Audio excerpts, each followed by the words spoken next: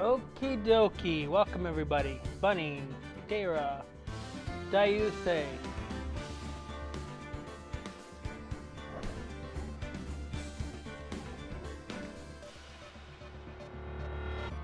Alright. As usual, let's do our tests. You all can hear me at this volume, right? I'm at 749. So far, so good.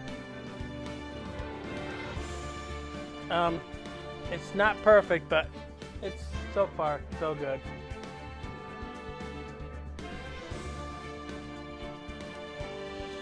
Alright, now I'm going to test the low voice. You can still hear me over the music. Is the music too low? Do I need to bring the music up a little bit?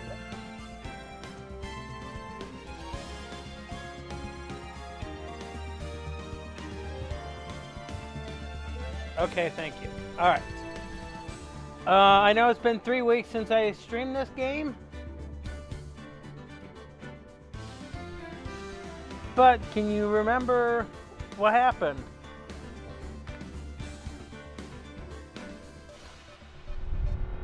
I can see it right now. Dia is probably thinking, I remember a clown. I remember more clowns. I remember a guy that flies across the air.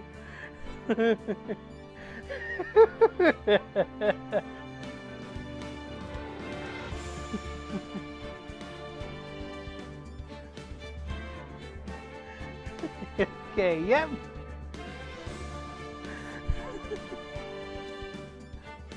Yeah. Basically, we were at a circus. We met the clown. We met a clown act, which is a ventriloquist. We met a lion tamer. And we met a magician. That's very easy to remember, right? Especially since it's been 3 weeks.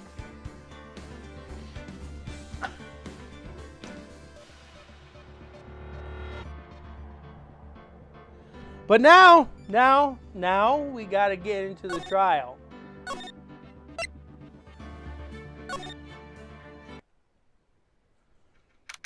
December 29th, 9:43 a.m. District Court, Defendant Lobby number 5.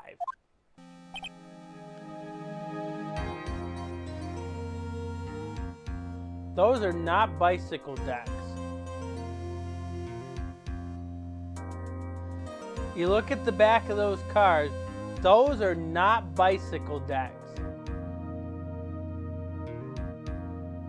Anybody remember what the back of the bicycle decks look like?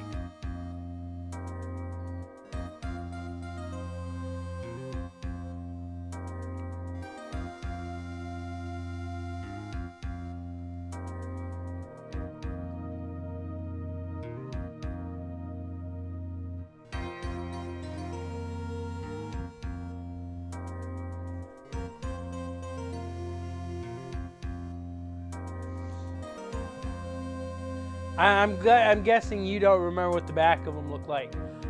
There's like a, I think it's an angel in the back of it, or whatever, Cupid or whatever on the back of them. And then there's a whole bunch of swirly patterns. There's no figure on the back of these.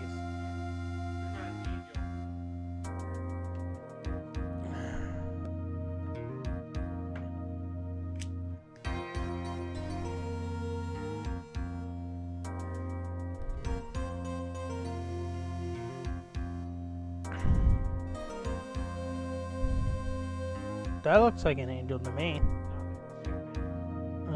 Cupid, okay. There's no angel or figure or Cupids on the back. But the bicycle deck pattern is actually licensed. They can't use it. Right. The faces, on the other hand, they all have to be their own generic faces. So even on his jacket, I was kind of surprising that card pulled out of that deck and it matches his jacket. There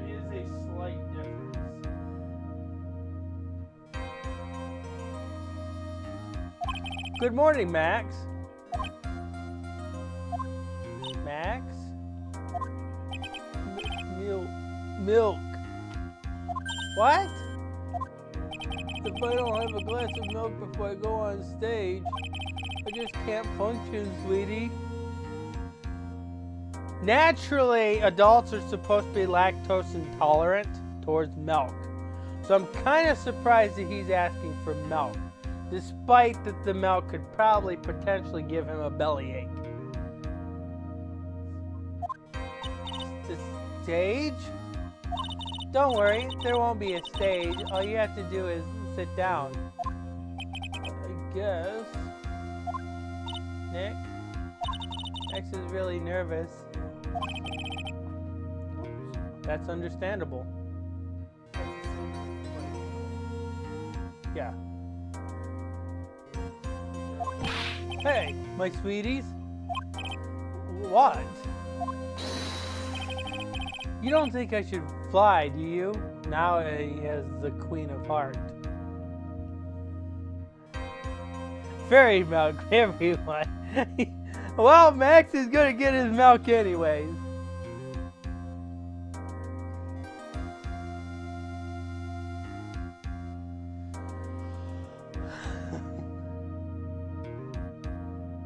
Nothing like this one. Huh? You know, you got to make a good first impression.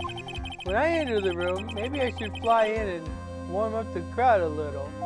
No, no, no, no. We can't be having you flying around the courtroom. It just wouldn't be right. Imagine if you hit someone. Don't worry, Max. Just do what Nick says and everything will be okay. Sweetie? What is it this time, Max? Why don't you try flying into the courtroom? Di, imagine this. Imagine this. You're an attorney. Your magician's telling you to fly in the courtroom. What do you picture?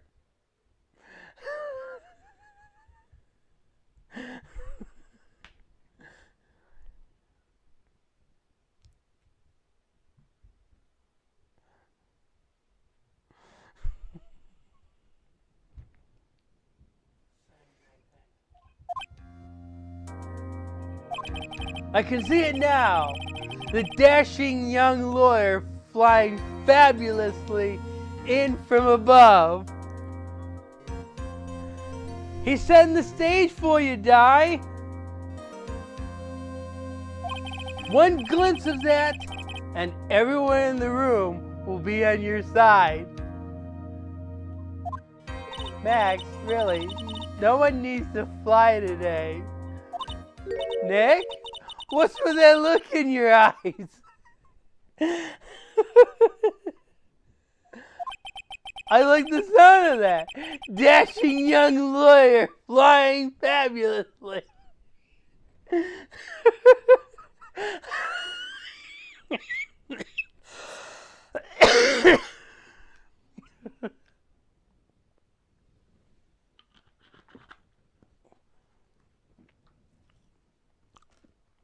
That's one for the papers.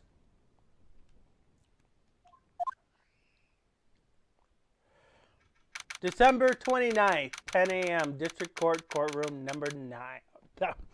Courtroom number 2. Where'd the 9 come from?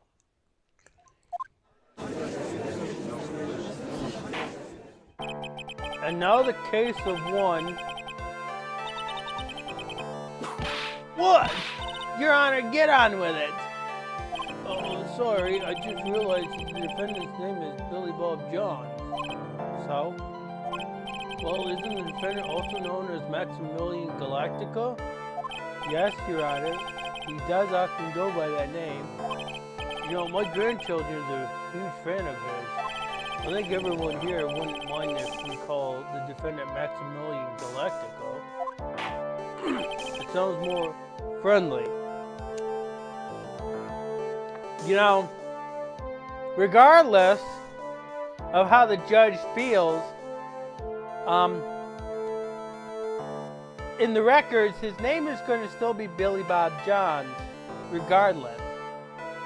So, He shouldn't really feel partial to the naming on that one.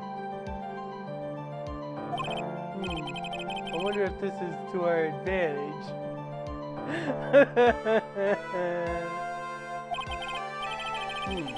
Well, Karma?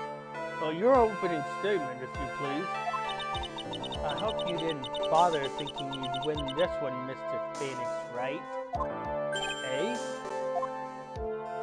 That spirit channeling trial was a sham. I refuse to acknowledge its legitimacy. Sorry, it's already written in the books that you lost. So you can't erase it. It did not count. Did you hear me? But it did count. It's etched in stone, Miss Lady with a whip. She must still be upset about what happened last time. You have no chance. Zero, zilch, nada. I'm not losing this case. Why, you ask? Because it is not in the nature of a Von Karma to lose at all. Your father lost. Was it in his nature to commit a crime? I guess being born with the name Von Karma is a free pass to be arrogant and annoying. Watch and learn, Mr. Phoenix Wright. I'll show you the textbook procedure of proving how absolutely guilty you are. Me? Guilty? What are you talking about? It will be my ultimate revenge. But it's not like it's bringing her dad back. There. Opening statement complete. Now let's hear and wrap up this waste of time. Very well. You may call your first witness, Miss Von Karma. Detective Dick Gumshoe. Get up there, now. Sorry to keep you from work, as I'm sure you need every penny you can earn, Detective. Don't mention it. It's no trouble at all. I've been looking forward to this. Very well. I would like you to begin by shedding light on the events in question. At your service, sir. All right, Detective. You may proceed with your testimony. Details of the events. The night of the crime, snow was falling until 9:40 p.m., making it extremely cold out. All the circus performers were gathered in the big top to practice their routines. The practice session broke up around 10 p.m. The murder itself took place in the plaza in front of the lodging house at 10:15 p.m. The victim was found bent over a wooden box, dead as a doornail. That was Morley. That's the way Morley died, just to let you know. Yeah, you know, Jacob Marley, Ebenezer Screw's working buddy. Yeah, that's him. The cause of death was blunt force trauma that snapped the vertebra in his neck.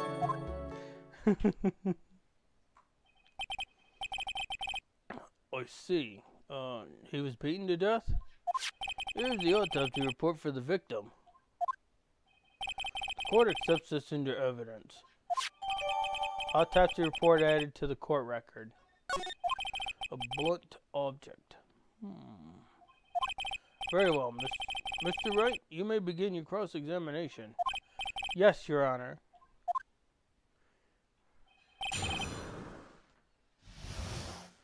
That detail about Ebenezer Scrooge's working buddy will not be in the testimony, okay?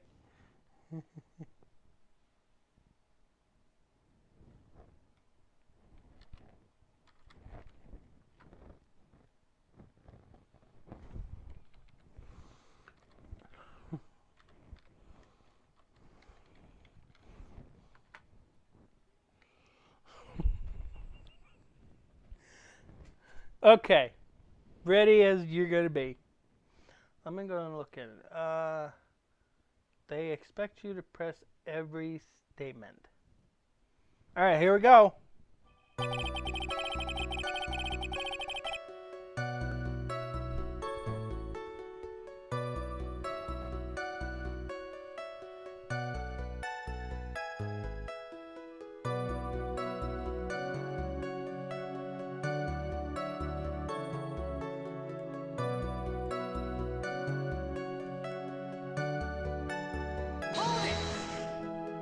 Let me ask you about the snow.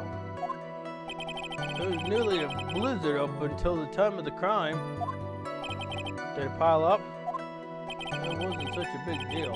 Maybe about an inch and a half was on the ground. The snow froze in place and stayed on the ground until the next day. The snow. Let's see. There's got to be more to this. Eh? What's the matter, Nick? I need to take a look at the court record.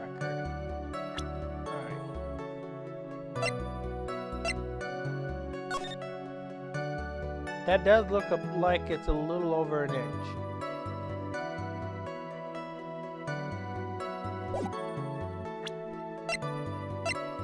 So, that is the only picture I see that is even related. Mr. Gumshoe, what were the members of the circus doing on the night of the crime?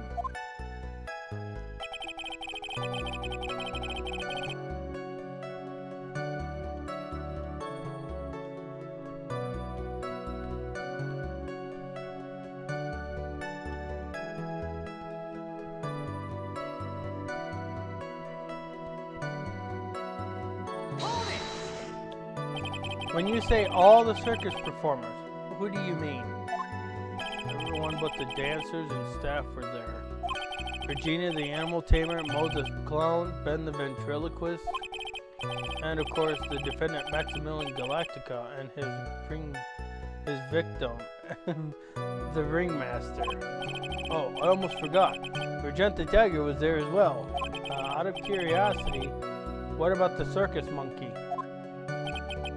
I was investigating yesterday, he happened to snatch my wristwatch. Detective, you are welcome to file a police report after the proceedings.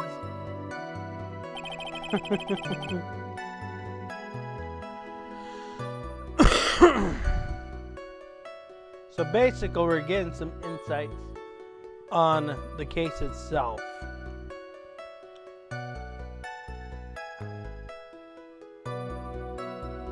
But pretty much, we're not going to find any contradictions. After the practice was over, where did everyone head off to? Regina was playing the luchette, while Mo went back to his room, tired from work. Ben the ventriloquist went to the front gate, absorbed in his own world. The ringmaster and Max went off to the ringmaster's room to talk privately. Talk privately? Huh? That's awfully suspicious. You wouldn't happen to know what they were talking about, would you? It seemed like they were negotiating Max's salary. Actually, Max was asking for Regina's hand in marriage.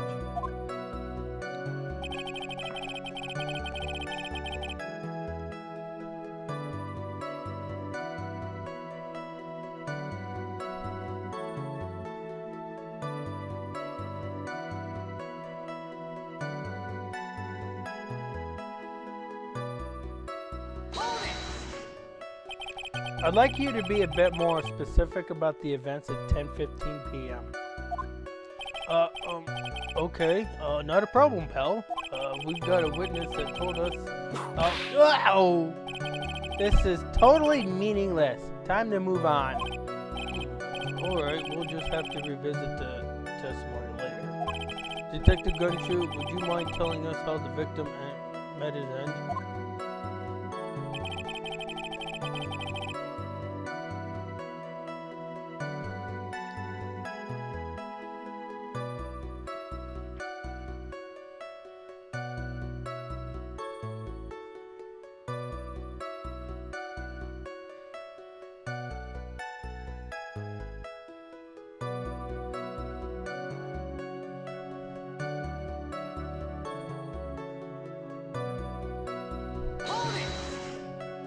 A wooden box? That's right. The victim must have been carrying the wooden box when he was killed. Carrying the box, huh? It was a rather strange wooden box, Your Honor. What do you mean? It was much heavier than it looked, not to mention it was locked. Locked, you say? Wooden box added to the court record. This may be my only chance, so I must as well ask some questions. There's pretty much one specific question that you can only ask out of this one because we already know about the box, and we were just informed about the lock.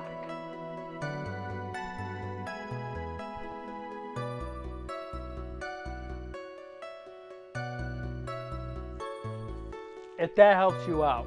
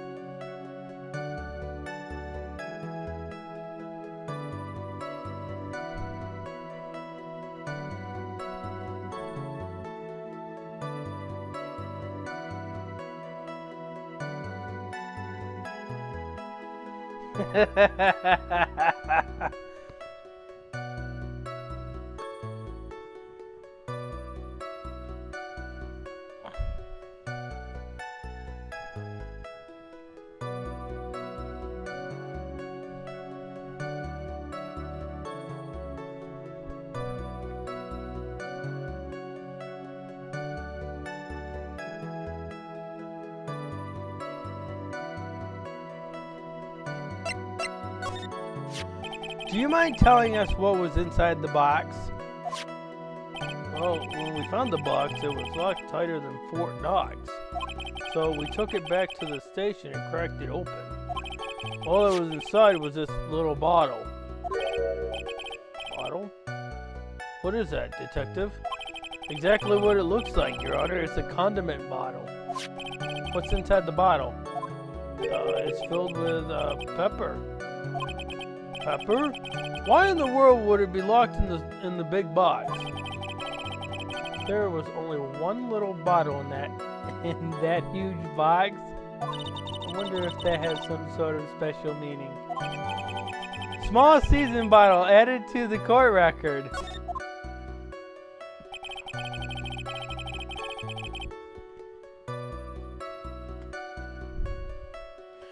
You're probably very confused about the content in the box.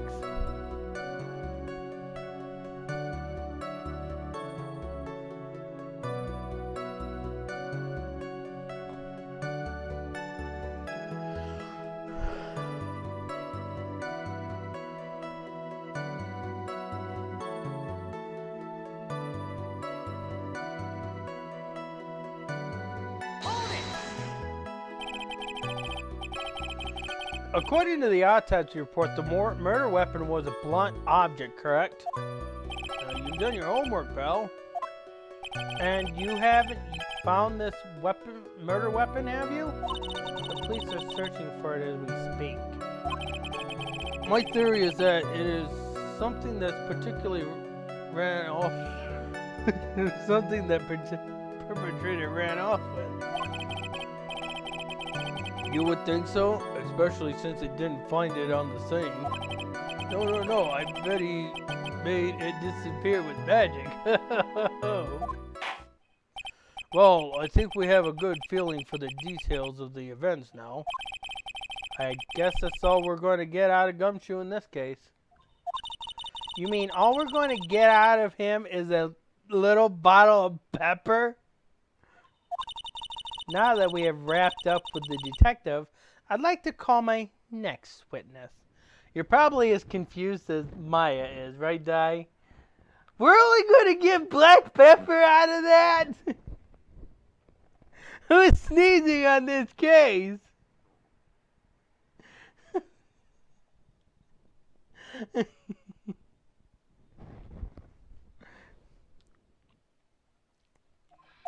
Eh?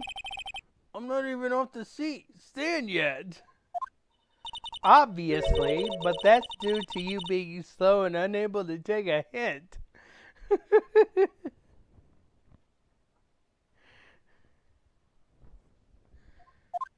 I don't know, but wrapped up has such a mean sound to it. I'm a sensitive guy. Thank you very much, Detective Gumshoe. You may step down. Ms. Von Carmichael, your next witness. I would like to call Mr. Benjamin Woodman to the stand. She must be talking about Ben the ventriloquist. I wonder if Sheila will show up on the stand as well. Hey there, Delta. Welcome to the stream. You're going to be in the clown act. You jumped right into the clown act.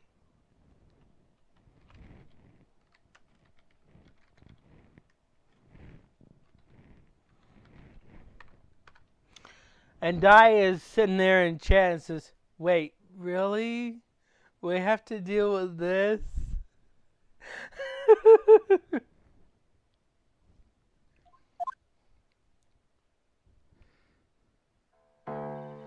Please state your name and occupation for the record. My full name is Triloquist. I am employed as an operic tenor. Excuse me. The witness called to the stand was one Mr. Benjamin Woodman, ventriloquist. That rope must be cutting off your circulation. I said that I was a singer.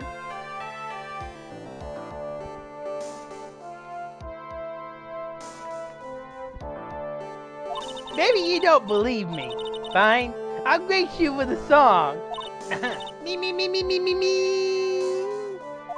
The word of the law, exciting and daring, guilty or innocent, decided by a judge dressed up like a woman. Well, what do you think?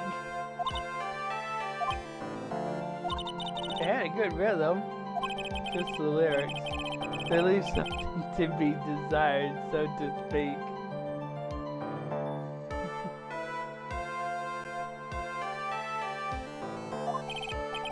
Trilo, you know better than to insult the judge.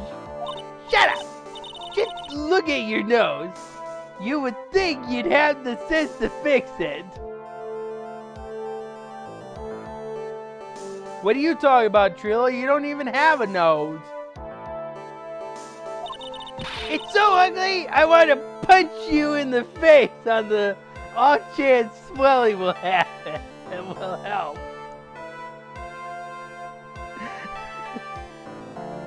I did say this was a clown act. You know that your nose is the reason you'll never be an A-list star. Celebrities must really enjoy saying everything that flashes into their mind.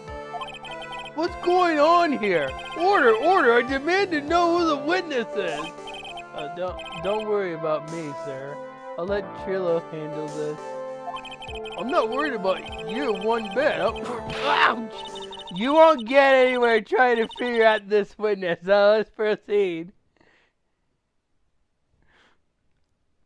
I can see it in chat now.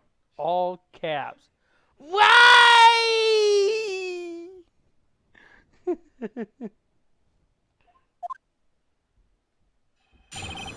But you witness.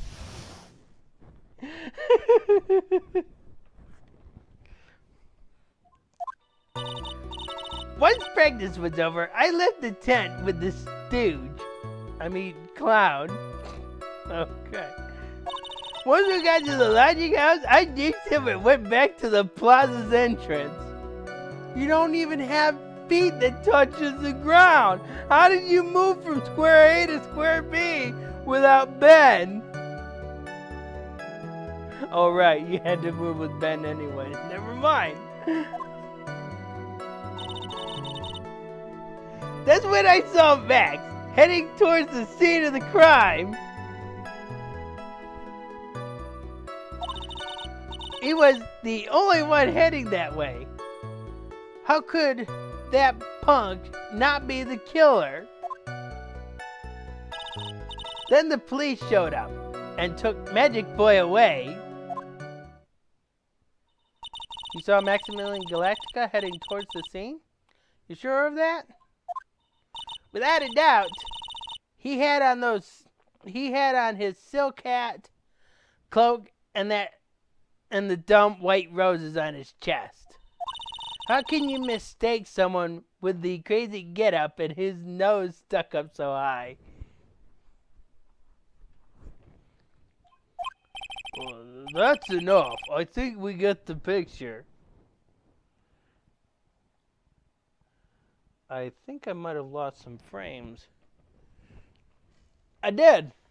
249 frames. Just one thing. You said you ditched the clown.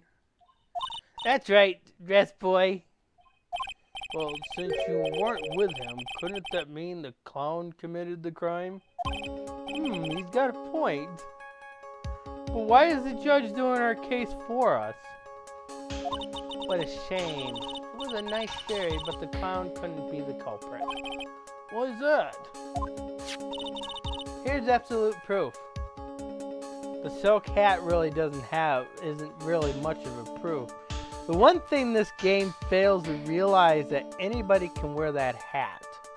Anybody can wear the cloak. Anybody can wear the white roses. Oh, silk hat? This was found at the scene of the crime. It belonged to the defendant. Ah. Without question, he was wearing his signature hat during practice. If the clown was the murderer, there would be no reason for this hat to be at the scene. Not true. Because if he wore the hat, then yes, it still would be at the scene. Well done, Ms. Von Karma. Your prosecutorial skills are unrivaled. Well done. And I'm an idiot. Thank you for stating the obvious. Mr. Phoenix Wright, what do you have to say? You're an idiot. Okay. I guess she's the boss again today.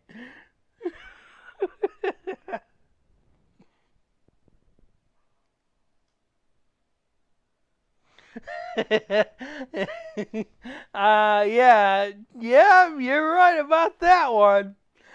Yeah, anybody would suspect the clown.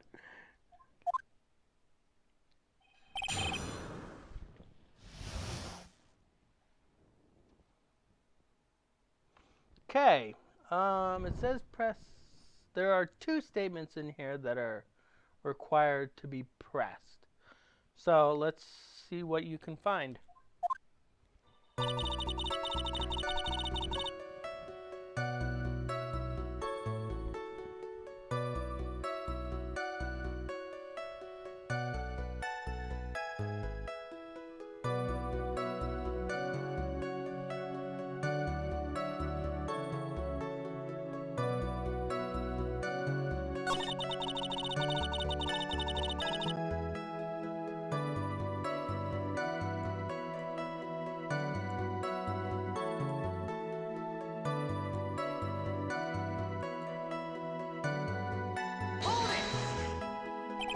Why the pauseless entrance?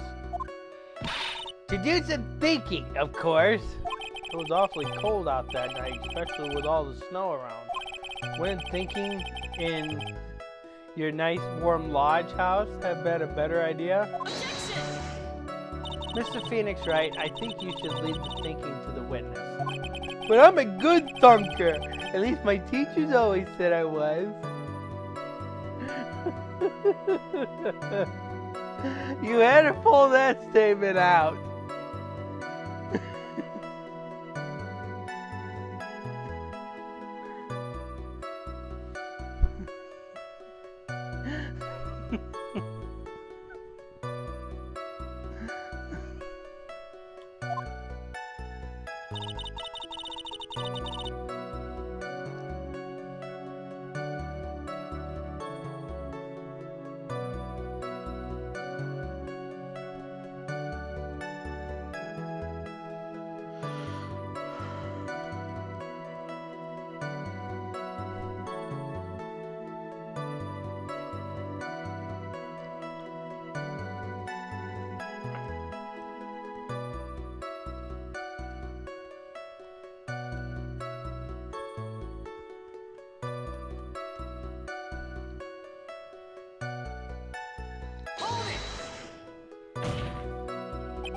Are you sure it was really Maximilian and not Pee Wee Herman over there? Of course I'm sure. How could you be making someone wearing such a snobby three-piece getup? And who the hell is Pee Wee Herman? Snobby three-piece getup? Get the wax out of your ears, lawyers nowadays. You're like talking to a brick wall. Max's three-piece getup. Jeez. Could you be any more dense? All together now. Silk hat, cloak, white roses. Thank you. And who the hell is Pee Wee Herman? Nick, I think you should put a little bit more effort into preparing your questions.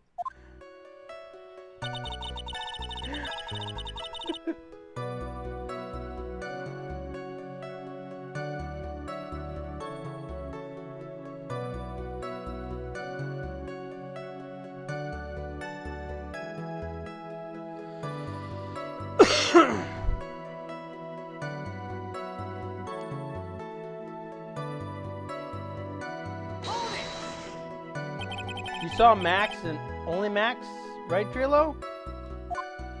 That's right. And that makes him the killer, not whoever this Pee Wee Herman guy. There was only one person headed that way that night, and it wasn't Pee Wee Herman. That makes quite a bit of sense, and makes Max one suspicious character. There's more to this story than meets the eye. Is there something amiss in this?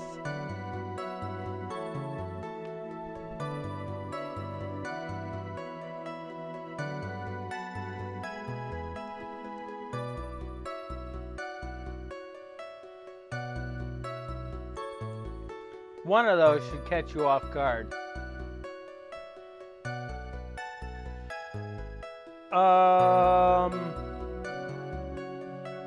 Well, I'm going to be very honest with you. There's two of them that could reference no proof, but it's worded differently. So I'm going to let you think about that.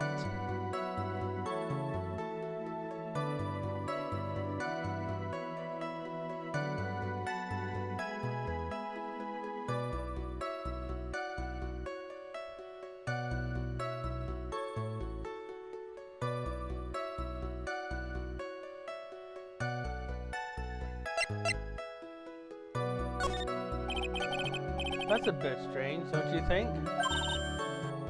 What's strange? That you only saw Max. Doesn't it seem like you should have seen someone else as well? What? Where are you going with this, Mr. Wright? Who else do you suppose this witness could have seen? Well, this requires profiles, so... who else could he have seen on that night? Think about Max's testimony. Think about the crime scene photo.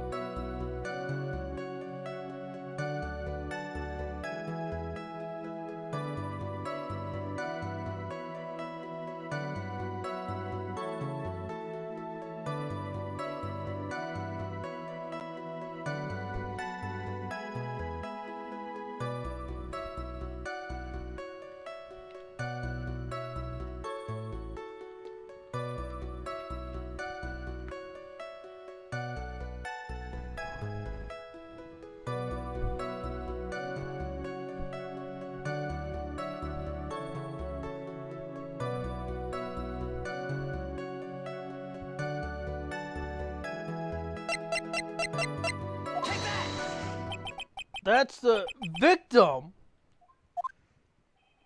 That's correct. The trio was at the entrance to the plaza. He should have seen the ringmaster as well. Yeah! Obviously the ringmaster right at the scene of the crime before the witness could have seen him. Anyone with sense could have figured that one out. What are you talking about? The ringmaster and Max went together to the ringmaster's room. Is that, according to the defendant, a likely story? If Maximilian Galactica was supposed to be in the ringmaster's room, why was he, just as the witness stated, at the scene of the crime? I see. It seems that at this stage, I have no reason to doubt this witness's testimony. And there are clearly no conclusive contradictions. He's right. A brilliant judgment, Your Honor. Now let's move along with the testimony. Trillo wouldn't happen to have an ulterior motive for incriminating Max, would he? Well, Max is part of the bitter love triangle with Regina, which is probably why Max conked him over the head. Nick, wasn't Ben the one who had got conked over the head? Yeah, I think so. I don't know anymore.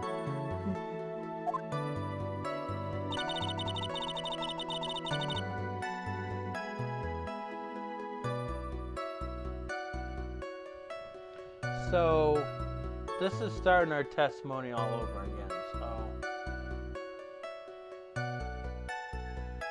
So let me go back to the last statement. For some reason, this actually went back to the first statement.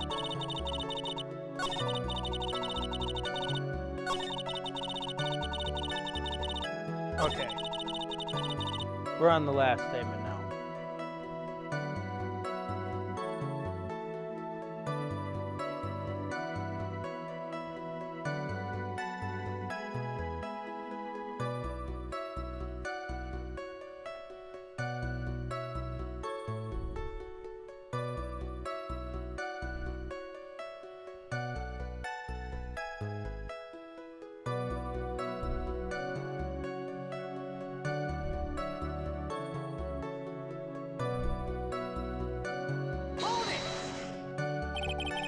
Around what time did the police arrive at the scene?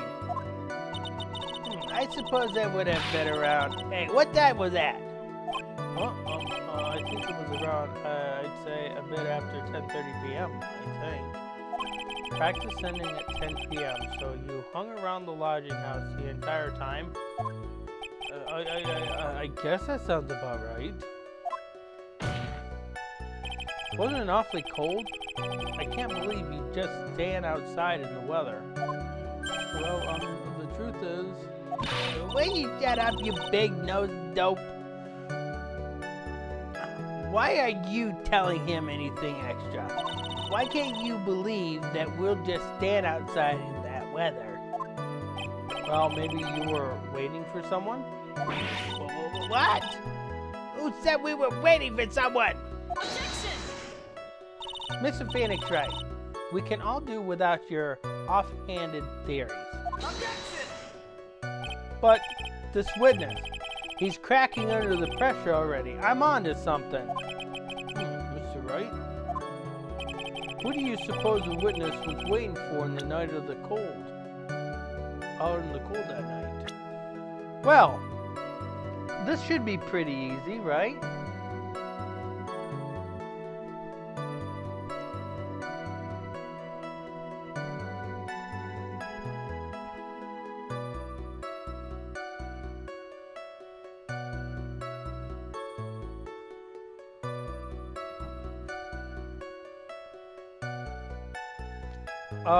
No, there would be no reason why Trillo would be waiting for Mo. Think about it.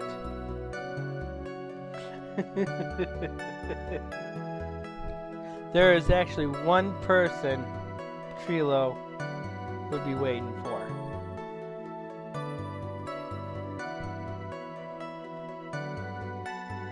Matter of fact, Maya hinted it. You just said Tamer. Yes. Take that! Well, if he was waiting outside in the cold, it was for one person. And one person only. He was waiting for the animal tamer, Regina. What? You were waiting outside for Regina to come back to the lodging house. Am I mistaken? Is this true? Well, you can't really ask me that question. Who cares who I was waiting for that night? What's important is what I saw. Don't you forget it. Oh, well. The puppet may be a bit stiff, but he's right. Eh? Alright. There is obviously a reason why this witness was there that night. He spent all that time waiting for Regina to arrive. Moreover, even if someone else would have walked right in front of him, I doubt he would have paid them a second thought. Ah! That makes perfect sense. What did you just say? The witness saw the defendant at the scene of the crime? However, he did not see the victim on the way to his eventual demise. If you accept that, then you must accept that there is a high likelihood that he could have missed someone else. Ow! There's absolutely no proof that the witness was waiting for the animal tamer. I guess you got me. Alright. I'll spill the beans for real this time. It's true. I was waiting for Regina. Pain! Don't volunteer things! Mr. Quest, tell us the truth this time, and I mean the whole truth, and nothing but the truth, so help you God. Were you or were you not waiting for Regina at the entrance to the lodging house? I was. I was waiting to propose to her. You were what? Waiting to propose? What's the matter? You think that humans have a monopoly on marriage? The matter of puppet marriage is not under review in this case. You're the judge. I mean, look at your horrible outfit. More pain? Thanks to your babbling, my perfect plan is not so perfect anymore. Now we have to waste time getting to the bottom of this silly proposal by a puppet. About the proposal. Don't be so surprised that I was going to propose to Regina. Wait, it's against the law for inanimate objects to marry a living being? Who wrote that up? I even had something to give to her. I kept it in my pocket, waiting for the chance to propose and give it to her. I mean, what is this law thingy? It can't stop me from loving somebody I love. Of course, I always had it in my pocket that night. It was a present for her. In the end, I wasn't able to give it to her, so I've still got it in my pocket.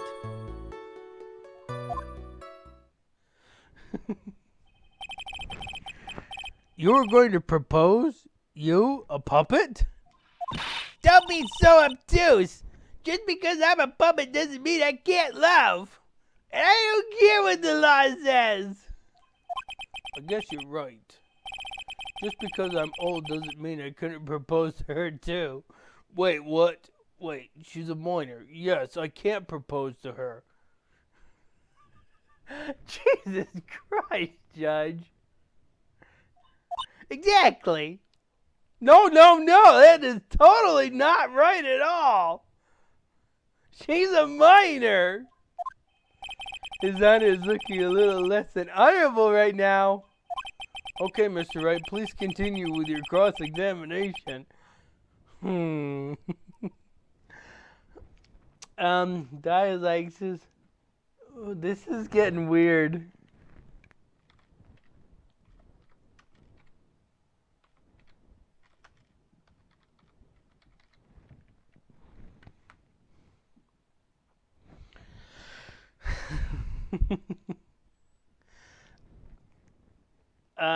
Let's see. Let me go back to the walkthrough and see what we got here.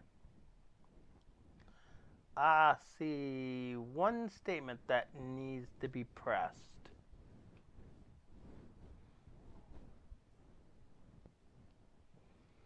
Okay. What was that sigh at the end?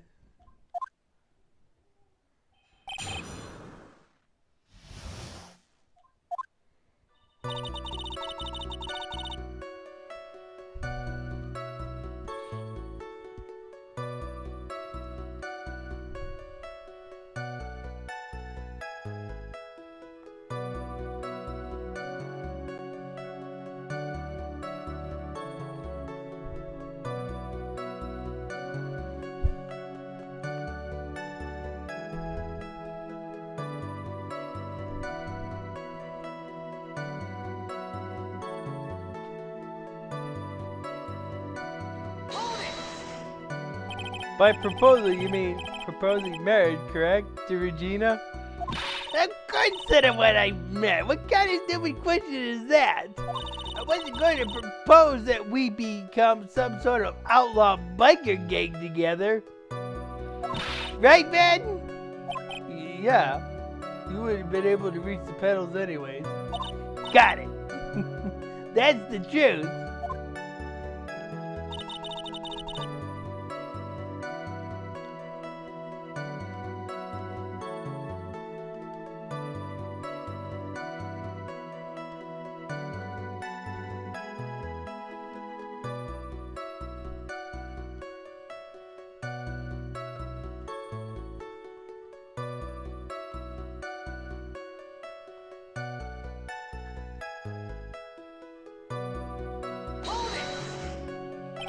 What was it exactly that you planned on giving her?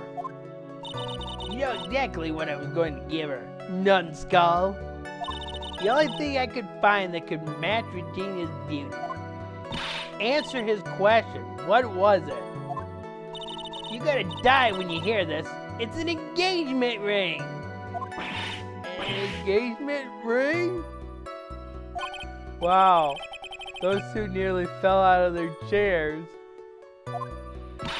She doesn't have a chair! She's standing in front of a bench! Mr. Phoenix Wright's jokes has gotten too far. Time for this to end right here.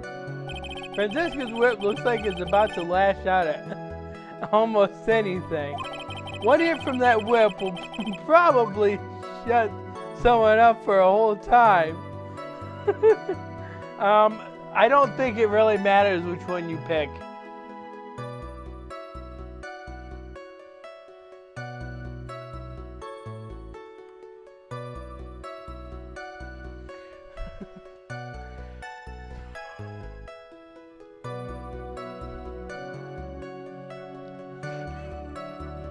He was bad. Good job anyways. Pig was bad. You know what? You don't want any pain?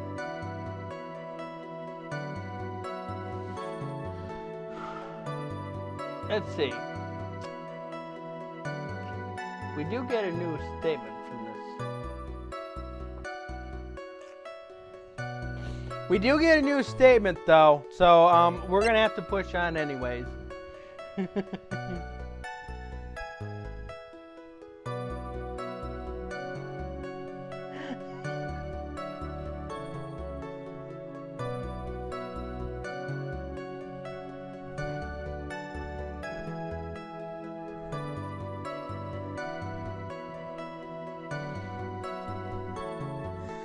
But I'm going to spoil it for you. Regardless of which one you pick, there's going to be pain involved. It may be something of a joke, but this is a historic moment. The first thing that a puppet... Ow! I advise you to cut this argument short. I'm going to have to agree with the defense here. Will the witness please revise their testimony? Specifically about the engagement ring, I'd like to stick to the fact, not sociology. You sure do enjoy sweating the details, especially for a man in a black bathrobe.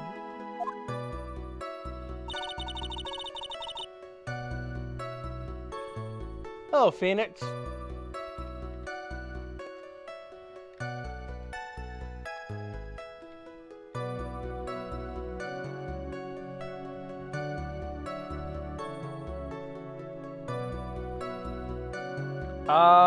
Read the pinned message, read the description. You'll find out who's who.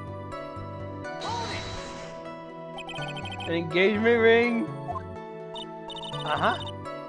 It's exactly a diamond-shaped stone cut from glass.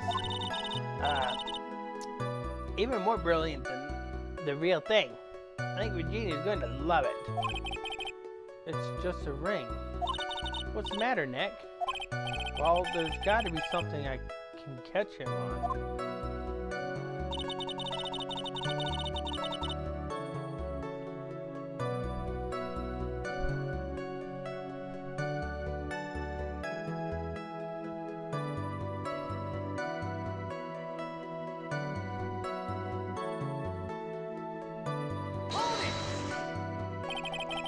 Whose pocket was the ring in?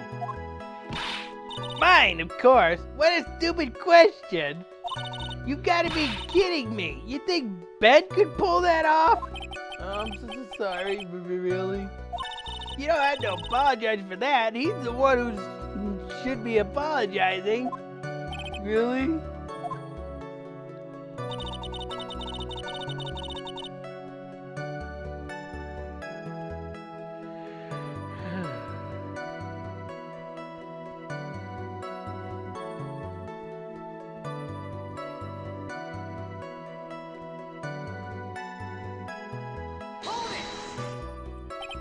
So you went to the lodging house to give it to her? That's right. I tried to give it to her during practice so many times that I lost count, but that uppity snob kept getting in the way. Uppity snob? He couldn't possibly talk about me, Maximilian Galactica. When I get a hold of him, I'm gonna saw his wood block in half. And not with magic. When I get a hold of him, I'm gonna saw his wood block in half and not with magic. Well, they always say that love creates rivalries. So what about this present?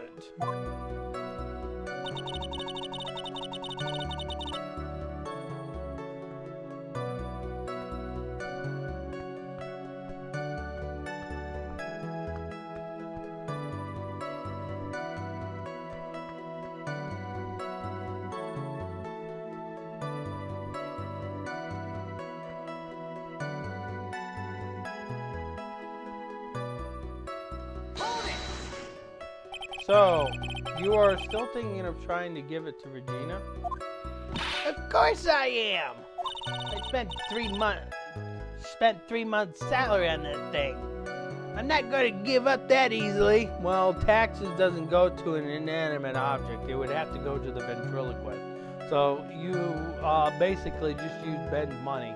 I wonder how much he receives for appearing in the circus. Probably way more than he deserves. How about it, Nick? I think it's about time to unwrap this toy's testimony. That's the spirit, Nick. Give him heck. The judge has that dazed and confused look again. Maybe he should get out more. Alright. Do you know what statement?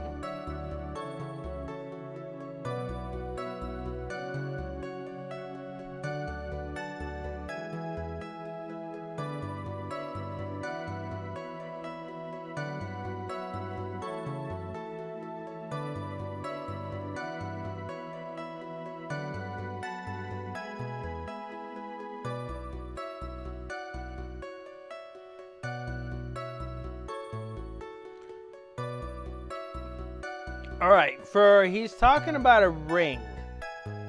So,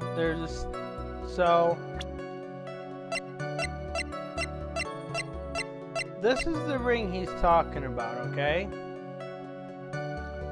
Now, there's a statement in his testimony that contradicts the evidence. Do you remember what that statement was?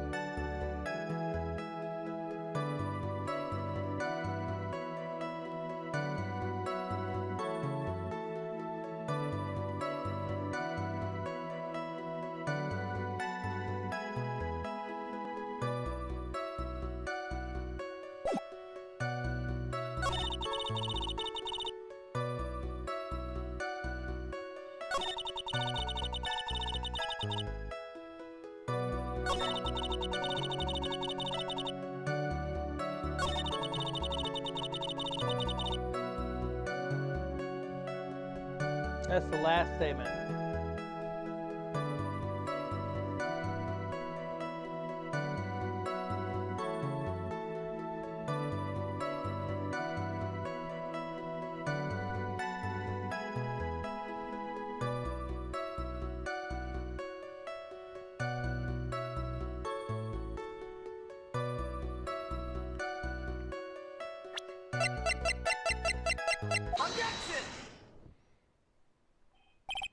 Trailer, do you mind if I show you something? What is it? What are you talking about? Uh-oh, looks like they're going to double team me now. Do you recognize this ring? Ah, that's mine! Give it back, thief! Didn't you just testify about this very object? I believe you said in the end I wasn't able to give it to her, so I still got it in my pocket. Why then do I have it right here? Arrgh! What is going on here? That's say something. Don't put me on the spot like that, Trillo. I found this in Money's room.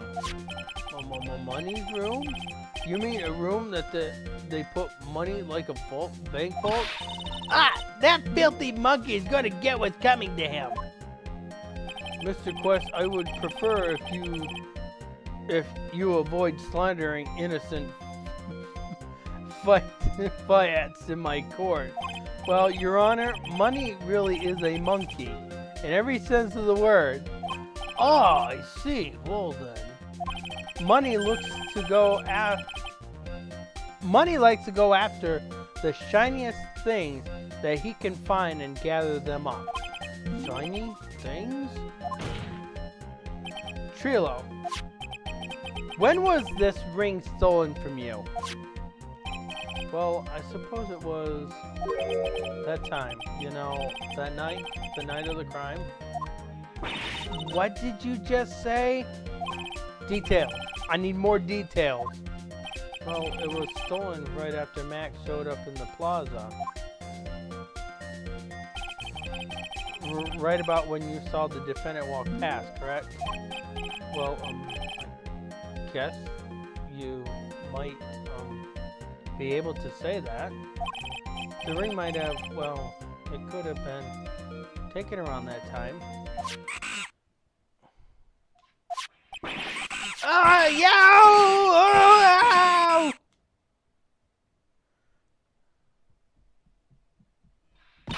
Ben, what's wrong with you? Oh, whatever. It has nothing to do with anything, especially not who committed the murder. It's not for you to decide what has to do with what. Now, Trillo, back to the topic at hand. I haven't admitted a thing. Not I, Mr. Trillo Quest. What did you do when the ring was taken, Trillo? You know exactly what I did. I chased after that ring-snatching monkey Money. But you weren't able to catch up with him, were you? It's all this slow, loafy fool called Ben's fault. While he was fumbling his way through the snow, That dumb monkey was able to get away. That is indeed an incredible shame.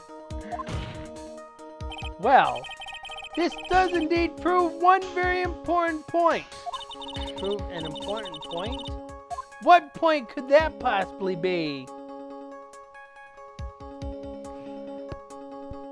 I'm gonna be very honest with you. We can ignore the first choice.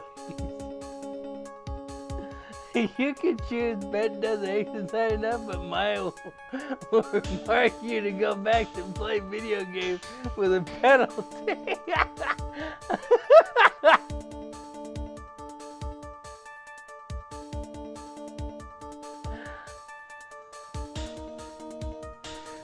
You think? Yeah.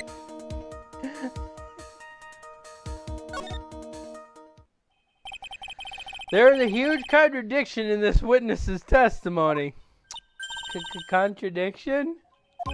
The witness just testified to the following effect. Up until the police arrived, he didn't move from the entrance to that plaza. However, the witness just stated that he chased after Money the monkey.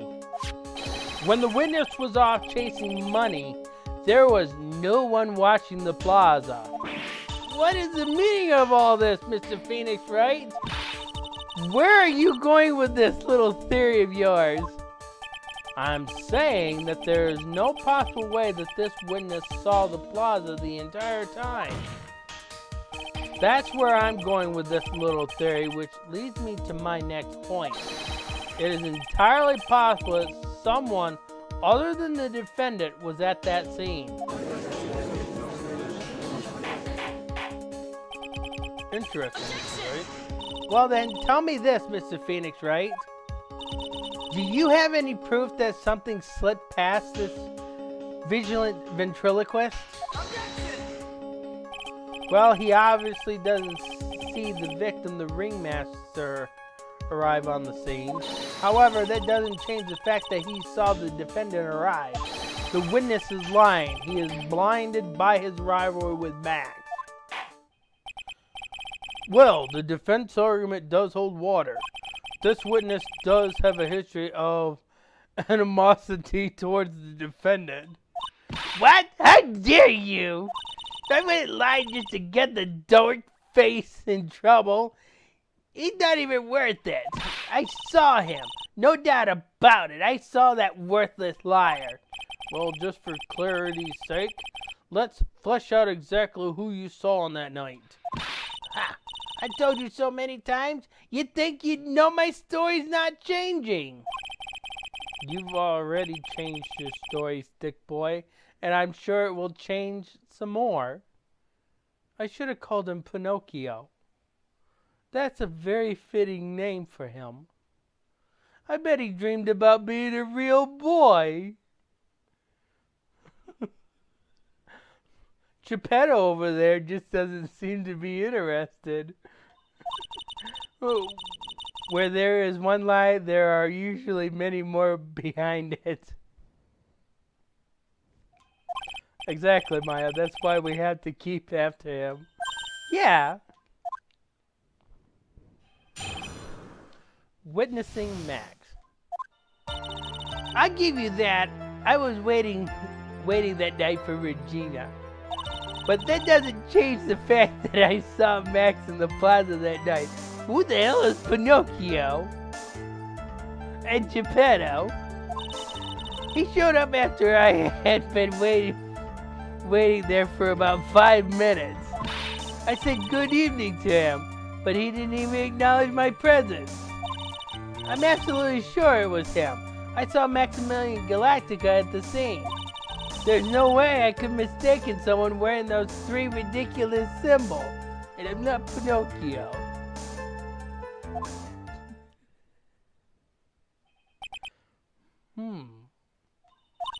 So that means that Money didn't show up until after you saw Max. That's right. Money ran up less than a minute after I saw Max. Then Money snatched the ring and you went chasing after him? How long was it until You came back to where you were waiting. Well, let's see. I'd say about, I suppose, 5 minutes, I think. So the victim could have arrived on the scene in the 5-minute stretch. Mr. Wright, please proceed with your cross-examination.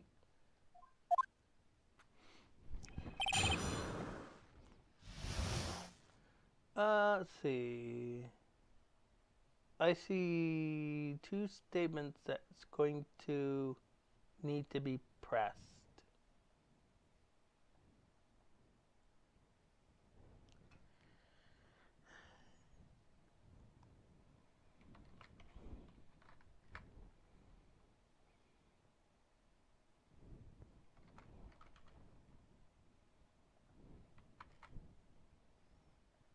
All right.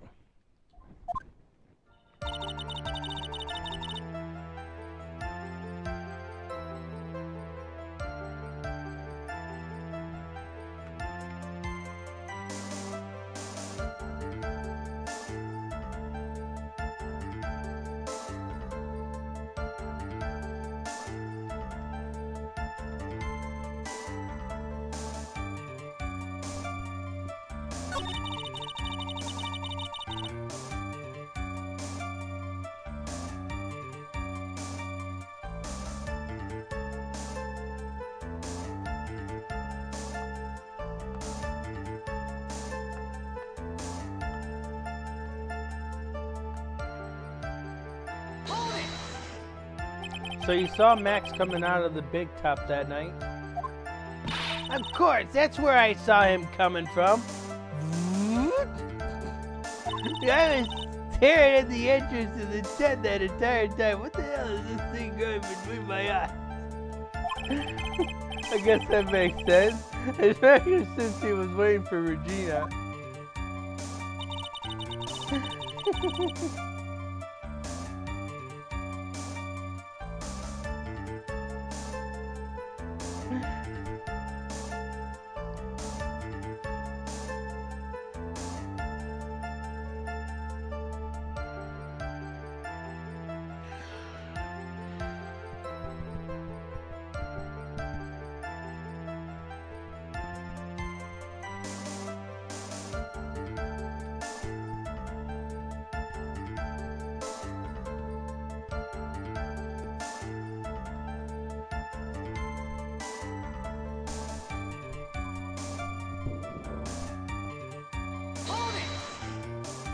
About what time would you say these events took place? You're one of the dumbest people on the planet if you can't figure that out. You already know that practice finished probably at 10 p.m. What is this thing that's growing between my nose? And you already know that I went to the lodging house right after practice. You don't need to be a brain surgeon to know around what time it was when I saw him. The thing between my nose and my eyes is annoying me. Just add 10 more minutes. I'm sure you can do that. Now, what time was it? Indeed, what time was it? What time was it? Let me think about that for a second. Yow! Not good with math. It was 10 p.m. Oh, yes, that sounds about right. That's about right because that's the time that I saw Max on the scene.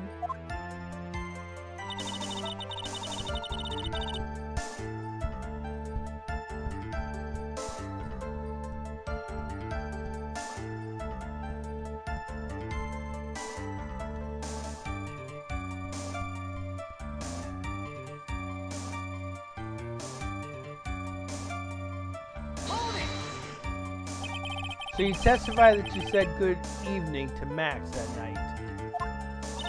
You must enjoy asking incredible obvious questions. You say good morning in the morning, you say good afternoon during the day, okay, right? And it's obvious that I say good night to someone at night.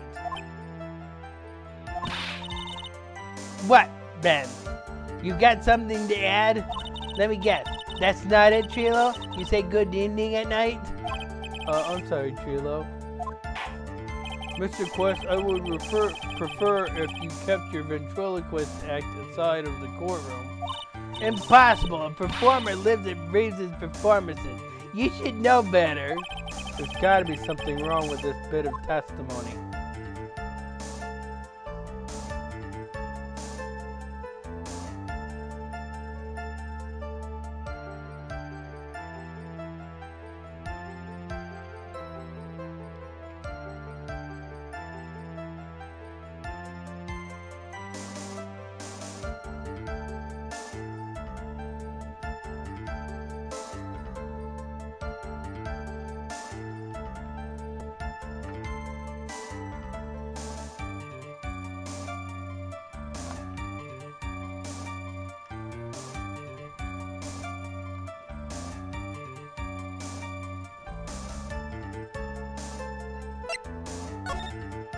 Isn't that a bit strange to you?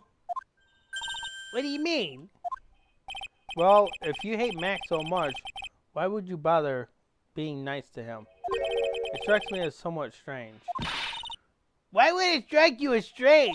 Exactly. How is it strange to be cordial to one of your coworkers? Well, if it was simply just being cordial to a coworker, I would understand. Ow, that hurt! Maybe you should think of having some proof before your lips start flapping next time.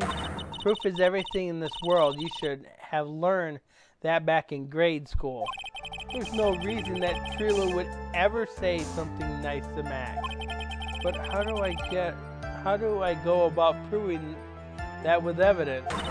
Bluffing is everything in this world, but I'm sure you already learned that one. I guess I can give it a shot. The witness will resume its testimony.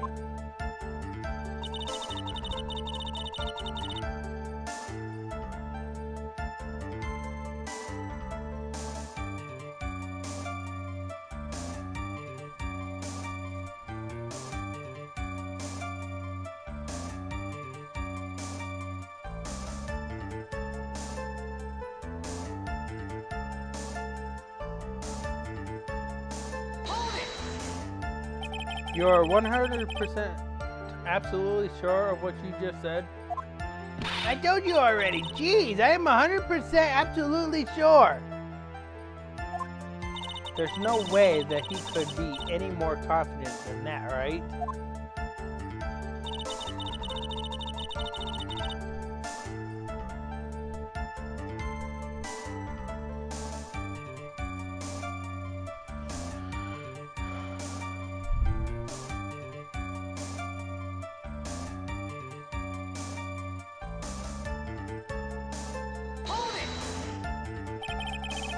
Those three ridiculous symbols, huh?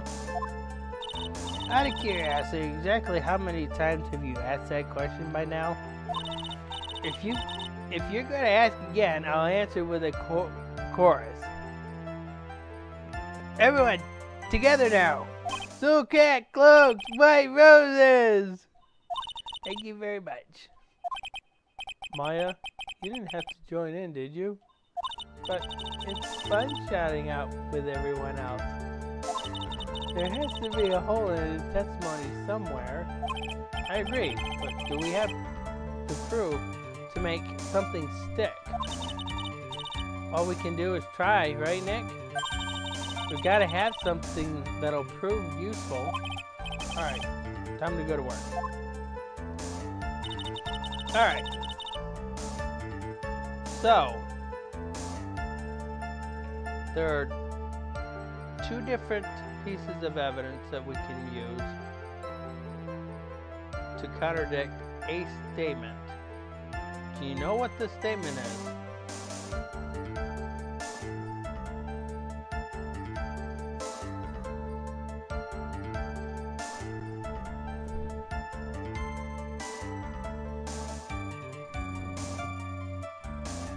You have to use one or the other.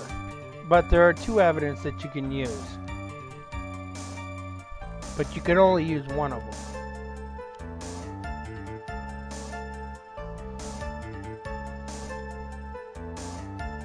But first, you gotta tell me what statement do you think is off to you.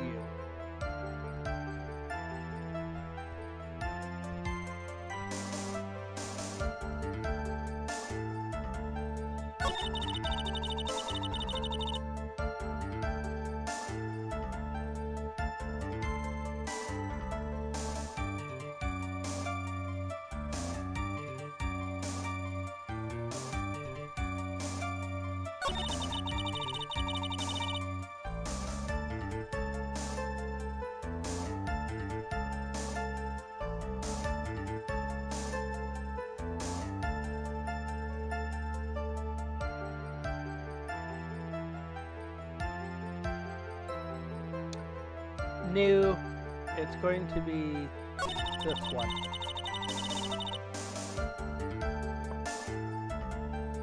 And there are specifically 2 different types of evidence. You can use an evidence, or you can use a profile to contradict this statement.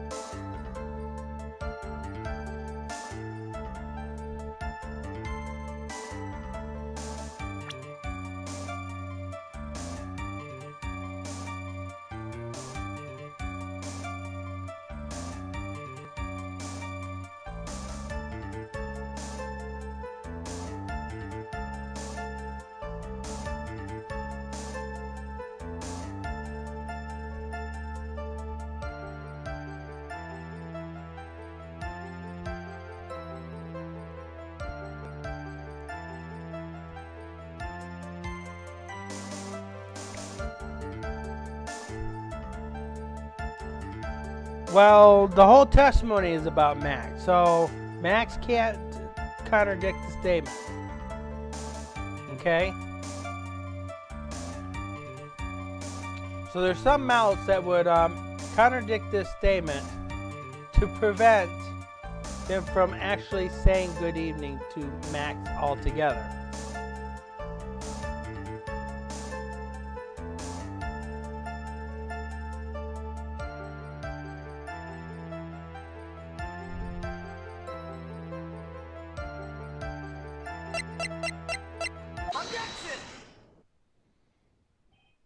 Trio, is it not true that you had a fight with Max on the day of the murder?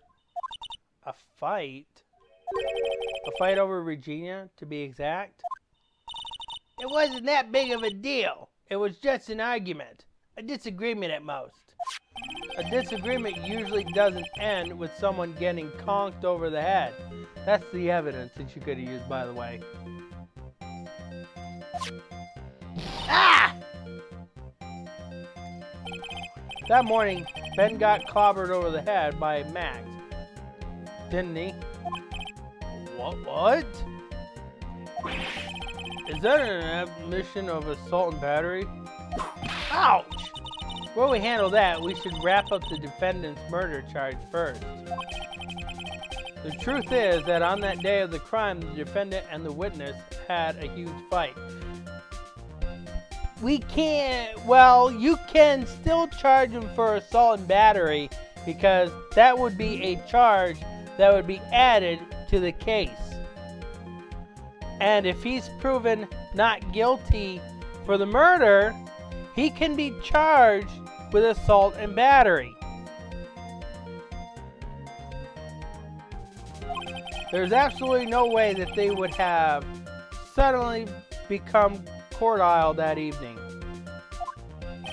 Moreover, just consider the personality of the witness on the stand. There's no way a puppet this lewd would just up and say good evening to his rival. They said the word.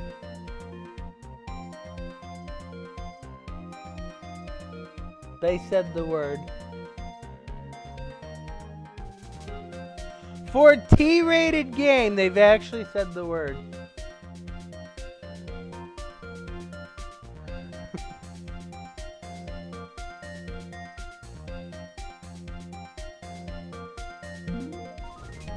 You know what word I'm talking about, right, Di?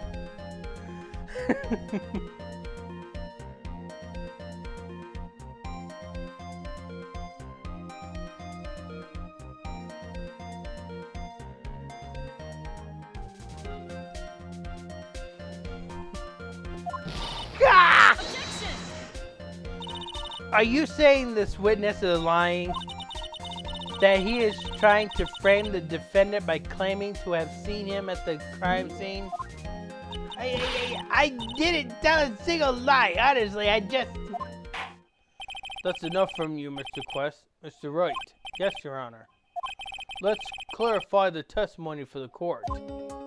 Could you explain your theory about who the witness actually saw that night? Well, we pretty much know who he saw.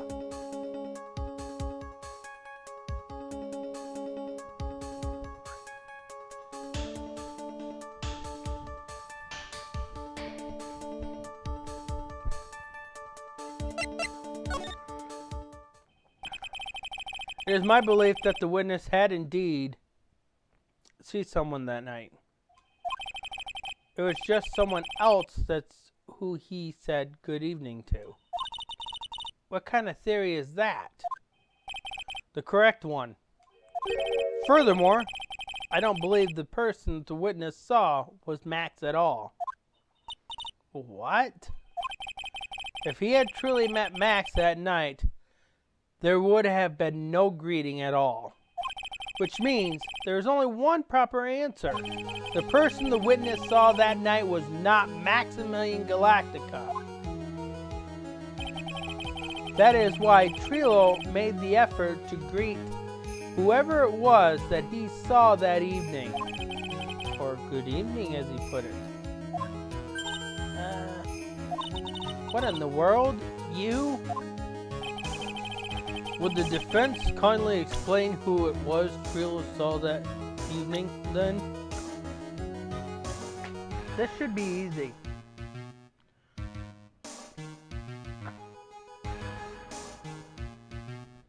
Well, we got two berries. Because she's a berry and he's a berry. Yes, I said that too, yeah. These are both berries.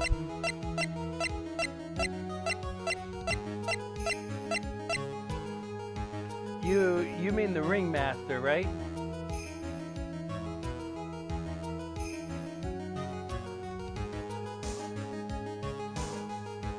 Regina? No, because if he had seen Regina, we would not have the ring in evidence. So that tells you that it wasn't Regina. We would not have a ring in our possession if Regina was there.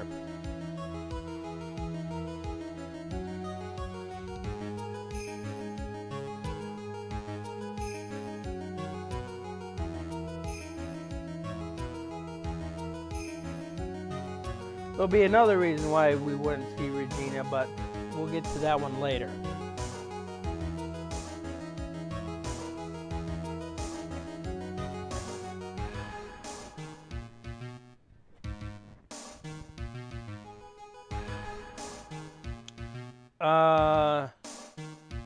Can't be Ben, because Trilo is connected to Ben. Ben's on the witness stand. Trilo can't talk without Ben. No. You see, Mo was already in the lodge at this time.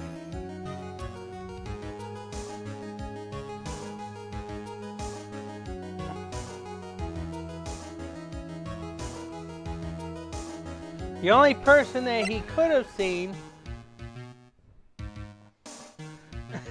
Yes, you are overthinking it. The only person that Ben and Trilo could have seen is the ringmaster.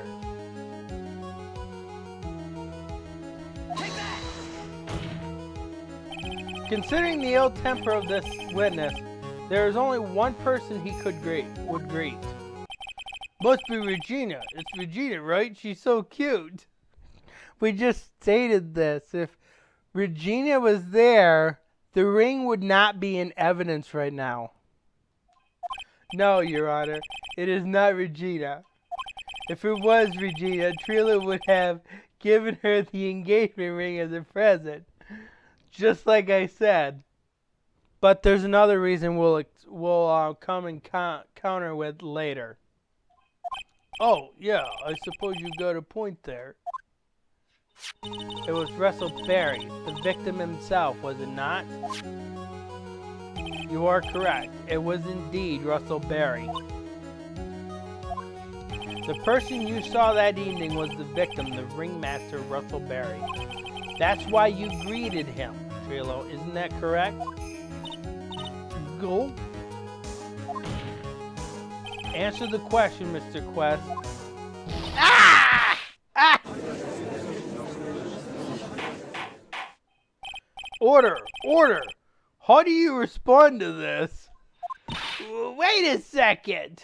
Well, at first I thought it was the old man. But once I got a better look at him, it was obviously Maximilian Galactica, which is a complete lie. What the hell is this thing growing between my eyes?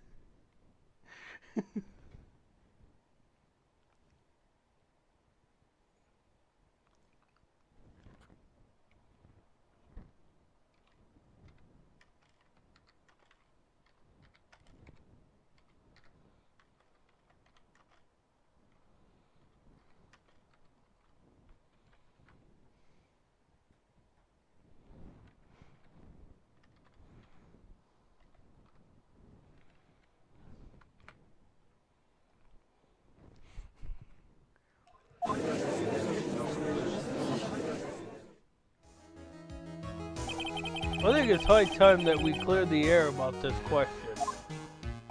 Mr. Quest obviously witnessed a single person in the area of the plaza that evening. The problem was identifying exactly who that person was. Was it Maximilian Galactica or was it the ringmaster, one Mr. Russell Berry? The prosecution argues that it was the defendant that the witness saw that night. The witness had clearly stated that he saw the defendant's three symbols. Three symbols? Alright, this is getting old. Come on. You've got to remember them by now. Here we go again, everyone, all together. Now. Yow! Yes, we know. The silk hat, cloak, and white roses. A silk hat and a cloak. Anyone could wear them. They'd even look good on me. What was that? Well, the witness has endlessly repeated that he saw Max's three symbols. However, how do we really know it was Maximilian Galactica? It could have been someone else dressed up as him. Possibly even Russell Berry. What? Miss Von Karma? Do you have clear evidence that the person the witness saw was the defendant? Well, If that's the case, then it's impossible for me to make a judgment at this point. Yes, I think we finally won a point in this one. that is very unfortunate. Huh?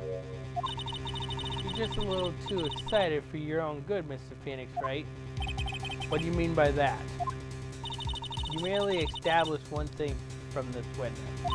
You established that this witness saw one person in the plaza that night. I applaud you on your effort, but... What? Who that person was can only be answered by the next witness. Huh?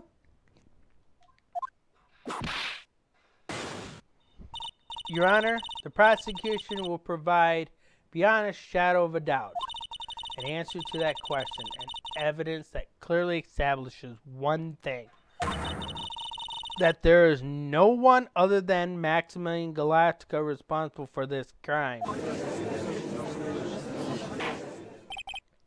Very well. The court will take a 10-minute recess.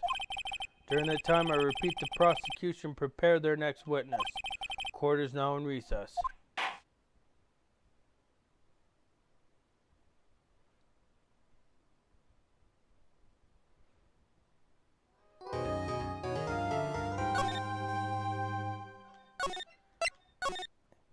Thoughts? Concerns? Criticisms?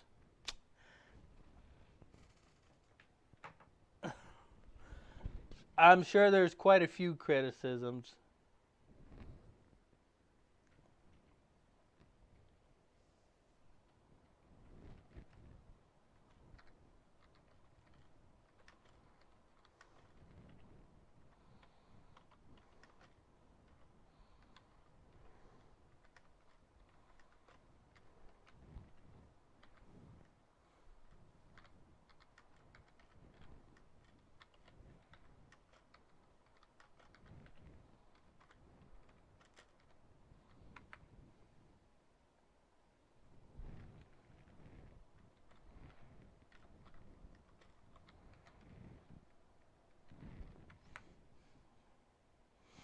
Nothing much. What are you concerned about? Probably the next witness, right? Knowing that he is a clown. I told you this witness that we were just doing was going to be the clown act. I wasn't kidding, was I?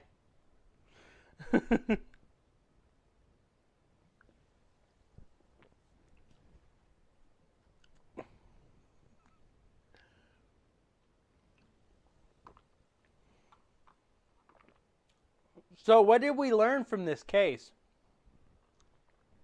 So far in that little bit of the trial, what did we learn? It's always the clowns.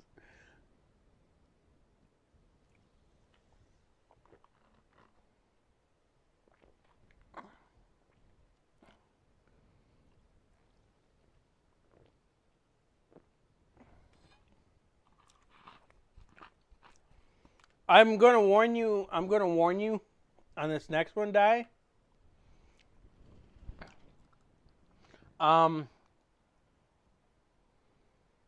Once we get to deal with this witness, we're going to laugh, we're going to cry,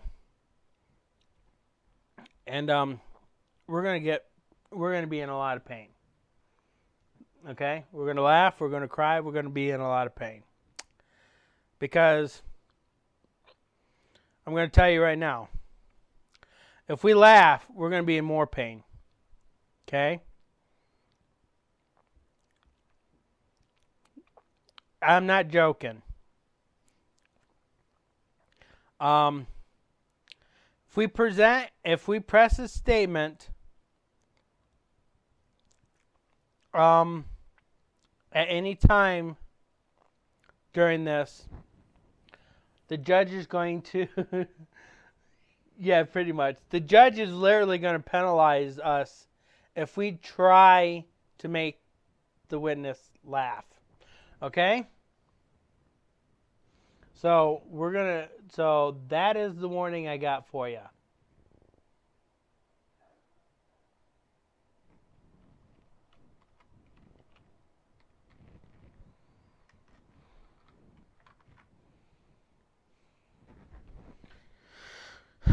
With that said, are you ready?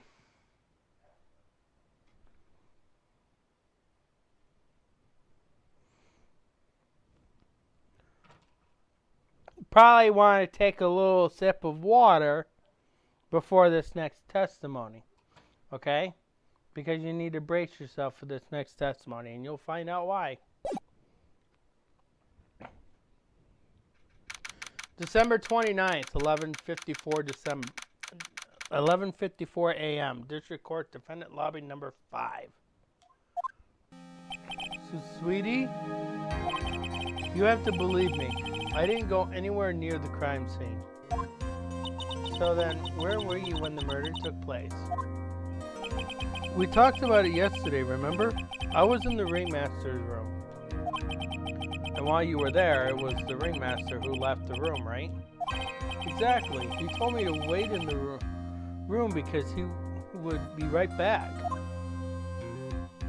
That's when the ringmaster headed to the scene of the crime, right? That's what it seems like. But the ringmaster must have been wearing Max's costume, right? Oh, sweetie, I just remembered. I went straight to the ringmaster's room, still dressed in my stage costume, or the stage clothes. But when I got there, I went ahead and took the costume off, which means that the ringmaster could have taken his costume and went out looking like Max. Fabulous! That is fabulously positivity. Well done, Nick. However, sweetie, why would the ringmaster want to dress up like me? Isn't that a bit strange? If you think about it, all they found at the crime scene was my silk hat. What about my cloak? Where did that go? Double. Wow, Max, I never thought of that. You should be a detective or something. Well, I was never quite sure what to be when I grew up. Magician or president? You have no idea how hard it was to make a decision. Well, despite your age, you're too young to be president. Ben's too young to be president. Gumshoe's too young to be president. Mo and Russell Berry would have been old enough, or pretty much old enough to be president. Everybody else is too young to be president. That's really cool. Fabulous. This mystery just keeps getting deeper and deeper and deeper and deeper and deeper and deeper and deeper. December 29th, 12:06 p.m. District Court, courtroom number 2. Now that everyone's back, let's get started. The court is now back in session. Ms. Von Karma, please proceed with the prosecution's case. Very well. I will now call my next witness. A pitiful clown with the unfortunate distinction of having seen the entire thing. Will Mr. Lawrence Curls please take the stand? Why did she just call him a pitiful clown? We'll find out. The witness will state his name and occupation for the record.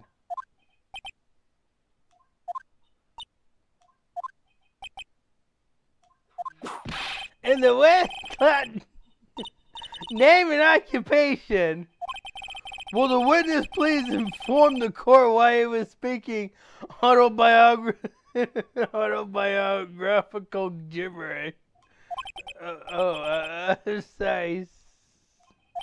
I'm just not used to being in court. I've never been in a courtroom in my life. I wasn't quite sure what joke it best suited to this sort of occasion. What in the world are you talking about? You're in a grand hall of justice, not some comedy club. Since it's easier to see your occupation, please state your name for the court. Oh yeah, maybe this joke is okay. Mom, do I have to wear pants? The sign only says no shoes, no shirt, no shoes, no service.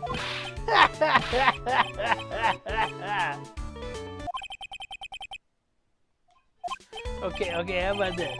Have you met my proctologist, Mr. Seymour Butts? How was that one? Proctologist, Seymour Butts. They come like your name. Boys, girls. Professional funny man, also known as Mo the Clown. Professional? Don't you mean amateur? You witnessed the scene at around 10:15 p.m. that day of the murder, correct? Yes it is. For a row, Mr. Curls. Will you please testify to what you saw that evening? A rabbi, a priest, and a without the humor, please. Okay. Poor Mo can't be his normal stoogy self in court. What you witness. Okay. You ready for this, Di?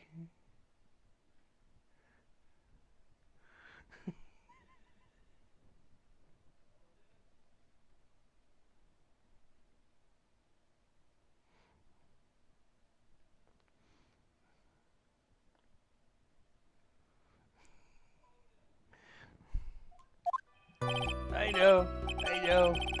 I'm not the greatest comedian in the world. I haven't been able to make people laugh for 10 years. No matter what I say, all I get in return is a vacant stare and polite applause. Since no one ever laughs at my jokes, I've taken to laughing at them myself. It's a bad habit, but hey, at least I'm trying. Imagine my predicament. I'm a clown who can't make people laugh. I'm almost useless. But I keep trying. I even tried to come up with a joke just for today. But this atmosphere is very nerve-wracking. I decided to try making everyone laugh. But seriously, everyone, what do you think of me? How am I doing?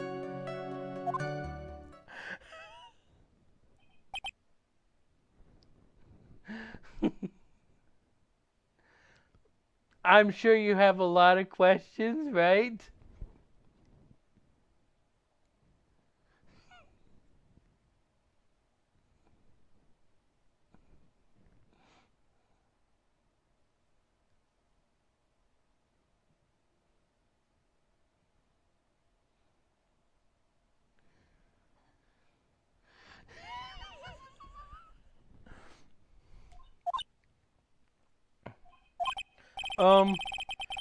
Aren't we the ones that's supposed to be asking the questions here?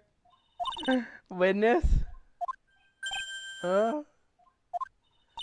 We will listen to your call for help after the court proceedings are over. Thus, please stick to the facts of this case. Really? You'll hear me out? Well, I'll make sure that one of my staff will be your straight man later. Thank you. I can't wait. Poor Gumshoe. Now that that's settled, shall we begin once again with the testimony? Of course we can. I'll talk for as long as you want. What you witness? That night of the murder, after practice was over, I went straight back to my room. You have no idea how tired I was that night. I was pooped. I thought I'd go straight to sleep, but before I did, I glanced out the window. That's when I saw two silhouettes. They were a bit far away, though. It was the ringmaster. He was with Max, who was wearing his cloak. I kept watching them, and all of a sudden, Max clonked the ringmaster over the head. That's very interesting. If this eyewitness's account is to be believed, I have enough to pass judgment right now. Of course you can. There's no way that this account can be criticized. However, this witness is a bit, how do you say, off-kilter? Almost like he has some sort of an atmosphere of guilt surrounding him. That must be because of my insecure smile. Mr. Wright, please begin the defense's cross-examination.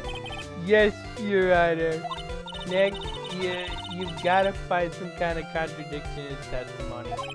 I know that. Mr. Wright, Your Honor, I'm afraid that if you push this witness too far, it would bring disaster upon the court. Thus, I sincerely hope you are not going to engage in pointless saber rattling. I understand, Your Honor. If you cause this clown to stray from the facts, I'll hold you responsible. Why am I responsible? I'm not the one with the corny jokes. Alright. So remember that one. Remember what I said. If you press any statements on this, there are some statements you can, but there are some statements that you can't. You will be penalized for it if you press those statements.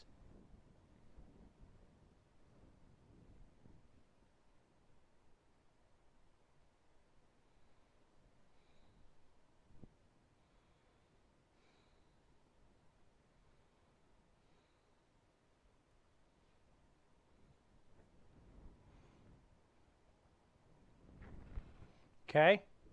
Are you ready?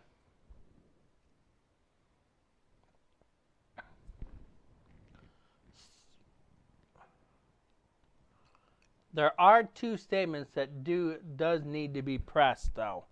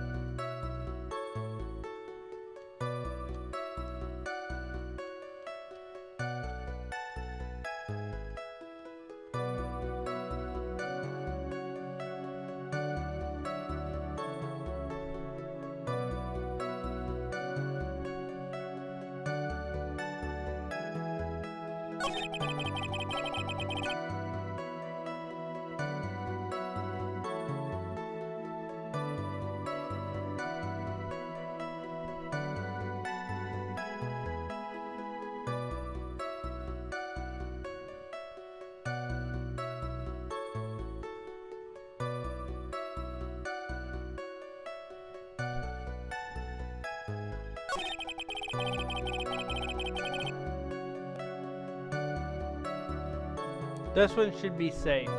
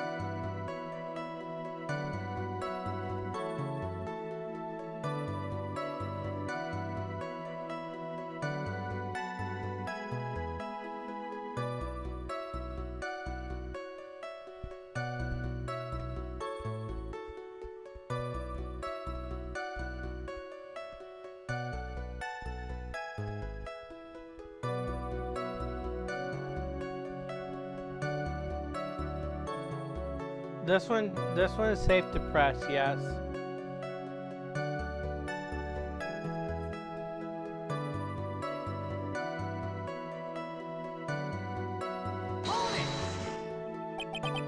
Far away, you say? If you had to say exactly, how far away were they? Let me think about that for a second. My room is here. And they look about yay big. I say they were about 30 feet from my window. Just 30 feet? That's not far at all. It was snowing that night, and it cut down on visibility. Proceed. Please continue with your testimony regarding the two shadows that you saw.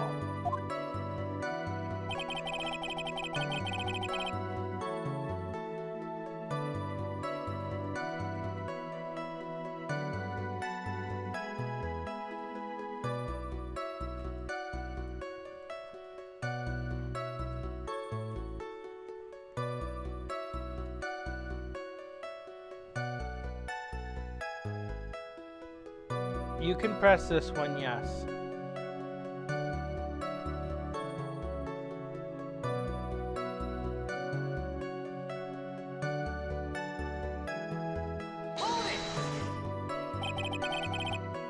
You'd say you clearly saw this, even though you were, by your own admission, far away? That's right. I had been thinking about it over and over since that night. But things didn't really make sense until I spoke with Prosecutor Von Karma.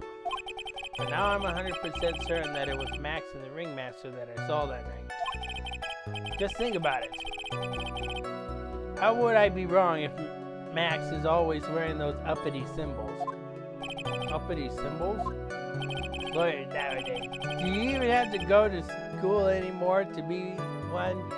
Alright everyone, who knows what to do. Alright now, say it with Uncle Mo.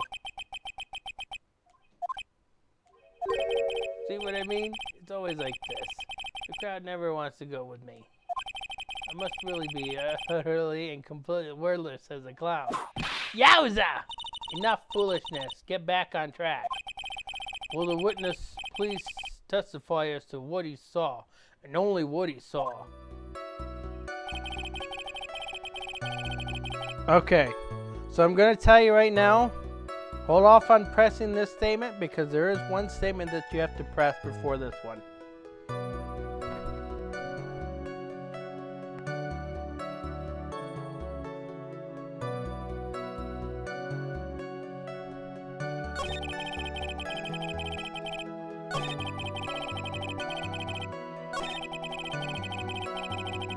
This one's got to be pressed before sex.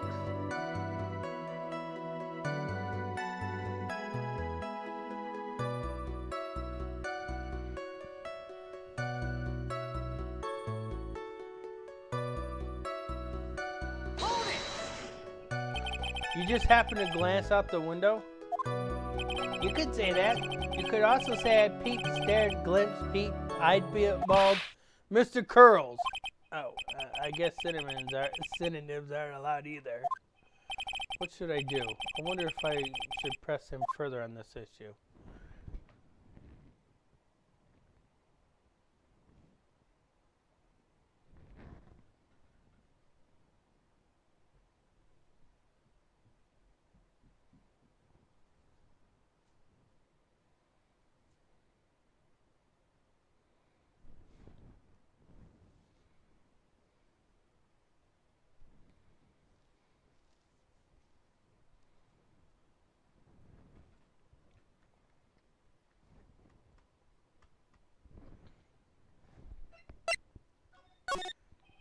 Exactly what did you look out of your window that night? Why? Clowns don't need a reason to look out their windows, do they? That's not what I meant. I meant that, well, when we spoke yesterday, once I had tucked myself into bed, I heard this amazing noise. It was incredibly loud. It sounded like a giant thump.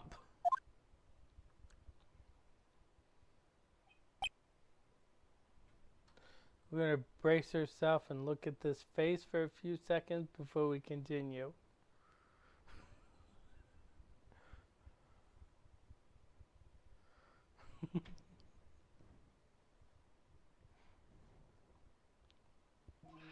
Oh yeah, forgot about that. I had to have that silence put in there. You forgot? Your Honor, the witness looked out his window upon hearing a loud sound. He did not just simply glance out of his window that night. Oh yeah, that's right! I forgot to mention that thump, didn't I? Yow, yow, yow! That's not something you just forget to mention. Yeah, what she said. I believe it would be best if Mo were to revise his testimony. Very well, Mr. Curls, please revise your testimony. This should start turning the tables in our favor. I heard a huge noise outside the window, and that's what made me take a look outside.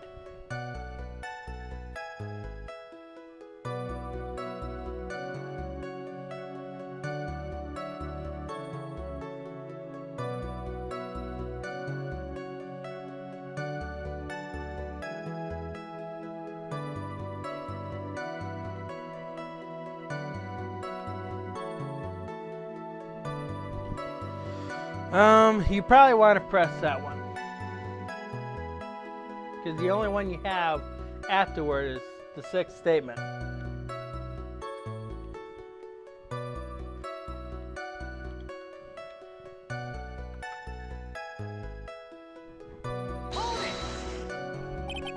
What was the sound like? Well, I guess it kind of sounded like, I guess you could say, Mr. Curls, may the court remind you that the humor is unnecessary. Dumb! How'd you know that I was going to make a joke? I guess the sound sounded like I suppose it sounded like someone getting hit with something very hard. Yep, that's what it sounded like, honestly. Someone getting hit? Huh? What then? You went to look out the window and you saw... We already did this statement.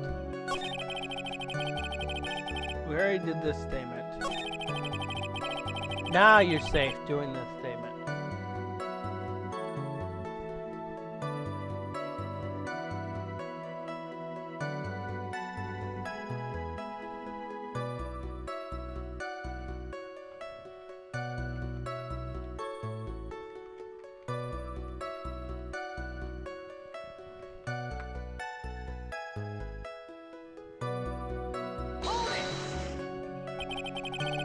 You say you saw the ringmaster get clonked over the head? Yes, I did. It's the climax of my story.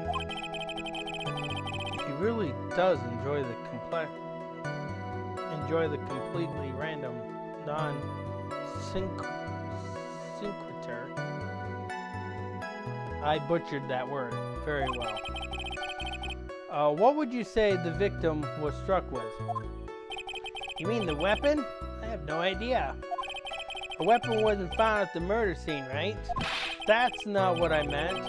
You did say you did see everything, didn't you? Well, yeah, I suppose I did. Wait, no, I didn't. I didn't see a weapon. Mo, did you or did you not see the crime of murder committed that night? Objection! I will not permit you to harass my witness in this manner. You better have an excellent reason for attacking this poor clown. Because if you don't, you know what is waiting for you. A nice penalty. Gulp? Isn't this a bit melodramatic? So what will it be, Mr. Phoenix Wright? Do you have any clear basis to believe that my witness did not see the crime?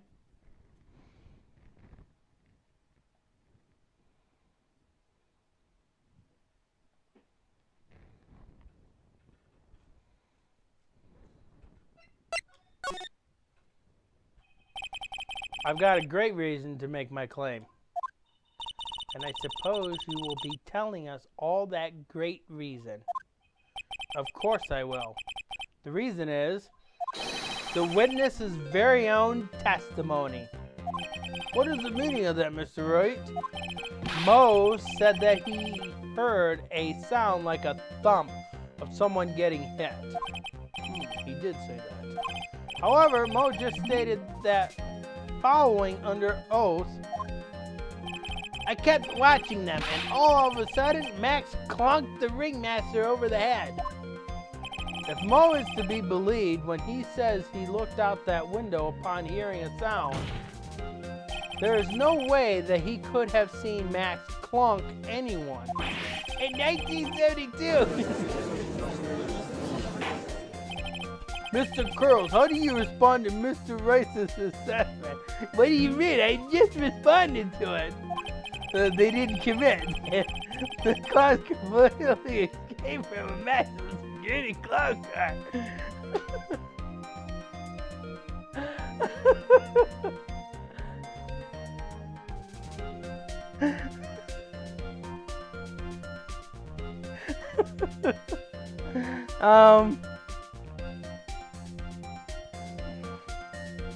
To be honest with you, that is funny. Alright. Before I continue that, I'm going to figure out what Mo's lines are.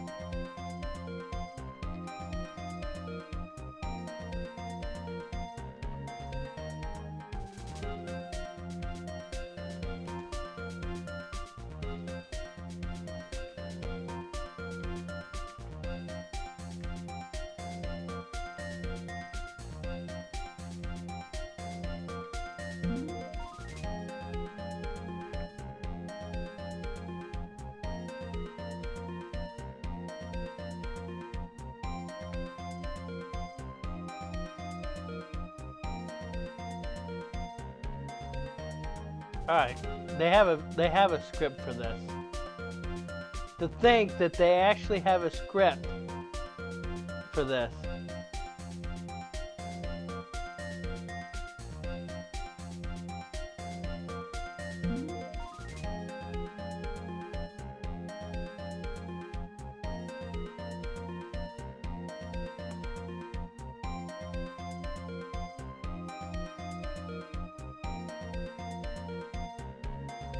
Hold on.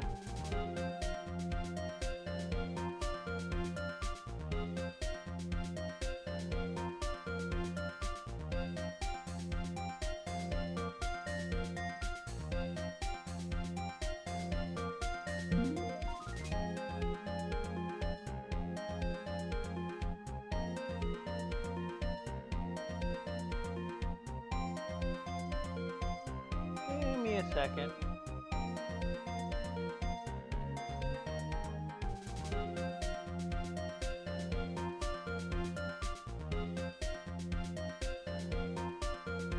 I want to try to figure out that line that you said before.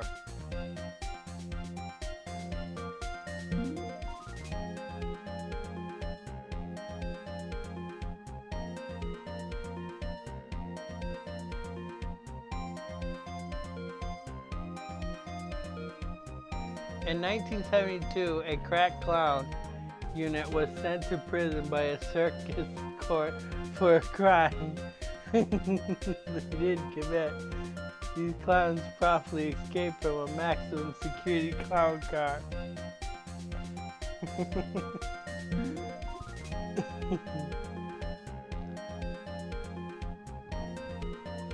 Mr. Curls, are you reciting the C-Team theme to anger the court? No. I'm still stalling for time while I jog my memory.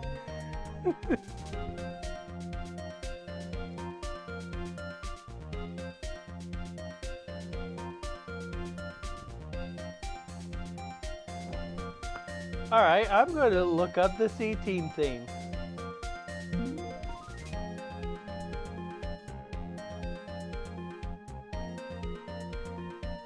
Are you serious?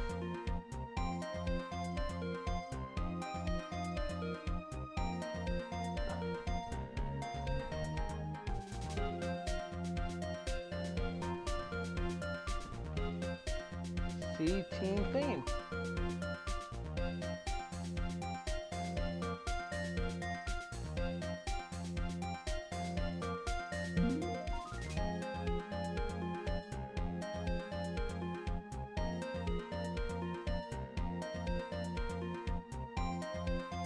Nothing on the lines that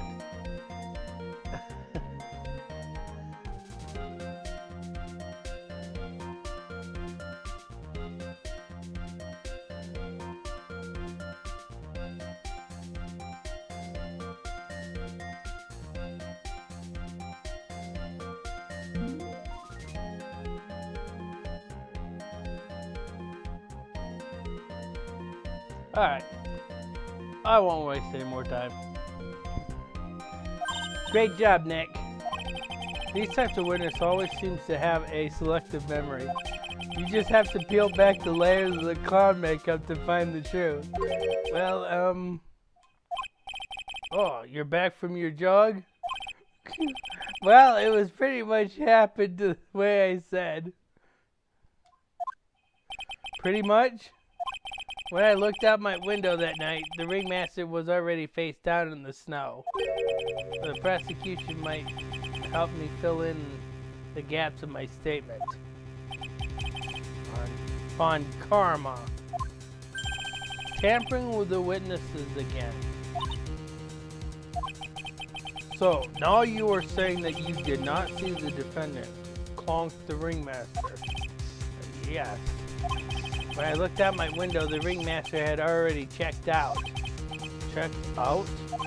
Yep, he was on permanent vacation, as they say. Mr. Curls, Your Honor, you did not witness the actual crime. However, you still say you saw the criminal, correct? Yes, exactly. The ringmaster was slumped over and I saw someone's silhouette next to him. Very well, then please testify to this silhouette you saw. I expect the truth. And if I catch a hint of a joke from you, I will put you in a holding cell until you learn court etiquette. Got it? Got it. That's a little harsh. The silhouette.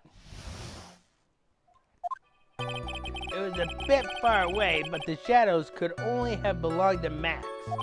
There's no doubting it, especially since I saw his uppity symbols. His silk hat, the black cloak, no, it's not black, it's purple. They were all there. His face was silhouetted, but there was no doubt that it was him. His cloak was fluttering in the wind, so I couldn't really see what he was carrying. It does seem as if the defendant was at the scene of the crime. It took the clown long enough to get his facts straight. But whatever, this should finally be good enough, yes? It is decisive testimony. Was Max really at the crime scene that night? He said he was there. We have to believe in that. Alright, Mr. Wright, commence your cross-examination. Okay.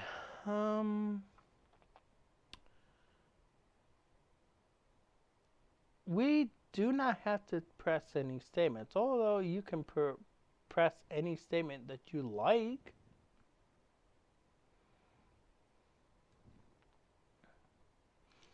So this entire testimony is going to be safe.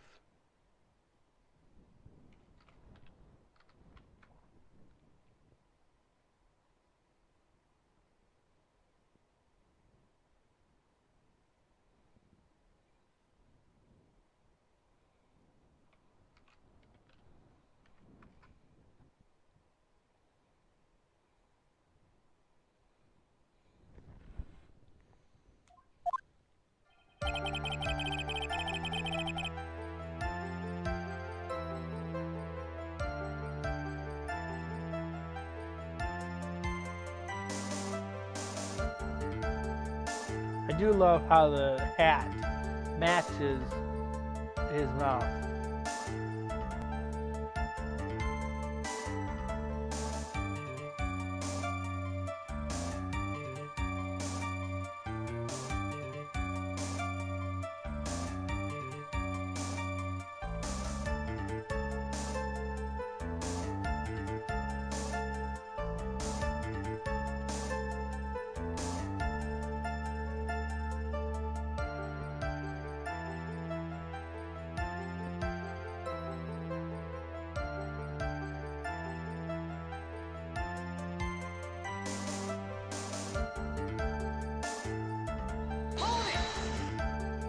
Don't you think that you are going a little overboard with how explicit you're being?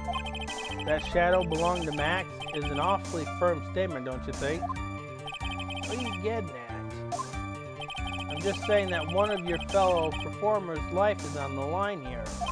Are you truly 100% absolutely certain that it was Max? I'm not the kind of person who would lie about something as serious as this. The silhouette I saw was Max. I'm convinced of that. It does seem like he is jumping to... It doesn't seem like he's jumping to any conclusion this time. Let's go over this again. What makes you so sure that you saw Max that night?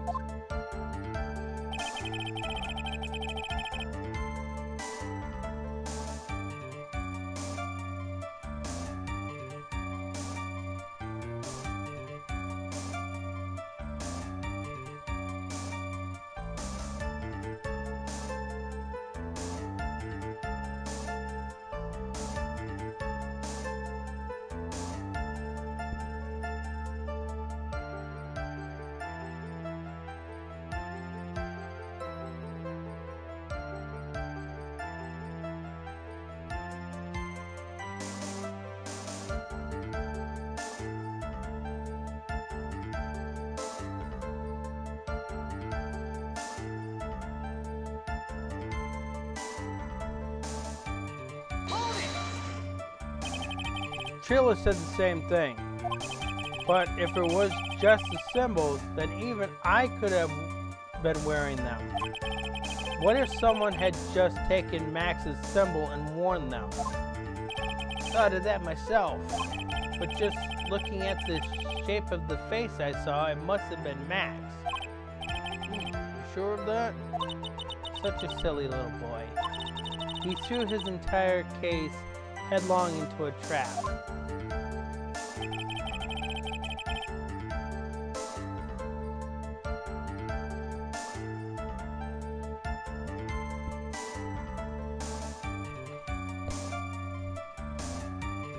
That statement right there should tell you something.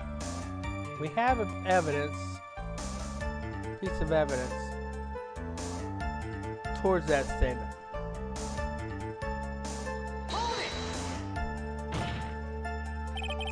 You sure that it was what you saw that night? Exactly what I said I saw. It was exactly what I saw.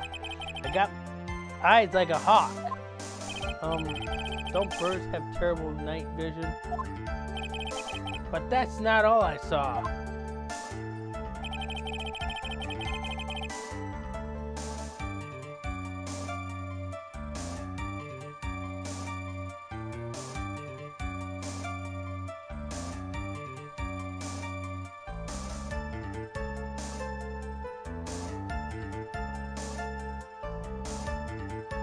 Whoops.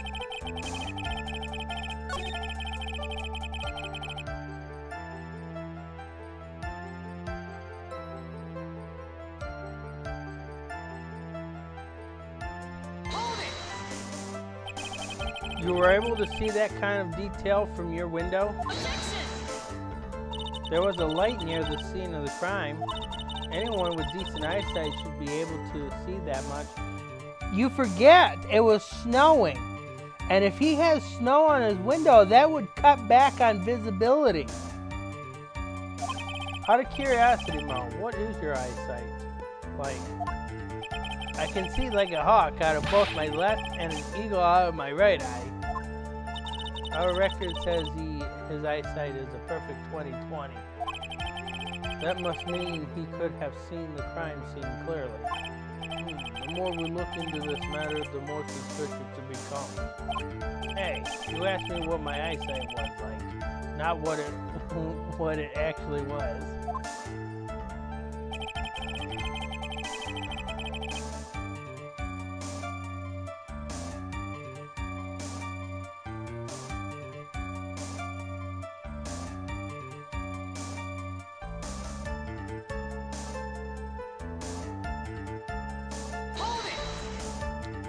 So you didn't actually see what the criminal was holding. That's correct. I've been curious to know what caused that loud sound. It must have been something incredibly hard. Too bad they haven't found the murder weapon to know for sure. They claim it was a blunt object. At least it says so in the autopsy report. With Trilla's testimony and now Mo's, it really seems like Mo is the killer. Nick, you've got to find a contradiction in that. That's not going to be enough. What? I have to prove that Mo saw something other than Max that night. That's the only thing that will help. I've got to do it. Alright, do you know a statement that you can present evidence on?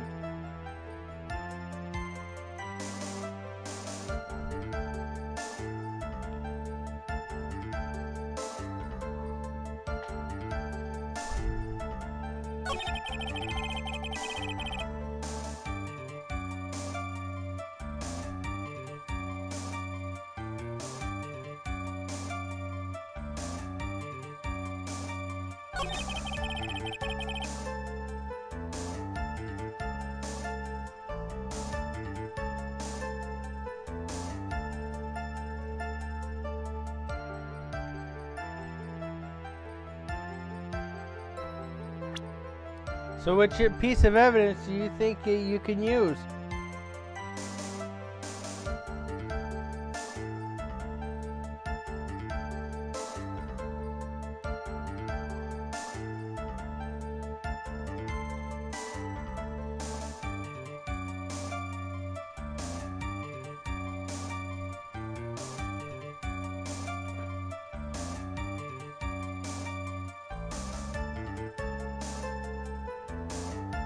next page.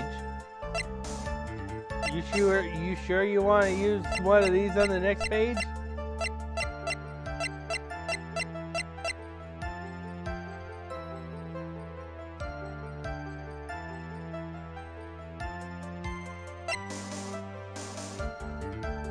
So let's go through them.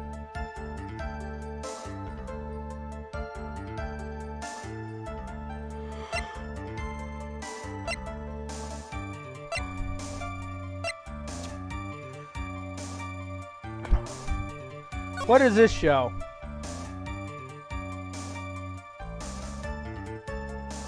Well, that cloak is not black, that's for sure. But he did mention the cloak. He didn't mention the silk hat. What's he not? What else did he not mention about the 3 symbols?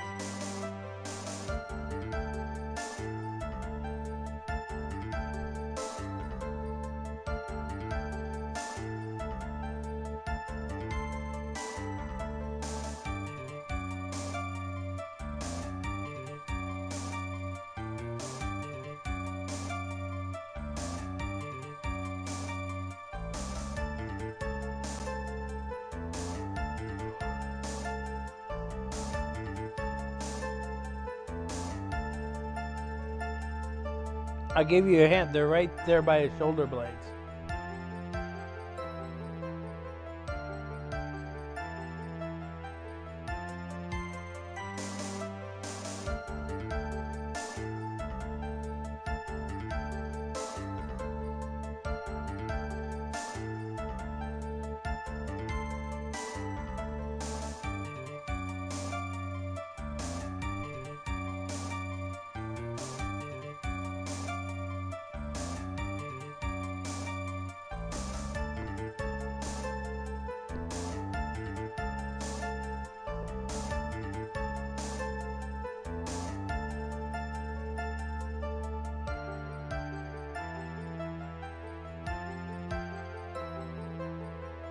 There's something white right by his shoulder blades. It's pinned to his cloak.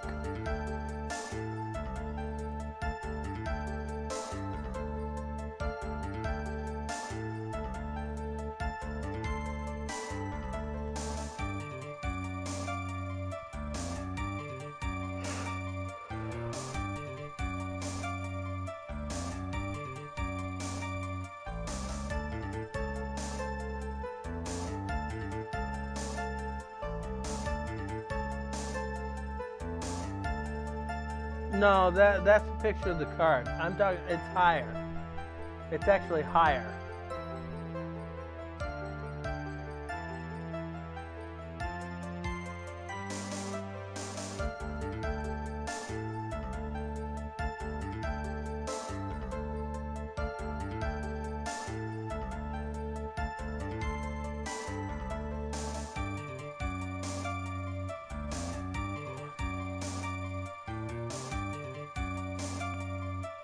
Yes, the roses. He didn't mention the roses.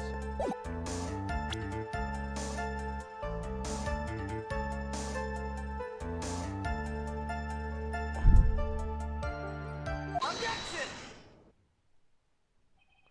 You say you saw all of Max's uppity symbols.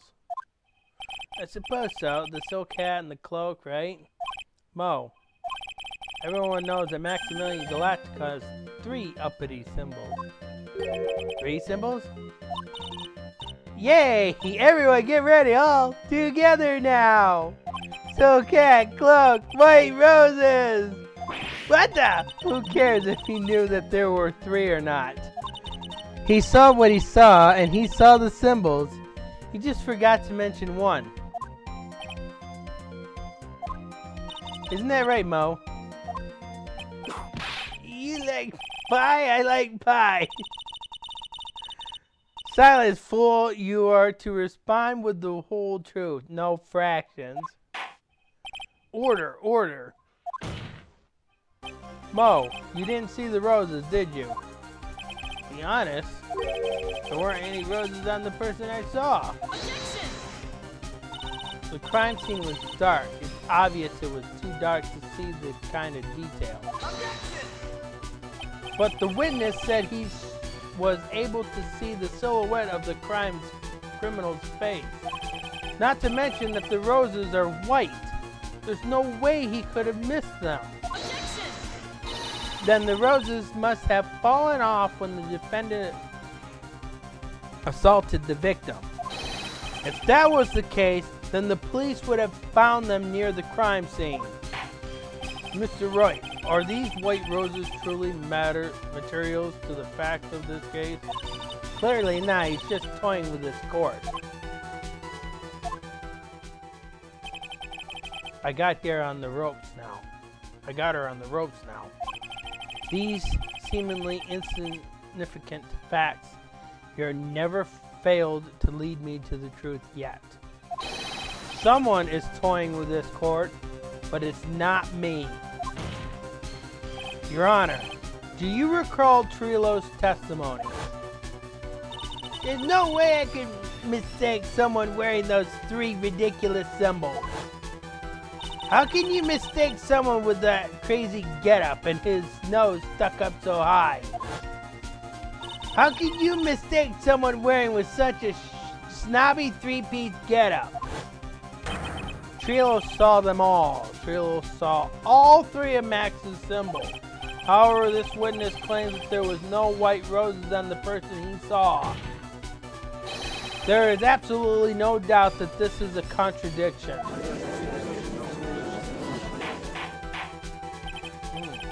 Now, what am I supposed to think? One is supposed to disregard the pointless, but this is... Judge, forget the roses. Think about his other testimony. The witness has stated without a doubt that he saw Maximilian Galactica. Nothing else matters. Let's wrap this case up now. Your Honor, it may be trivial, but it does cast doubt on the prosecution's case. Frankly, I have my doubts about this witness. It seems that, unlike wine, the witness has not grown more mature with age. I'm not mature. I've come to a conclusion. I'm 99% certain that this witness saw the defendant. However, my remaining 1% of doubt is quite questionable, which means that for my peace of mind, I'm going to request a bit more testimony. What? There are no contradictions in his next testimony. I am preparing to issue a ruling. Ruling? Nick, this is your last chance. Silhouette Part 2. There's no doubt in my mind. There were no white roses that night. However, all the other symbols were there. I'm equally sure of that. Especially the silk hat. There's no way I could forget seeing the decorations on it. He was wearing it the entire time that he was on that scene. Mr. Wright, you got one last chance at this. Just one chance? I will not allow even the slightest hint of badgering against this witness. If you're going to prove me there's a contradiction with Mr. Curl's testimony, you'd better have at least a shred of evidence to back up your accusation. I've only got a single shot at this. I've got to be careful. I understand, Your Honor. One chance is all I will need. Well, this is going to put a lot of pressure on you. So, you cannot press a single statement.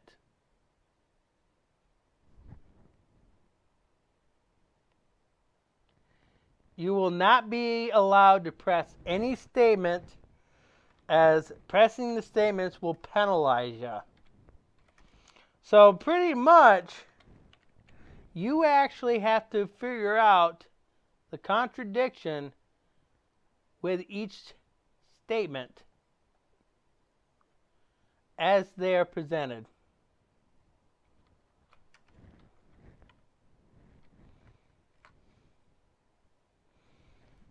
Are you ready for this?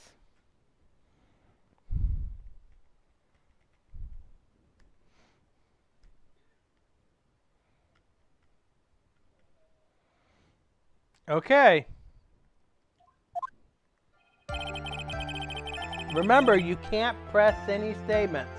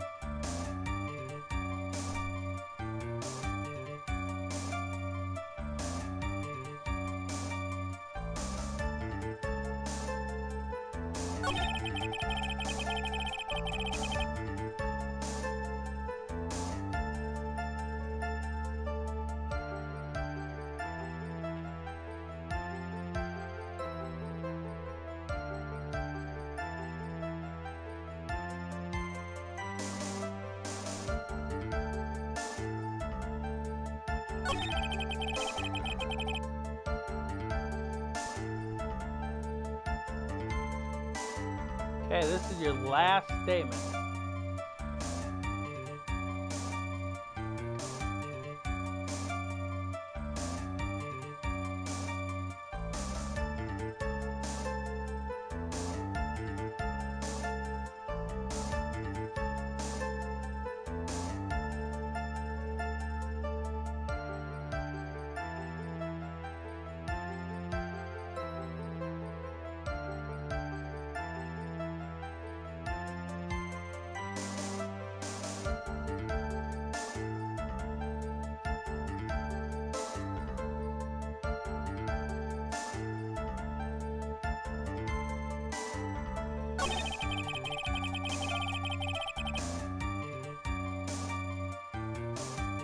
Well, that statement is 100% true.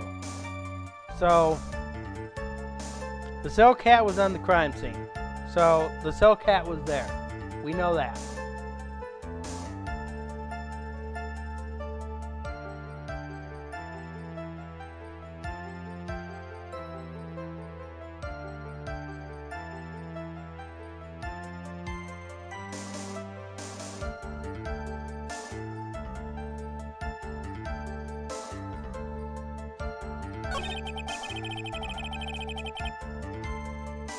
So,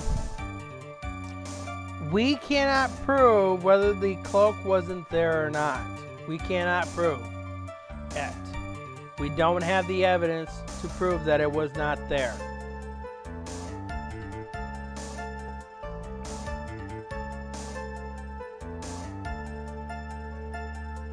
Okay, so you have nothing to prove on this statement.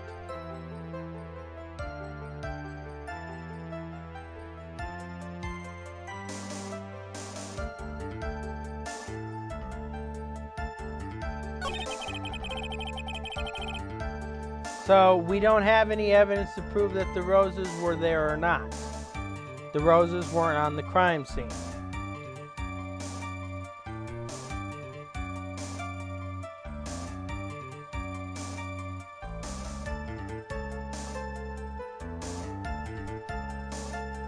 So we're back to statement 4.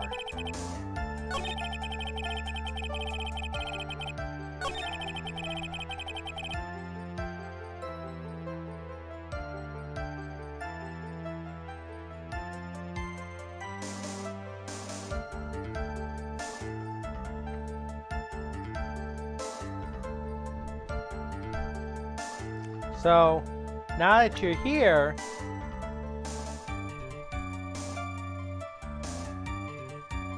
which piece of evidence are we going to use?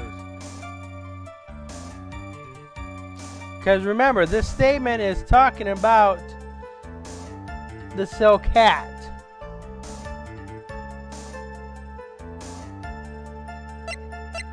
What does that say?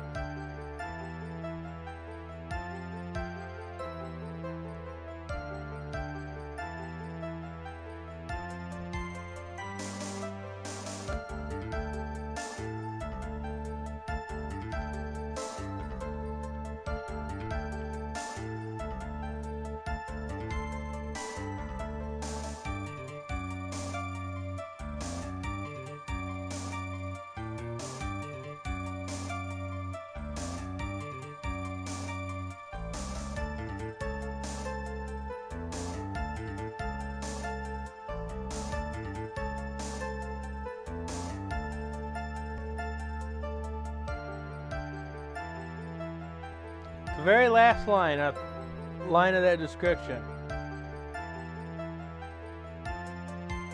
Right. So, could he have been wearing the hat the entire time?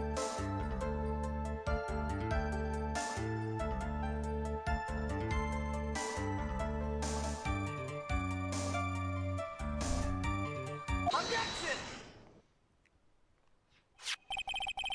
This wouldn't happen to be the silk hat you saw that night, would it?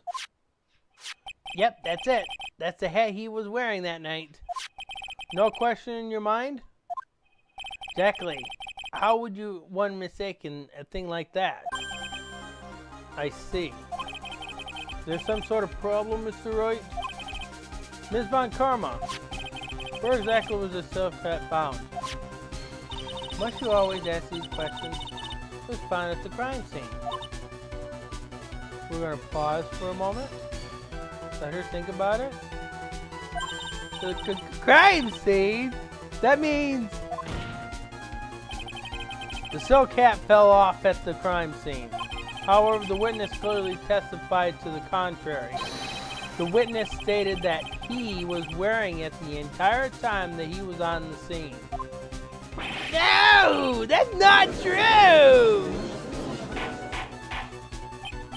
Order! Order! Order! Mr. Curl! Yes, Your Honor. What is the meaning of all of this? Why am I using all caps? You are old enough to know better than to behave like this in court. Hey, that's just not right. That's so harsh. You allow all these other witnesses to lie on the witness stand. How come I'm getting bashed because of it? What's not right here is your eyesight and your memory, amongst other things. Why are you being so mean to me? What did I do? Let me guess. You just didn't like my jokes or anything, right? You didn't have to go and insult my eyesight or my memory. They're both great. Seriously, why? Just because no matter how old I get, I'll always be younger than you. Wah!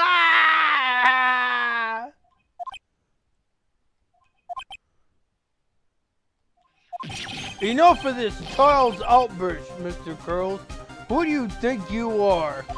I saw him. I swear I saw him. It was Max.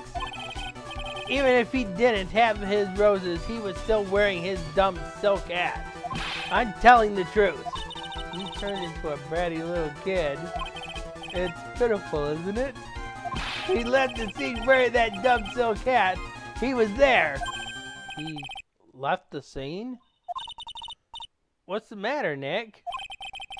There's something I must be mulling over for a while now. Mo? What do you want? You just said that he left the scene. Exactly. How did the murderer leave the scene of the crime? What? He went. What do you mean? How did he leave the scene? You can't ask me this. Objection! Mr. Phoenix Wright is badgering the witness, Your Honor. Objection! This witness's testimony is full of holes, Miss Von Karma. Protest is useless. You got a point. Let's hear what the witness has to say on this matter. Is that all right with you, little guy? Don't talk to me like I'm a little baby. Besides, what kind of stupid question is, how did he leave the crime scene? The answer is obvious. He just turned around and walked away.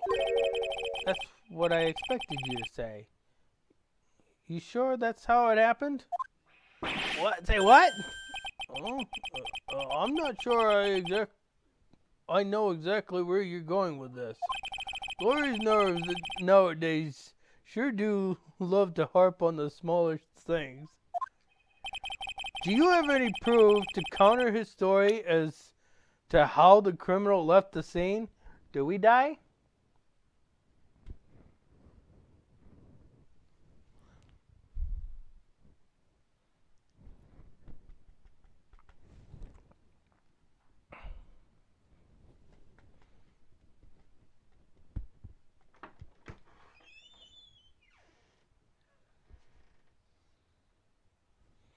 Well, we can't prove that he flied yet, but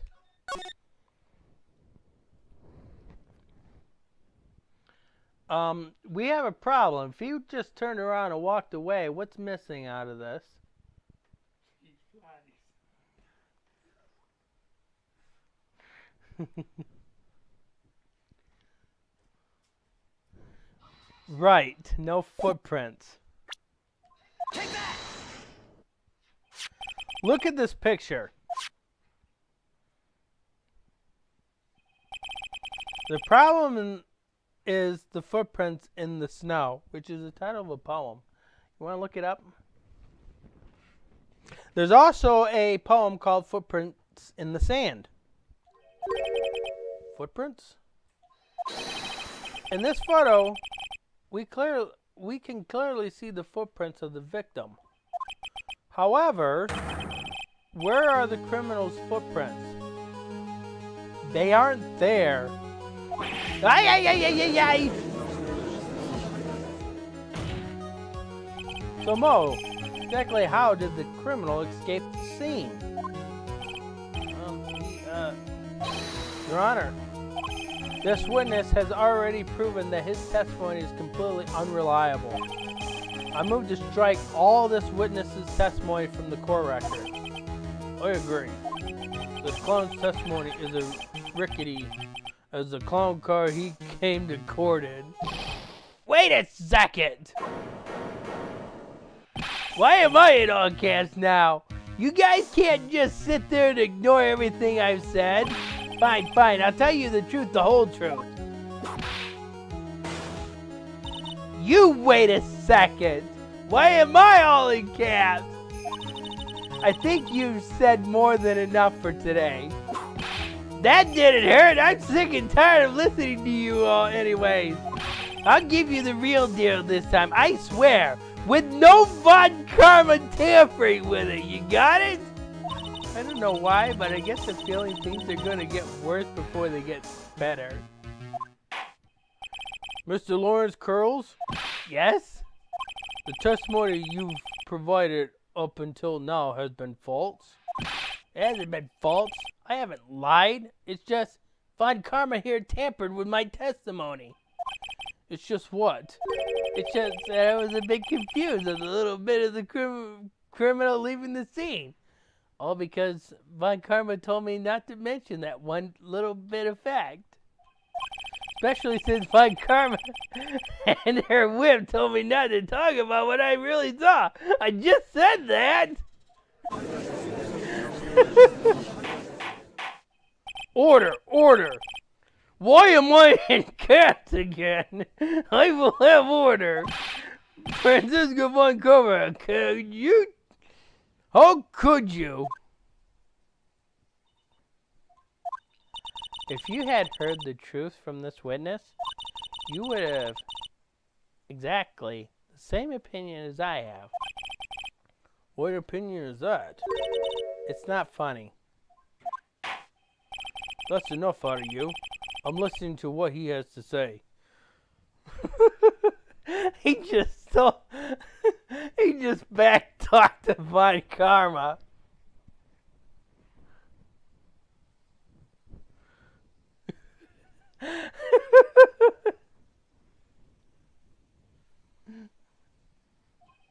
Now then, let's hear the truth about what you say you saw, Mr. Curls. Ha! You're not going to believe this, but it's all true, I tell you. Try not to waste our time with your idiotic drivel. The truth. Alright. So, here's the last testimony. Now it's time for our next segment, Mo Knows. Everything that I've said up to until now has been the truth. When I look out the window, the ringmaster was down and Max was standing above him. He wasn't wearing his white roses, but he was wearing the silk hat. That's when I saw he...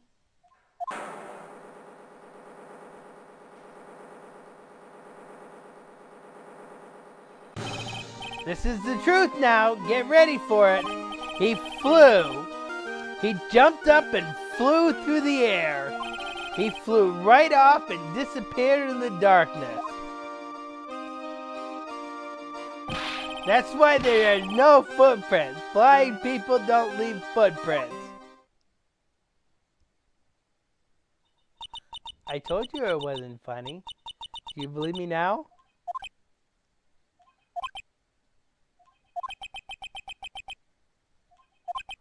Well, that was, how do you put this into words? Maximilian Galactica is a world-class magician, but to leave the scene of a crime by flying, there's no way that actually happened. You're right. Why is she right? You believe the other witnesses. Why won't you believe me, especially since it's the best part of the story? To be honest, this is the first time I've heard of a flying criminal. What do you think about this witness's testimony, Mr. Wright? Well, Di? Out of everything that we heard that we proved the contradiction for,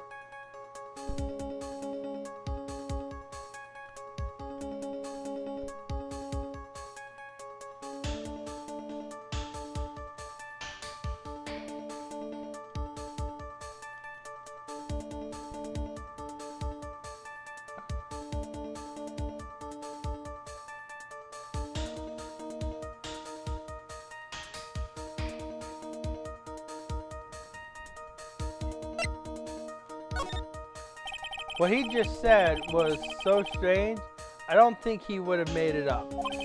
Which means that he is telling the truth? That's what I think. Nick, wait! That means that Max actually used magic? Yikes, you're right. Yow! Only a foolish-looking fool could be fooled by such a foolish dream. Don't be ridiculous. Magic does not exist.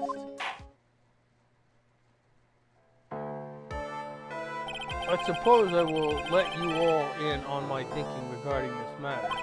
The criminal disappeared into the sky.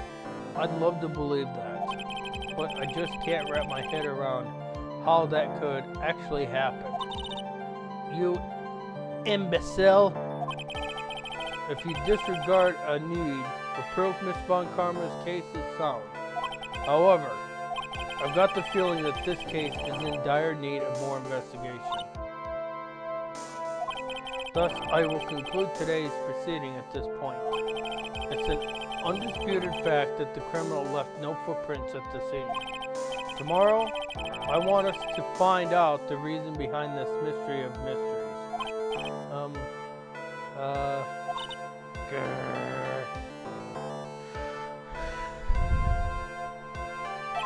I believe that's enough for today. Court is adjourned. December 29th, 2:33 p.m. District Court, Defendant Lobby number 5. Hey, sweeties, what in the world is going on? That's what I like to know. They say the criminal flew off into the air and disappeared. Max, I can't believe I'm asking this, but you didn't fly that night, did you? I know you didn't mean to ask me such a fabulously stupid question. I can't fly whenever I please. It's not that easy. But it looks so effortless for you on stage. It's not that simple. I'm not actually flying on stage. I use invisible wires and have them hoist me through the air. Wow, you just told me the secret to your magic. No, I broke the first rule. The cardinal rule, the only rule. I'm sorry, Max. We made you break a magician's creed to never reveal the secret to their trick. Nick, what do you mean? What do we do now? All we can do is hope we find the flying criminal in court tomorrow. Basically, most people already knows that because it's not a hidden secret anymore. Because most people knows this already.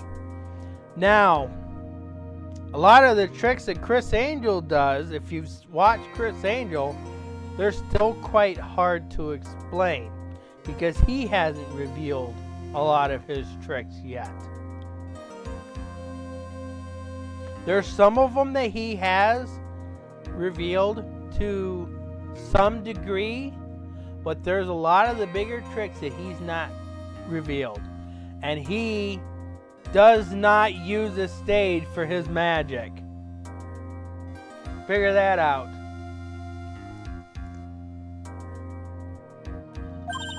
Great idea. Let's do our best and catch this sucker.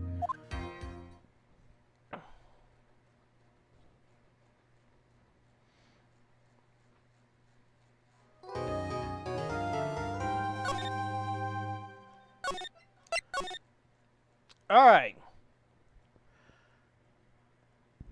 Questions, concerns, criticisms, opinions, thoughts?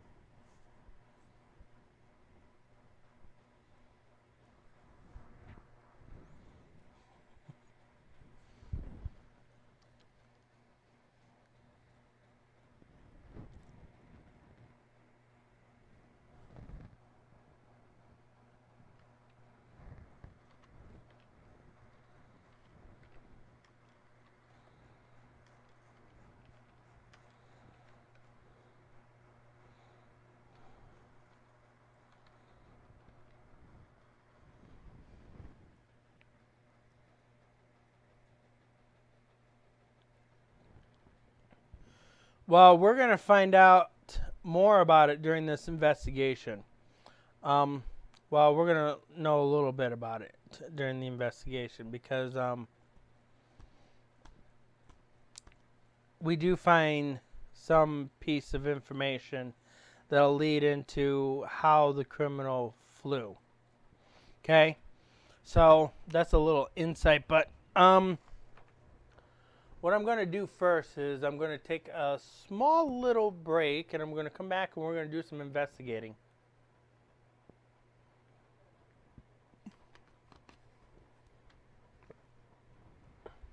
Though I wonder, am I able to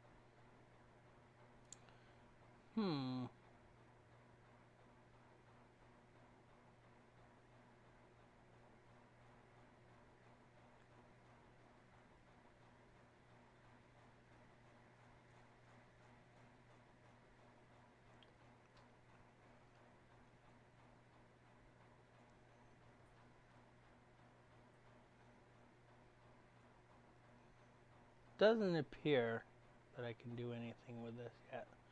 Hold on a sec.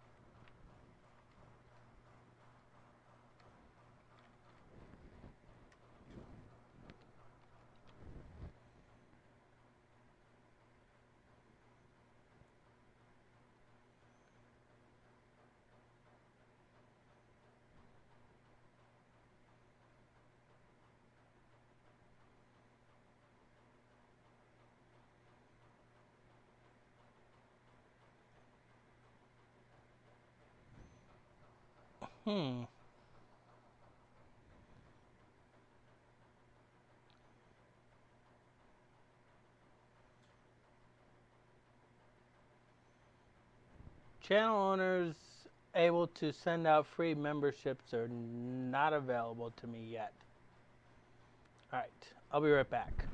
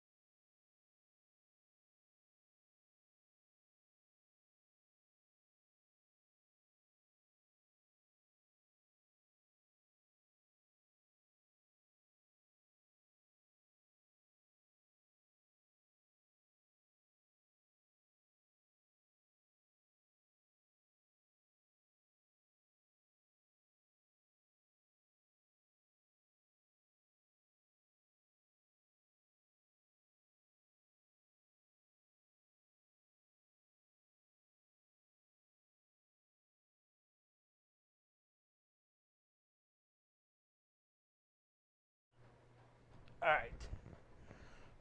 I'm back.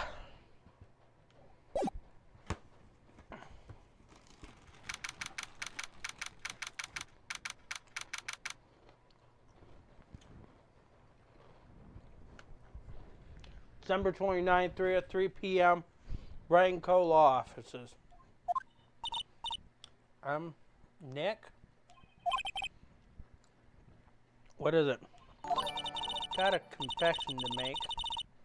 I'm terrible at figuring out magic tricks. Magic tricks? Yep, magic tricks are by their very definition tricks, right? But I can't figure out the trick when I see them. That's because the tricks are performed by pros. They do it so you can't guess the trick. But the trick Pearly showed me was incredible. Pearls did magic tricks? What kind of trick was it? Let's see. It looks like she pulled the end of her own thumb off.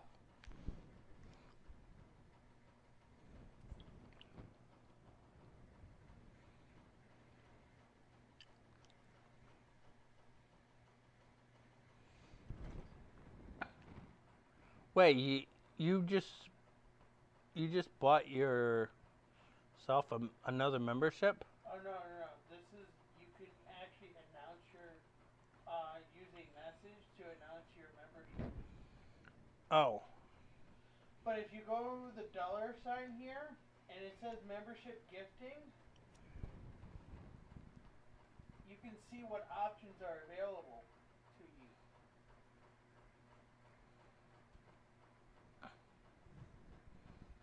Okay. Hold on a sec. Because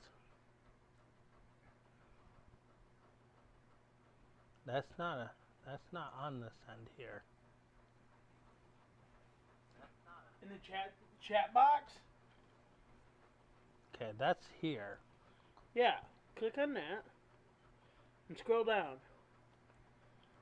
So those that's the dollar amounts for all the memberships there. Yeah, but the channel owner is supposed to be able to give out free gifted memberships, but it's not available to me yet.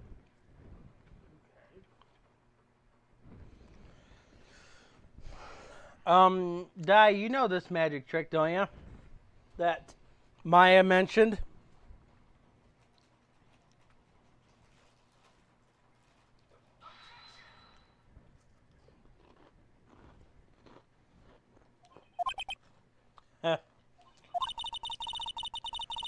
First, she put her right thumb next to her left thumb.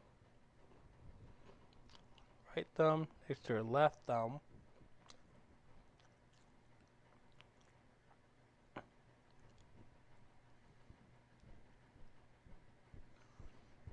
And then it just separated.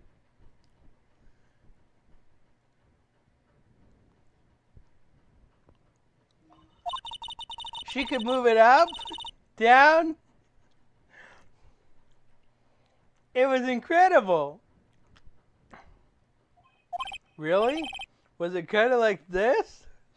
What? Wow, how'd you do that? Nick, you're like a real magician.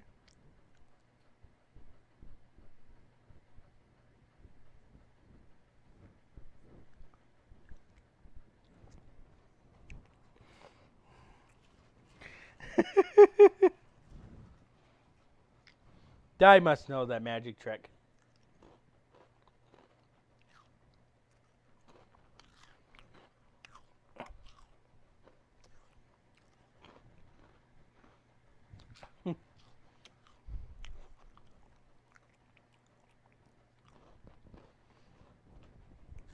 I have one of the best flavors of Cheez-Its that they have available. Extra toasty.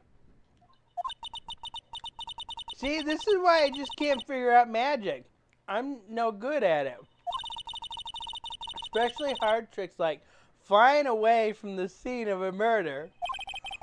You'll take all the fun out of magic if you keep trying to figure it out. I don't see any way out of this. We're stuck between a rock and a hard place. There's no way we can solve the mystery of a criminal flying by tomorrow. I was thinking, do you really think the criminal flew through the air? The only one who thinks that is Mo, right? He says he saw it. That's true. Mo looked awfully serious when he said that. Do you think he might be trying to frame Max?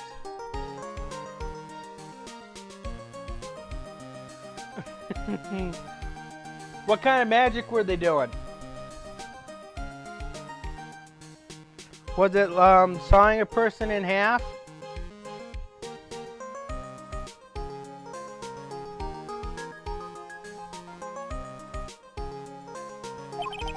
If that was it, he would have simply said, I saw Max. It would have been enough. There's no reason why anyone would believe he flew. But what if the criminal really did fly? There's only one person who could do that.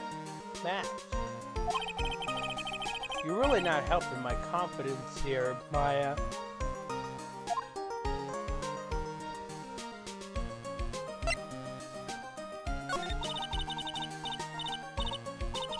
Everyone seems to hate Max. Ben, Trilo, Mo. They all have nothing nice to say. That magician does seem rather full of himself, doesn't he?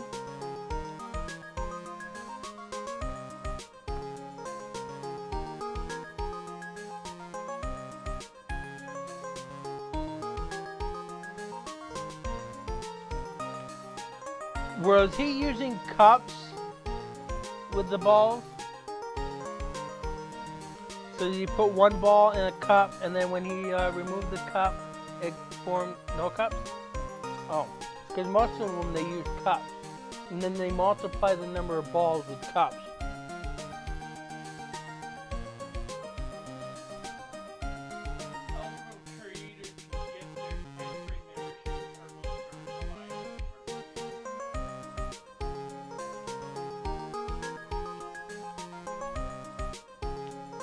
It's not available for me yet.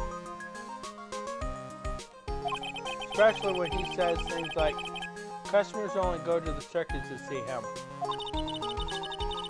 He even hit Ben over the head with a bottle. But, for what? But that doesn't seem enough to frame another person for murder. And it was proven that neither Ben nor Mo lied on the stand. Maybe Ben saw the ringmaster wearing Max's costume. But Mo clearly said that he saw Max himself.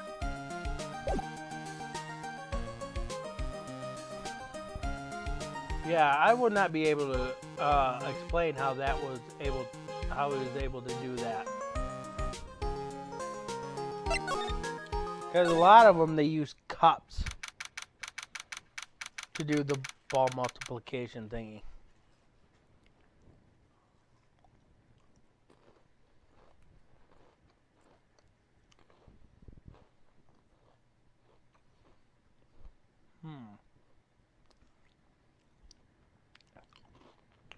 So he holds it in his hand.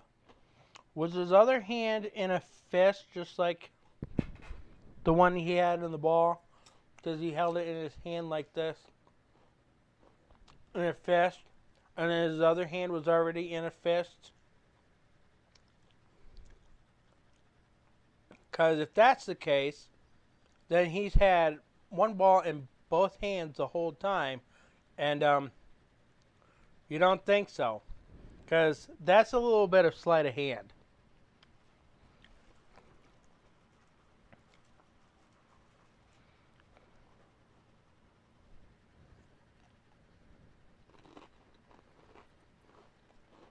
So, according to this, any channel that has memberships enabled should be able to see a button that says "Get 5 now."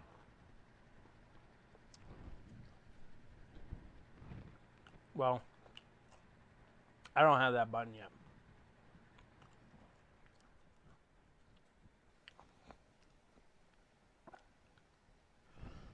I'll have to look that trick up. December 29th, Very Big Circus entrance. You hear that? It sounds like two people arguing. Well, that would be Ben and Trillo performing a new act. Alright, let's do it. Are you ready? Yes. Wait. Quit your whining. Let's just get this. Let's just give it a shot already. Alright, let's go. Row, row, row your boat. Row, row, row your boat. What are you doing? Gently down the stream. Come on, you know this. I'm trying my best, but Trill, this just isn't going to work. Do you enjoy saying dumb things? You're going to have to be on your own someday. Really? Really? I think he was on his own before Trillo existed. If you can't handle something as simple as this, what are you gonna do then? Hello, Ben. Hello to you too, Trillo. What are you doing here? Can't you see we're on a secret crash training course? I'm sorry. Secret crash training? Whoa. Yeah, Trillo wouldn't give up until I said we'd try out his idea for a new routine. So we're going to try to sing in a row for our new ventriloquism act. In a row? You can really do that? That's incredible. See? Even they're surprised by the idea. I told you. You're not the only one. You even surprised me with your idea. And despite that, the puppet can only talk without him. Once we got on grip on the bases, and it's just a matter of practice. You think so? Oh, I almost forgot. I want to give this back to you. Ah, there it is. Now I got this ring back, it's time to take one more shot at Regina.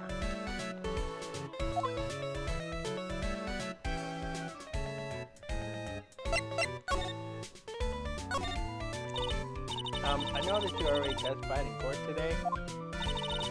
You wanted to talk about what we saw, right? Yes. Well, at first, we thought it was the old man. Just looking at his walk and how he acted, right, Ben? Oh, yeah, that's right. But then we said hello and didn't get a reply. Not to mention he was draped in those gaudy symbols. What would you have thought if he wasn't wearing those symbols?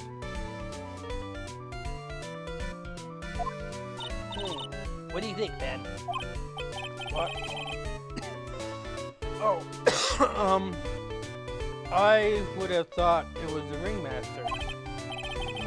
Something doesn't add up here. I wonder who they really saw.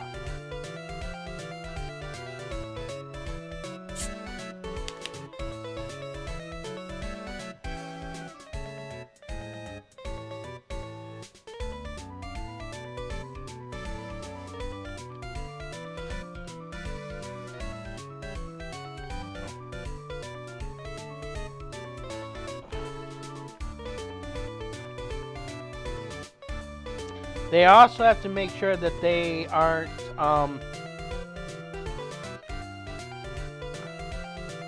what's it called?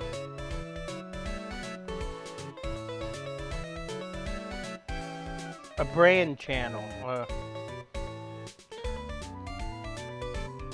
Because, branded channels can't be gifted. But I think Dives has hers turned on, right?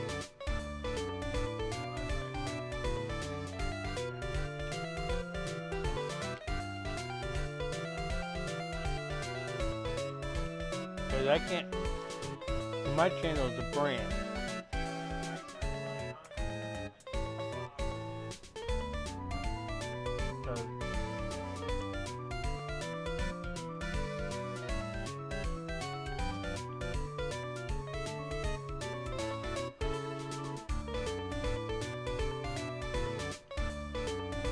Because I can go into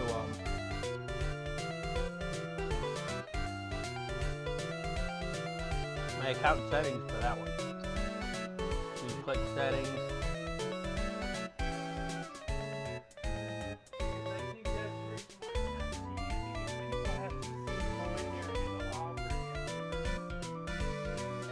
No. Brand accounts can't be gifted. Yeah, brand accounts can't be gifted.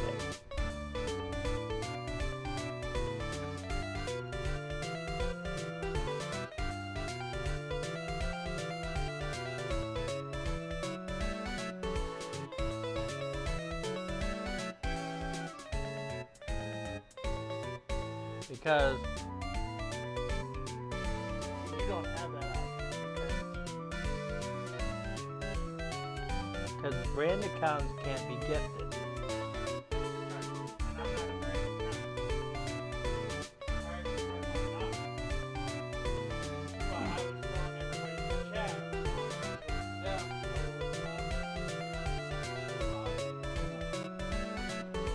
Sorry guys.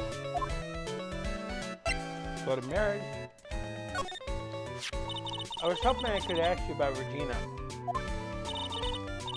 I'm completely serious about her. That's why I'm waiting for her own, for her even now. Really? That's so sweet. But if you really wanted to see Regina, shouldn't you check out the TED? Ah, you haven't got a clue about things, do you, sweetheart? Okay? Waiting like this is part of being in love. No.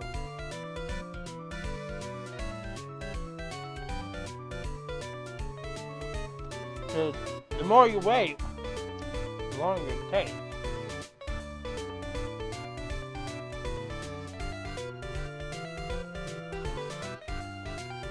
You have to approach the woman and voice your opinion.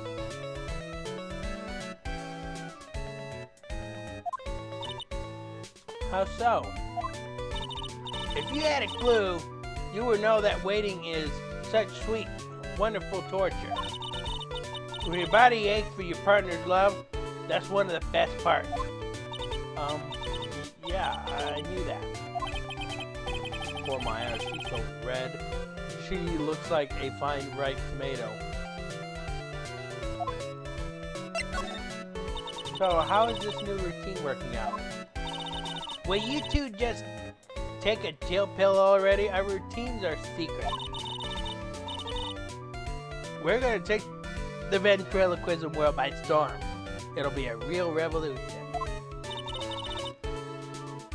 That sounds incredible.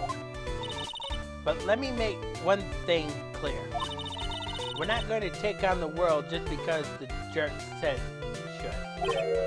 That jerk? Max Galactica. Performer should aim for the world.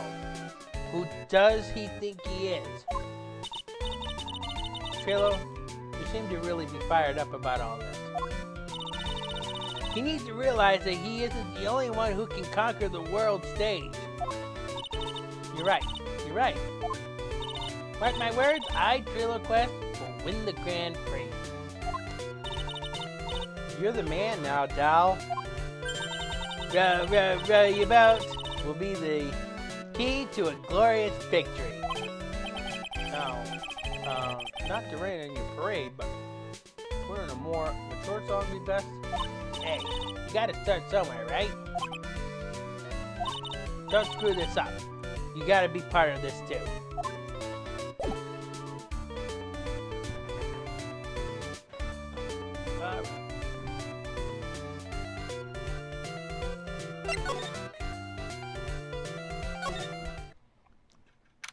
December 29th, Lodging House Plaza.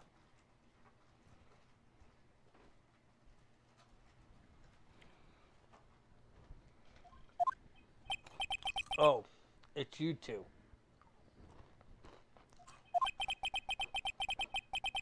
You look like you just got hit by a truck. Shouldn't you get some rest? I'm taking a rest right now, pal. I've been listening to some crazy clown's life story. Miss Von Karma told me to come down here and do this for her. Yeah, I figured as much. Let me tell you something, Belle. Listening to this old clown sucks all your energy. Every time he's done talking, he looks at you like you should be doing something. I think he's waiting for you to laugh at his jokes. I know that, Belle. Do you have any idea how much your face hurts if you fake laugh that much? Franziska really set you up bad this time, didn't she? If you ask me, she should be listening to Mo herself. No way, pal. You're not going to get me to backbite a woman with a whip. No way. Why are you defending her? Prosecutor Von Karma's always got her eyes on us. And every time you definitely don't want her to show up, poof, there she is. Don't show up, don't show up, don't show up, don't show up, don't show up. Looks like she's wound him up pretty tight. She's directly above us as we speak. How is that possible? According to the clown, the culprit jumped from here and disappeared into the sky. If that's what happened, it means the killer passed right by this window, pal. Oh, I see. Who lives in the room behind the window up there? The acrobat's got his room up there on the 3rd floor, it seems. Pretty soon, Miss Von Karma's gonna start her investigation up there. So, don't get any ideas of going up to the acrobat's room. Got it, pal?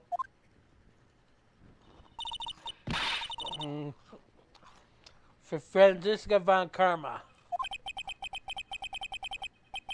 Once she's done with her investigation, I think I'll go up there and check it out.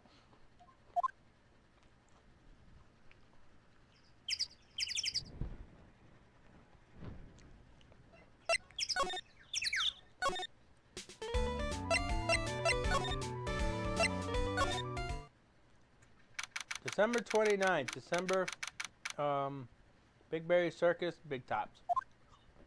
Huh? Where's Regina? I don't know. If she's with that tiger, I don't want to find out. Let's hurry up and get out of here. Nick, you're kind of a chicken, aren't you? No.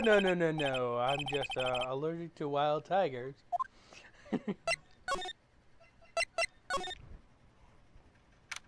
December 29th, Big Top Cafeteria. Uh-oh. Something's on the bulletin board. We're going to have to take a look at that.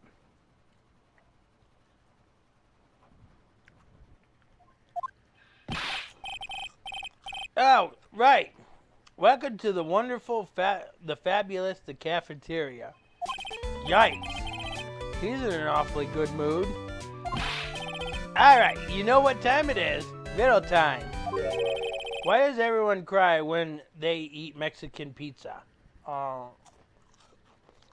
it's spicy? Come on, you can answer this. It's easy. Because it kicks back? Because cafeteria Mexican pizza is possibly a weapon of pile destruction? Buzz, wrong, try again. Okay, what do you think, girly? I got it. Okay, what's your answer? Because they are in the cafeteria. Exactly, it's an incredibly sad place, the cafe. I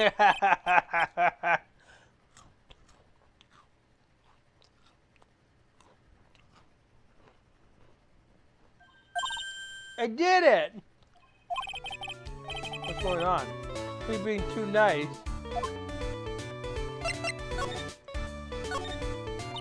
Today's been a really crazy day, hasn't it? You're telling me I didn't think it was going to be so tough.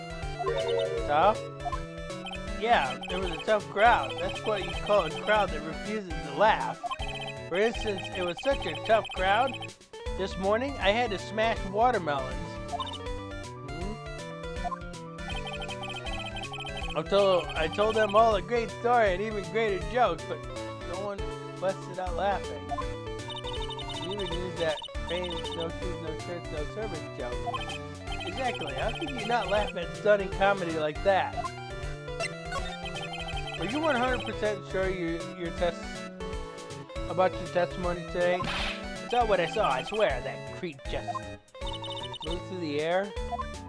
It wasn't exactly flying per se, it was more like floating. The silhouette of his face made me positive it was Max. I don't see a strike box. He must be telling the truth.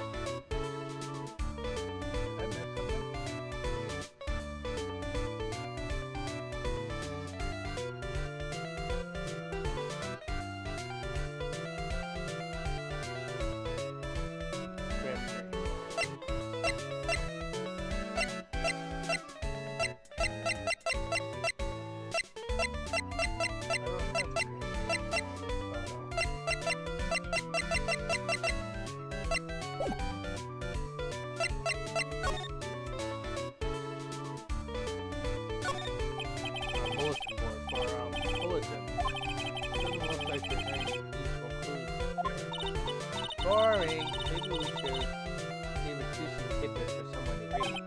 See? You know, like fake clues, maybe something like message from the killer. Give it up, Maya. You know Gumshoe will take it seriously.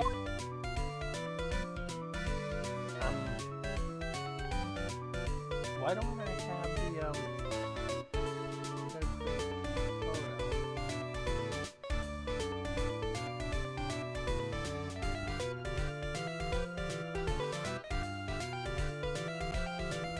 That's because I haven't went to the detention center yet.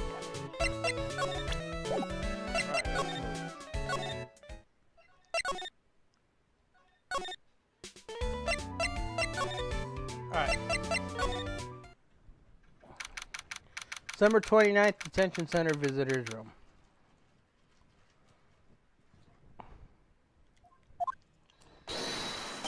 Oh, my sweetie. You mind hurrying up and getting me out of this place? We're doing our best, Max. Just hanging out. A little while ago, some people from a local TV station came by. And since I'm a famed magician, they said, let's make your very own TV special. Really? What kind of TV special? Maximilian Galactica, The Great Prison Escape. It'll be aired live. Hey, that sounds like it would be an awesome special. But if I do the special before I'm acquitted, they'll never let me out of here for real. Well, it would surely be an unnecessary addition to your troubles with the law. That's what I'm thinking. But the production staff is already working on that show. If you don't get me out quick, I have no choice but to stage a real prison break. You seem awfully calm about this possibility. I have no choice. It would be a contractual obligation. That's showbiz. That night of the crime, you didn't happen to fly off in the sky, did you? Here is how everything went down, sweetie. At the time of the murder, I was sitting in the ringmaster's room. Not to mention, flying off into the sky is not just something I can do at will. I don't care what the stoogie clown says. It wasn't me. Max, do you mind teaching me the trick behind flying? You'll have to forgive me, sweetie. The difference between me and cheap imitation magician is that I keep my mouth shut. I don't teach people tricks, but I will say this much harder than you think.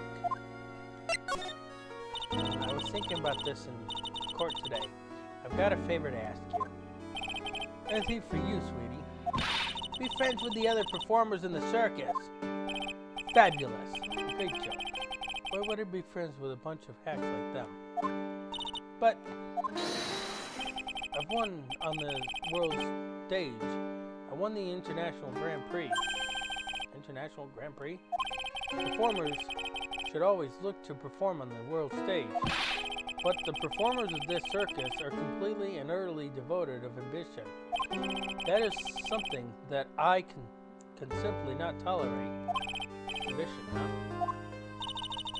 Something about what Max just said rings true to my ears. Oh my sweeties want to hear all about the Grand Prix, don't they? To be honest though, I've told this story like 100 times already, so it's a bit boring. We're sorry to make you tell it again. You must not have heard me. I am really sick of telling the story. But what can we do? I'm Maximilian Galactica. I suppose I can tell it again. Voila! Here, take a look at this. I just happen to have a picture from the Grand Prix with me. Just look at this fabulous stage. That is the first stage that I have ever flew on. I flew right over the audience. The crowd erupted into applause. At that time, I thought to myself I could die right then and die a happy man. I'll never forget how I felt that night. The emotions, the acclaim. Wow! By the way, I think everyone who is a performer should get to experience that feeling. I just wish I could explain that to the other people in the circus. That's incredible, Max. I want a trophy too. Hey, Nick. How about you buy me a trophy? That's not how you earn a trophy, Maya. But sweeties, you can have this picture of my triumph. Just make sure you show it to all the members of the circus. Look and learn. That's what you should tell them. Learn how to get thrown in jail? Grand Prix photo added to the court records. Alright, that is what I need. Alright. So, I need to do it here.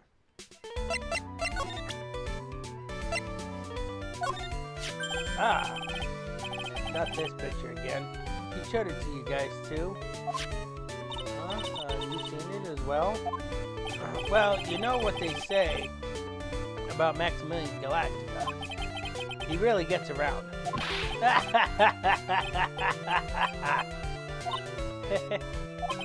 Oh yeah. He didn't just show me the picture. What do you mean? He showed me his bust too. Let me tell you, that thing is enormous. It's in the picture, I think. He'd make us worship it every day. He made us bow to his greatness. He got a big bust? I wouldn't mind hearing more about Max's bust. Not that I'm into that sort of thing. Max's bus should be on that small table over there. There's nothing over there. Really? Well, yeah. When was it? Okay, about 5 days ago, all of a sudden, the bus disappeared. It disappeared? If you want to see it, there's a photo on the bulletin board over there. Max just had to put the picture up there. Hey, this thing is really cool. Nick, I want someone to make a bus for me. Sure, as long as I'm not paying for it. Aww. Max's bus added to the court record. Is there anything else that changed about this place?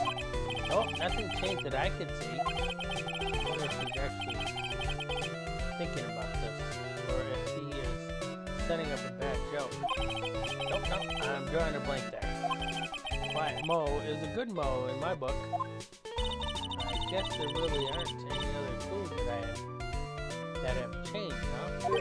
Well, there is this one teensy tiny thing that does seem different. Tell us. Well, on the morning of the crime, over on the bulletin board, this piece of paper was posted front and center. Piece of paper? It's torn, so I don't know what it is, what it said, but I can see its title. Yikes! It says, "To the murderer." Murderer? Yep, that's what it says, but the rest of it has been ripped off. And I don't know who posted it. When did you find this? Morning before the murder. Before the murder? Yes, the ringmaster was killed that night after this paper was discovered. Who in the world posted this thing? Note added to the court record. Nick, I think we better follow up on this important lead. Well,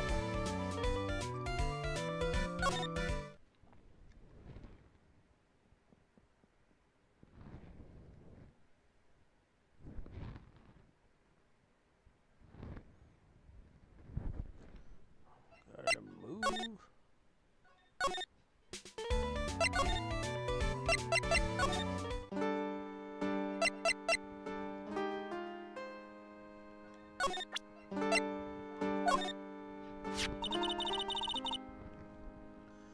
Do you know anything about this note? The morning of the murder was posted on the wall in the cafeteria. I do know all about that note. When I read it, my heart certainly skipped a beat. Your heart skipped a beat? While I was enjoying my morning tea, the ringmaster and company entered the room. And company? I guess it wasn't really a company, it was just the ringmaster and my sweetie pie. The ringmaster read the note. He turned incredibly bright red. All of a sudden, he tore it off the wall and sent it into the pocket of his tailcoat. Really? Out of curiosity, what in the world was written on that thing? Let's see. Oh, I don't want to steal the fun from my sweetie. Go and find out on your own. I'm sure you can find it somewhere. You might also want to ask my sweetie pie princess. Okay. So, the investigation got a bit heated. So, December 29th, Big Top Ringmaster's room. Max and the ringmaster had their talk in this room. That could have been when the ringmaster put on Max's costume and went outside. Why did he do that anyways? Was it really that cold or something? Alright, now we'll just look here. Hey, do you see see that? There's a scrap piece of paper shoved in the pocket of the tailcoat. You know, I've got a feeling I know what this is. I bet this is the other half of the note that Mo gave us. Let's hurry up and check this thing out, Nick. I knew it. It fits perfectly with the other piece. What does it say? What does it say? To the murderer, I have conclusive evidence of what took place. Meet me at 10 o'clock p.m. tonight at the Lodging House Plaza. Hey Goku, welcome. Tonight at 10 p.m. That's when the murder took place. Now, we need to find out who called out the ringmaster. Note updated in the court record. Alright.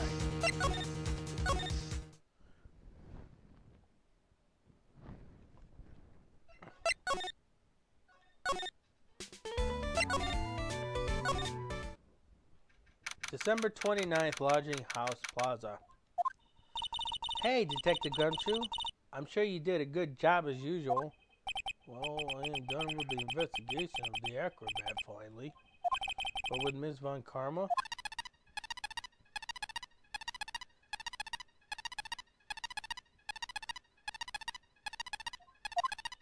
Nick, what is that? That beeping sound. It's Miss Von Karma! Huh? Every time I hear that sound, she's usually not very far behind. Some sort of pager or something? If you don't mind, pal, I've got to go and get out of here. Quick! See ya, pal! I didn't know that Gumshoe could run that fast. So much for being a flatfoot. Never seen a grown man so afraid of a girl still in her teens. Well, let's go inside. It's freezing out here. Ow! As biting his lashes from a whip.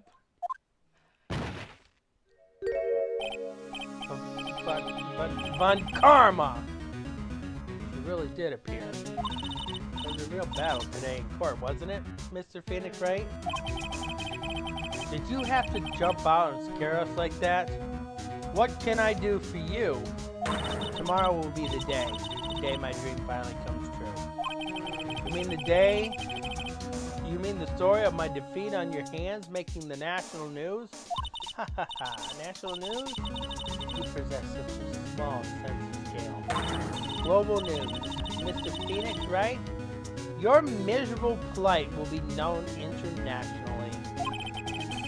I think you might be overestimating the importance of a win by just a smidge. Miss Von Karma, it appears you got your hands into something big, huh? Ha! I'm amazed you picked up on that much. Anyone could. You couldn't hide that look of victory with 10 paper bags on your head. Got conclusive evidence and a conclusive witness. Need any more hints? A conclusive witness? You must mean the acrobat, right? I'm putting in summons for him to be called as a witness as we speak. It's the final nail in your coffin, Mr. Phoenix, right? Yeah, I get it already. You want to beat and destroy me. I can't worry about her. I've got to try to find out more information about myself. Why do you keep giving Nick the evil eye? It doesn't matter if you prove the defendant guilty tomorrow. Nothing will be able to bring your dad back.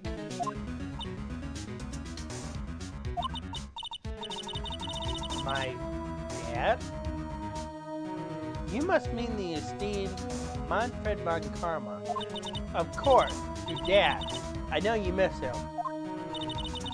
Enough out of you. One more word and you'll get a mouthful of whip. Now, when did I ever bring up my papa's name in this? Or any other conversation?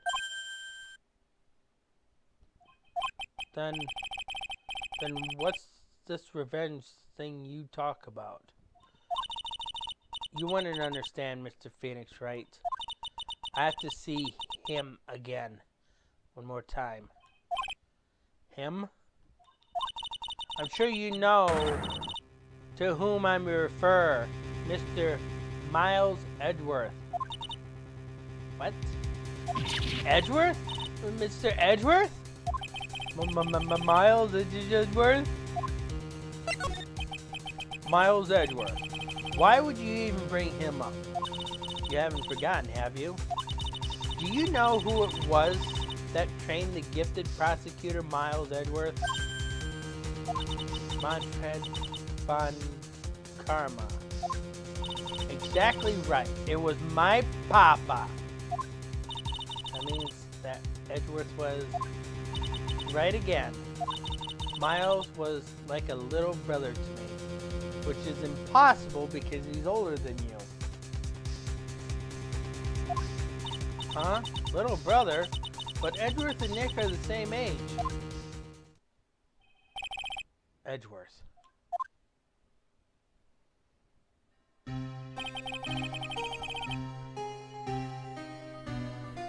The man who inspired me to become an attorney. I fought against him in a few cases. But a little after that, the case was over. He vanished. It's your fault he is gone. Huh? Is the truth, isn't it, Mr. Phoenix Wright? Nick, what does she mean? Edgeworth was never quite the same after that case. And then, with the case after that one, he never set foot into another court again. And then one day, he just vanished. All he left was a simple note at the prosecutor's office. Prosecutor Miles Edgeworth chooses death. That was 1 year ago. A few months after he left to go back home. Edgeworth. He's dead? I don't believe it. He's still alive. I'm sure of it. Somewhere in this world, he's still alive. Prosecutor Miles Edgeworth chooses death? Of course he did. You ruined his reputation as a prosecutor. You effectively killed the prosecutor in him. Just like your victory mudded the honorable name Von Karma. I'm going to find him. And then I'm going to teach him his rightful place with my own two hands. Nick, about Mr. Edgeworth. I already told you this once. Don't make me do it again. Don't bring up his name in front of me again, okay? Nick? Miss Von Karma. What? I don't know if you are God's gift to prosecutor or not, but I've had about enough of you. Him too. What in the world happened? This dog is all bark and no bite. It's already been defeated. Regardless, I have nothing to inform you to it today. Tomorrow will be the greatest courtroom battle this country has ever seen. And let's go. I need to talk with the performer on the 3rd floor. Sorry I brought it up, Nick.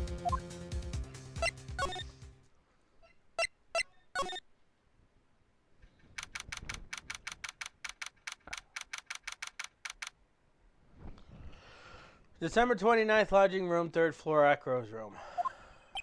You must be Phoenix Wright. Yes. Pleased to meet you. I'm Ken DeLing.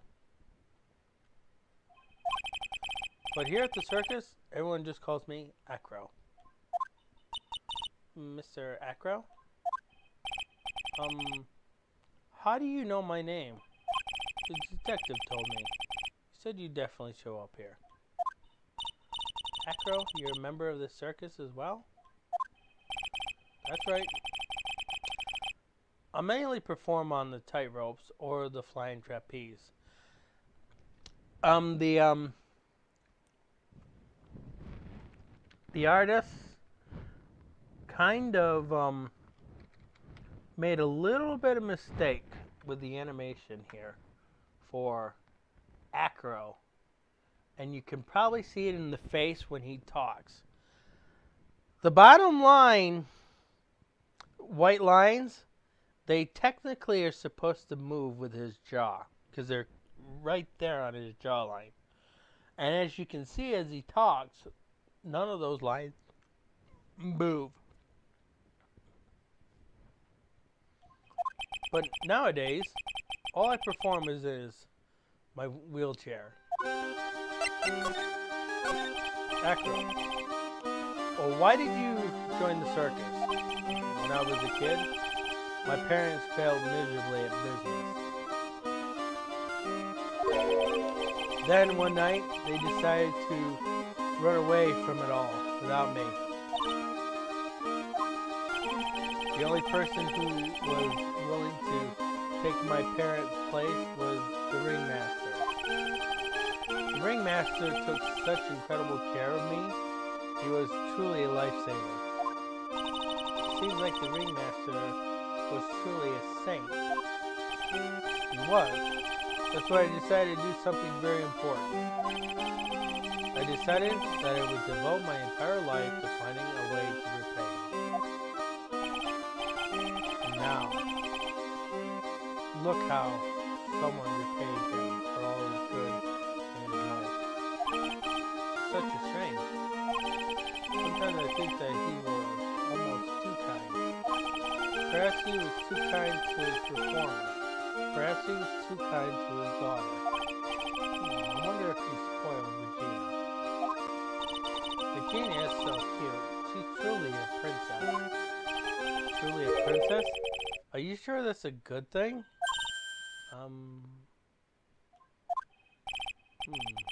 Do I detect a hint of grudge against Regina? I'm sorry to ask, but why are you in a wheelchair? The nerves in my legs were badly damaged. You can't walk now? I can't even stand now. And since I live on the 3rd floor, I can't even leave this building by myself. That's awful. The accident happened during an acrobatic session, right?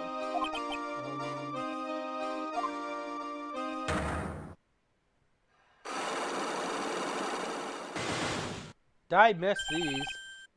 Cyclox. Doesn't seem like Acro's injuries were acrobatic in nature. I missed these, right?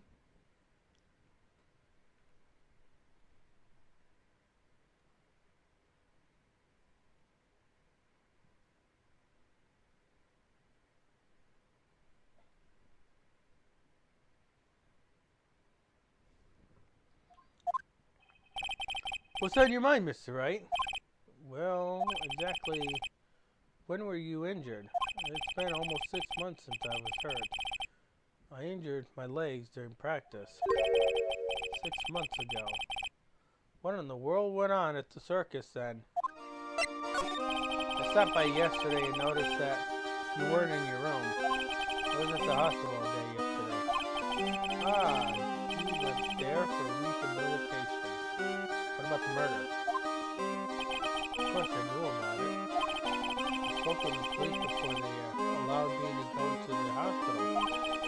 Before I got the call from the prosecutor, I was convinced that it was all a dream. Huh? I just couldn't believe what I saw when I... Couldn't believe it when I saw what I saw. What you saw? Jeez. That sounded really obnoxious. What did you see, Acro? That night, I was in bed sleeping when I heard a huge sound coming from below my window. I see. The scene of the crime was right below your window.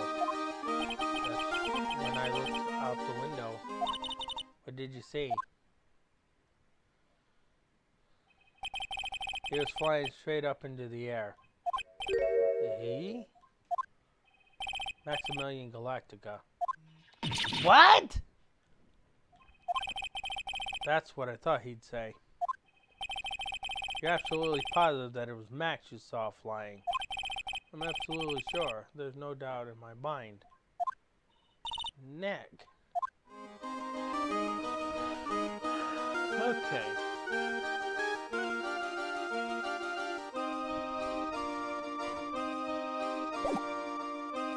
So.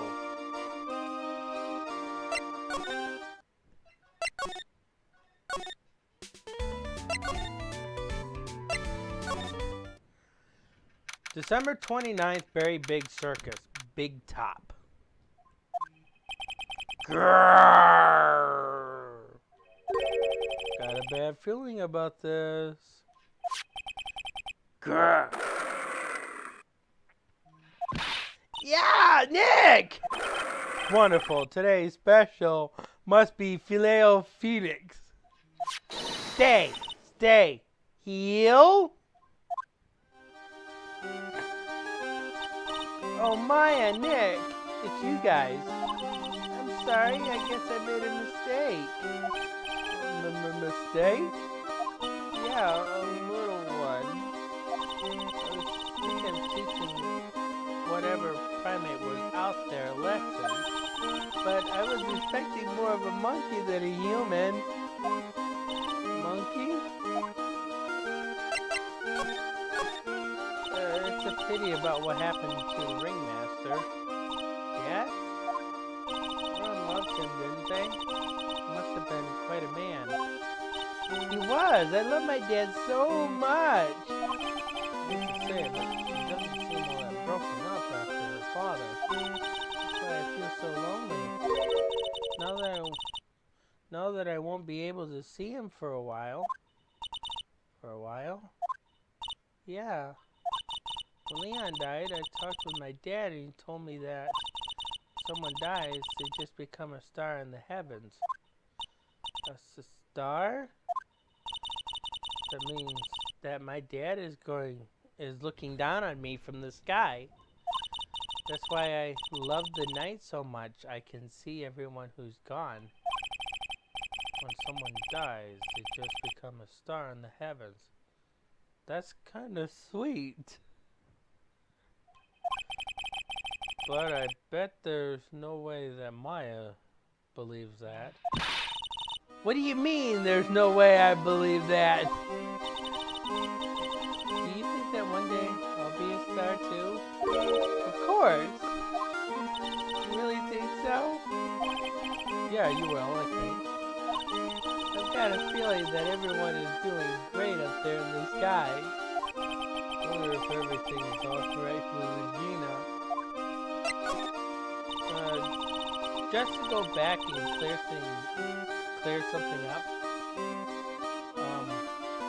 Why do you want to teach Money a lesson?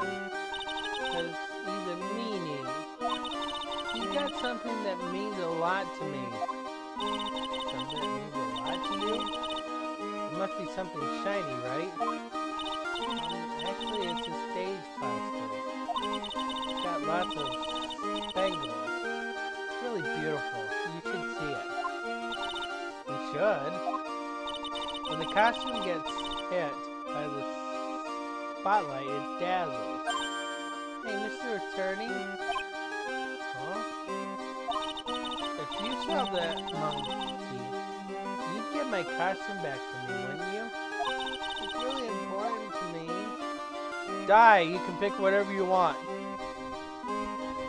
Pick whatever one you want. It doesn't matter which one you pick.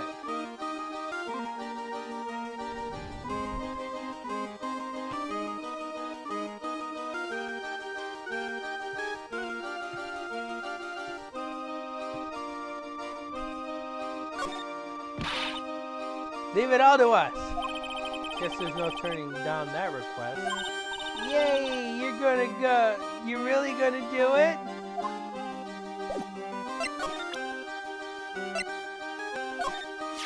Regina, have you ever seen this before?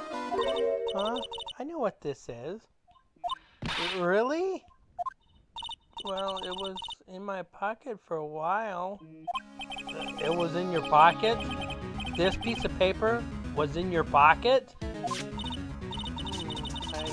guess I noticed it was there around breakfast time. Breakfast time? Yeah, I always take Acro's breakfast in the morning.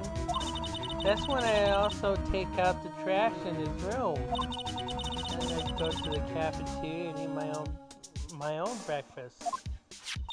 That's when you realize the piece of paper was in your pocket? Yep, but since I'm not a murderer, I just figured it belonged in someone else's pocket. And then what? I wonder if the person who lost it was in trouble, so you didn't put it on the bulletin board of the cafeteria, did you? I did! I stuck it up there! How'd you know? So it was Regina who put it up there. When did this happen? The morning of the murder, I think. That explains a lot. I wonder who wrote this. Note updated into the court record. Okay, dokie, do. Alright.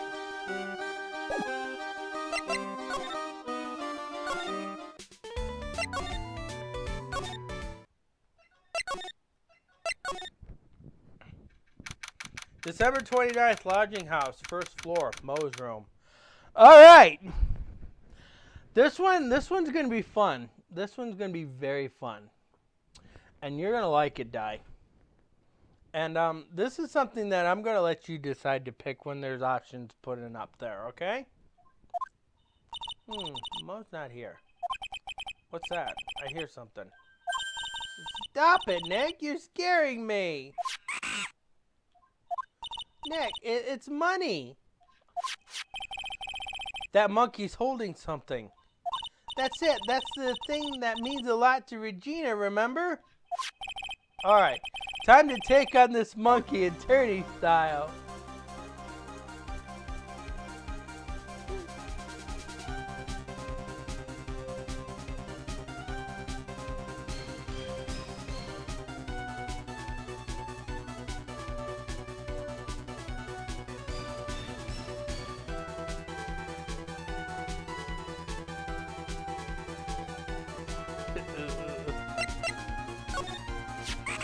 Ooh!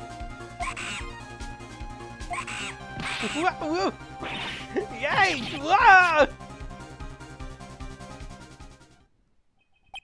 I tried to have a monkey-to-monkey talk with him. I really did.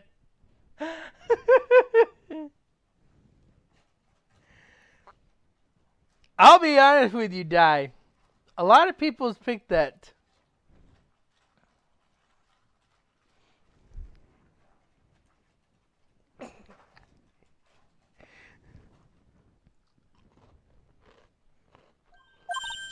Nick, you. I swiped it with while money was distracted.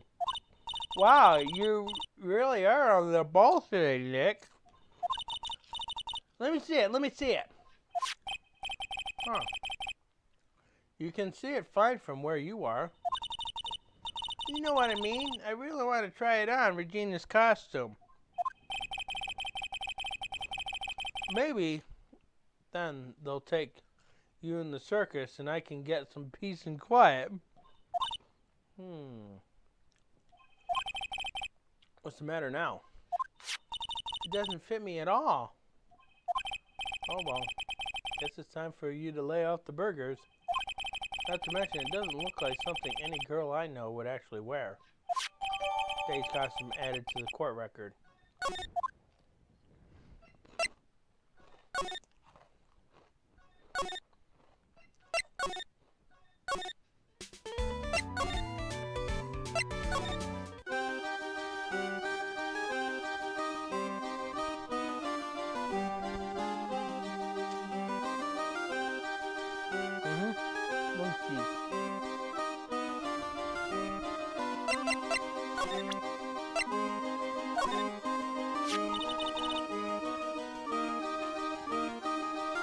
Here you go, Regina.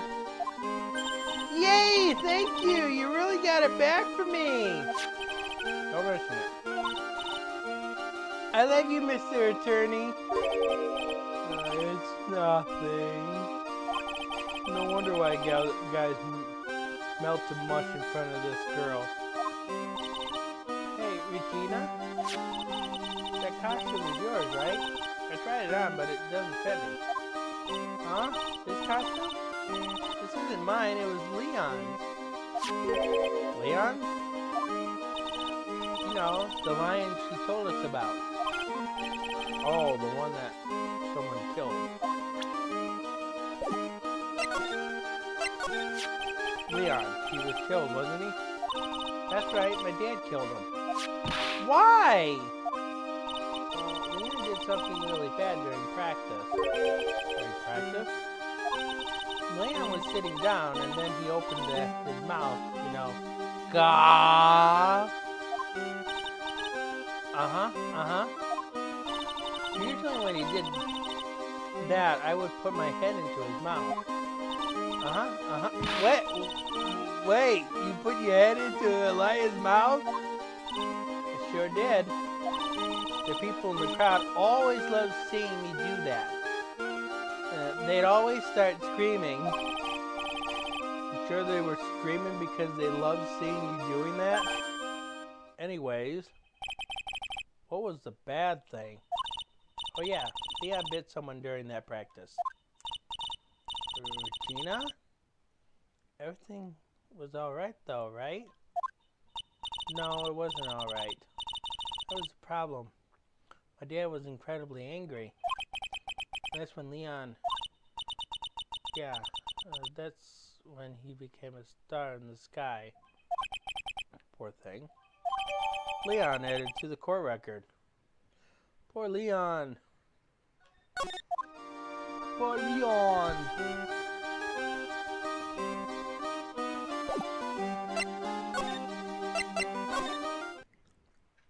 December 29th, Big Top Cafeteria. Something smells fantastic. So we know it can't be Mo. Wait, I know what it is. It's burgers. Hello. Welcome to the Bistro du Cirque, aka the cafeteria. It smells so good in here, and those burgers look great. She's drooling like she's some sort of crazy burger monster. My burgers are the best. Juicy meat, toasted buns, special sauce. Yeah, really, absolutely irresistible to anyone with a hankering for a burger. One bite will send you into hamburger heaven. I bet I can tell by the smell. Whoa, I'm getting hungry too. Those burgers must have some kind of special power. Now that the ringmaster is gone, what are you going to do? That's all I've thought about the past 2 days. Everyone loves this wrestle. You've heard Acme's story, haven't you? Like how he was adopted when he was younger? He's calmed down a bit now, but he was livid when he heard about the murder. Acro was so upset that he said he couldn't go on. He was that upset? Yes, he was. Anyways, I gave it some thought. Maybe I should give up on trying to be a half-baked clown. I'm thinking of trying on the ringmaster's shoes. What? Really? Max would still be an issue, though. Max? Maybe a bit mean and hard to work with, but it's hard to argue his importance. He's probably the reason the circus is still around. A lot of what he says is true. Mo. All that's left is to see if everyone can get over the tragedy. You know? The tragedy? You know, what is he talking about? Get over what tragedy, Mo? Don't worry about it, it's nothing. Nothing at all. It must mean the tragic death of the ringmaster, right? Yes, that's it. You're right, girlie. Dang. Correctamundo. Didn't he say dang? Mo, I'm not so. I mean no disrespect here, but are you lying to us? Egg! No, not at all. What makes you think that? Just the way you said, if everyone can get over the tragedy, seemed to fit strange. Sounded like you were talking about something from a long time ago. Mo, I'm right, aren't I?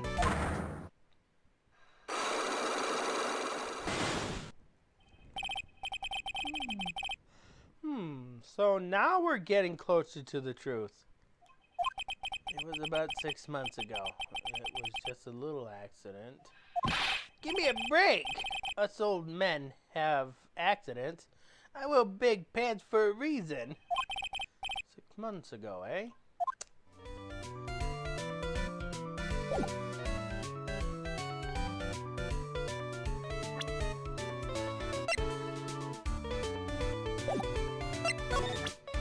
Take that!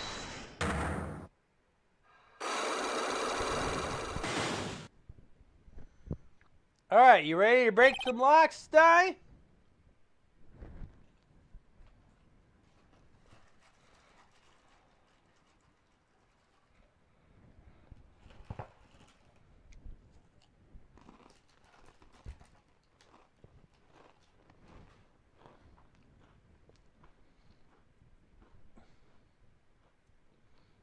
Okay. So, this one should be pretty easy, because you've already heard the story. Mo, please tell us what happened 6 months ago. What in the world went on at this circus? Okay, there's no need to look so scary when you ask me. Hey, look over there. Those juicy burgers. They see it's dead. Unfortunately, I'm more of a grilled chicken sandwich man myself. Actually, I kind of got an idea of what happened back then. Well, you said something about an accident. This wouldn't happen to be the cause of the accident, would it?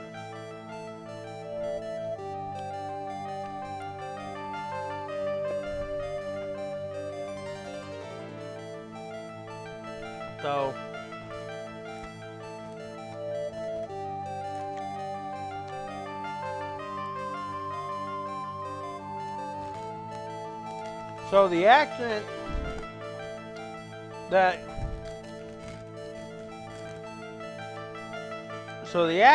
that he's referring to, Regina mentioned it.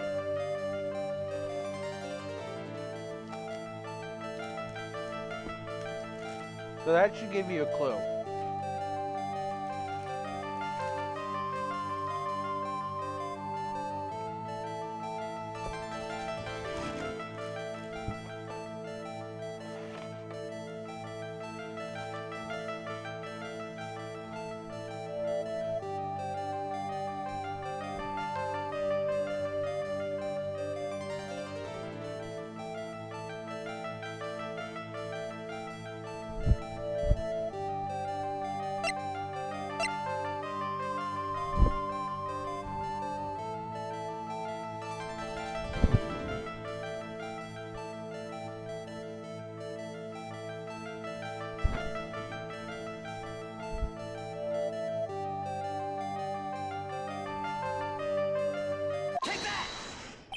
I heard a little bit about it from Regina.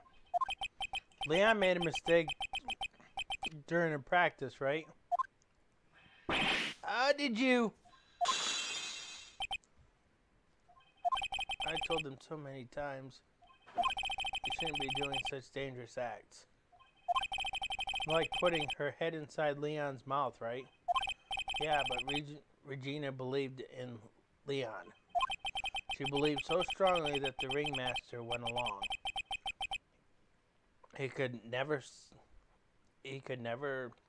He never could say no to her.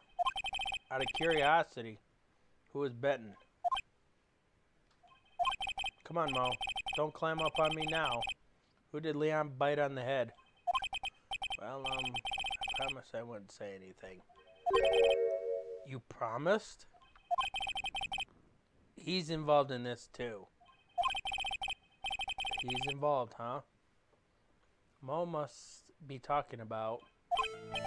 Mo, is this the person that you promised you wouldn't say anything? Alright. They're going to ask for a profile on this one. And, you're going to have to think deep on this one.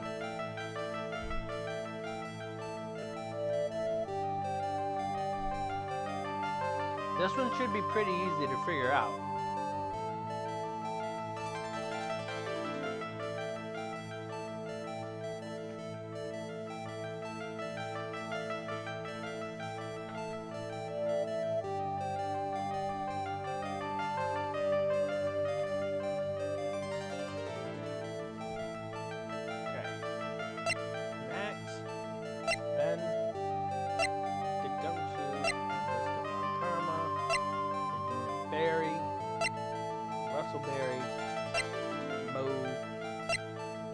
Acro. Matter of fact, that description probably gives it away.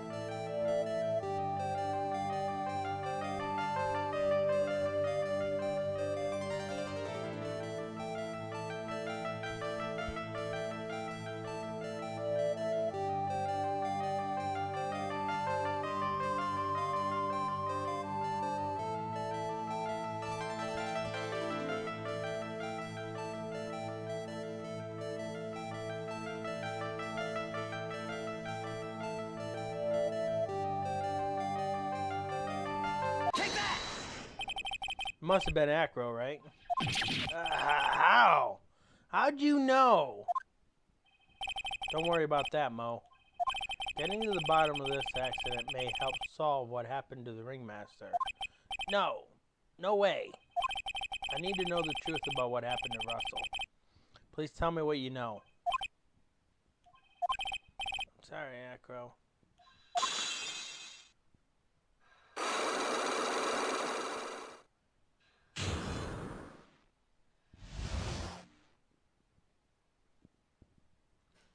Alright.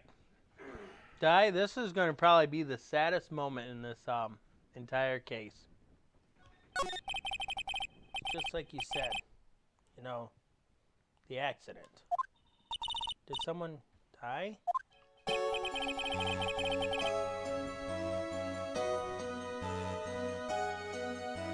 No. But it would have been probably been better if he had. What? What would have been better? Still alive. But when he got bit, he suffered massive brain damage. He'll never recover from the coma that he's in. Coma? All he does now is lie in his bed at the hospital. That's all he's ever going to be able to do.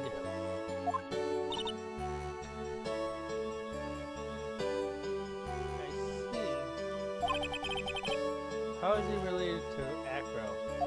He's his brother. Huh? The person who got bit was Acro's brother. Brother? They were an acrobat team. Brothers, Acrobat. Two nicknames, that's odd. Anyways, they were an incredible team. Cut down together in their prime.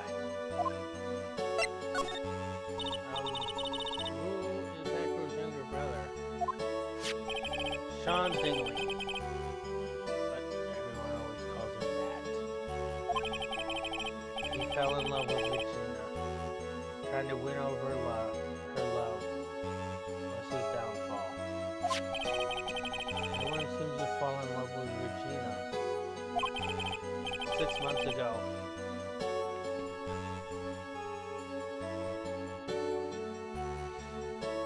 while we were practicing, all of a sudden, Bat blurts out, "Let me perform with Leon." Oh, why'd he do that?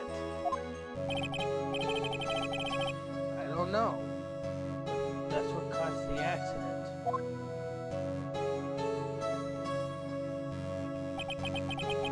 I'll never forget that moment. It was so strange. Leon had this weirdest look on his face. He was smiling. You mean Leon? Yes, Leon. When he bit down, he was smiling.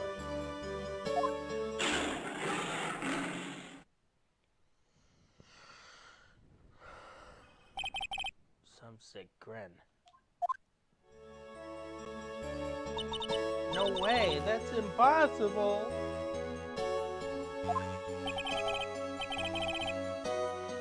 A smirking lion, a flying murderer. But why does it seem that it's always Mo who catches all of these incredible events? Nick, can lions smile? We never told the police about the incident. The circus would have been shut down if we had. Next day, the ringmaster took Leon out and shot him with a rifle. So that's what really happened. Well, you guys were so serious. What was I supposed to do? I had to tell you, but all this truthfulness has put me in a mood for a burger. Here, you two have some pepper. Shake it, shake it, shake it, shake it. There he goes again, acting like a normal crazy self.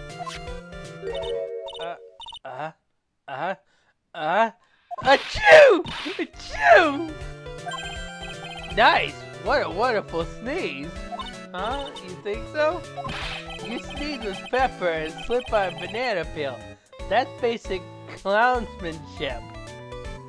Well, keep that in mind, Di, because we have a piece of evidence that is related to this whole situation.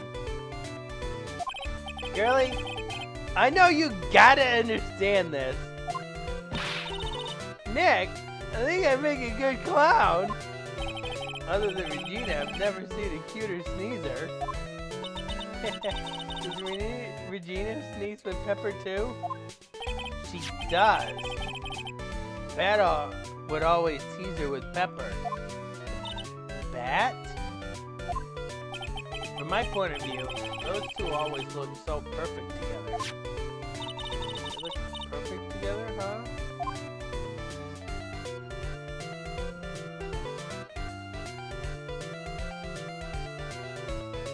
Okay.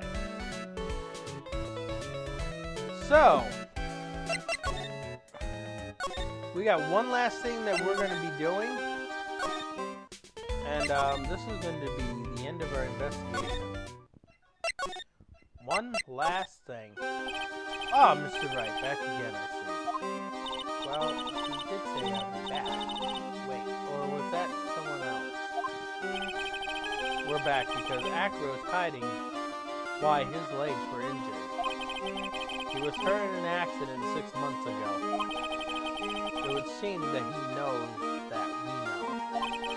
Well, it seems we've got things we want to talk about, so fire away.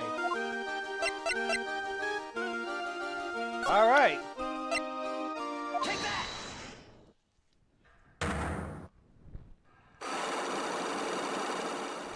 Time to break some more locks, Di. About the wheelchair. I have to ask you, how were you injured?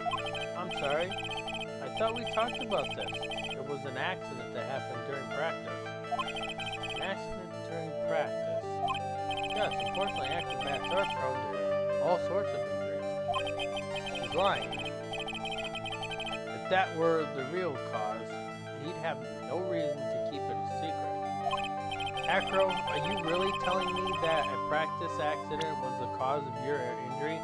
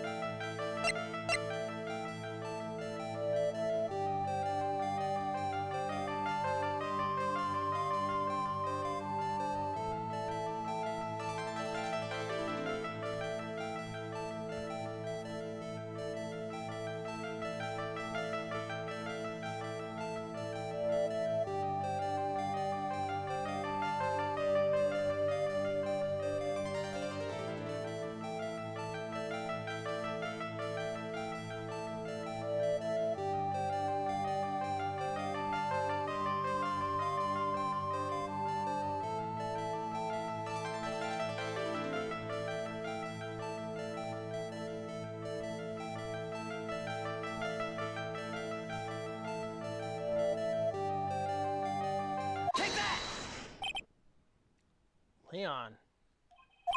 6 months ago, you were attacked by the lion. That's when you were injured. I know I'm on the right track. I just need to keep going. You're saying that I was attacked by a lion?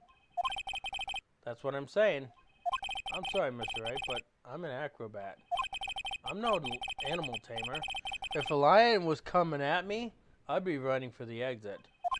Okay, maybe attacked is not the best word to be using. So let me rephrase this. Battled the lion. You seem to enjoy telling jokes. What would I decide to battle a lion? Because you had to fight it. You had to fight it to save someone.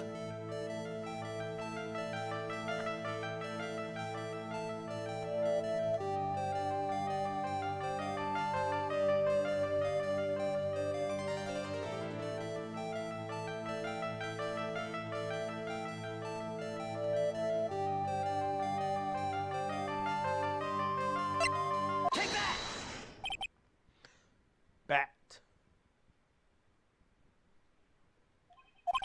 It was a shame what happened to your brother 6 months ago. You tried to save him, didn't you? And that's how you got that terrible injury.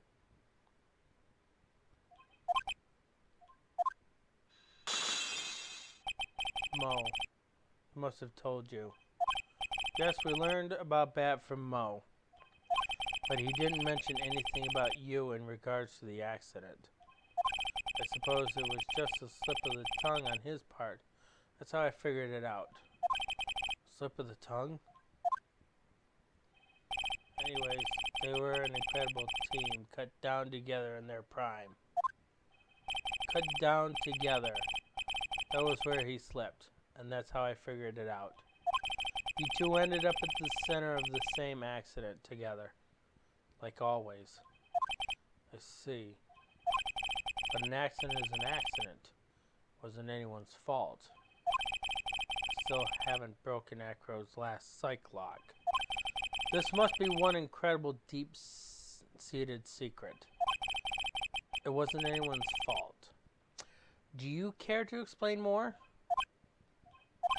Acro, I know you are still hiding something from me. Maybe someone you don't seem to like much is the reason you're being invasive.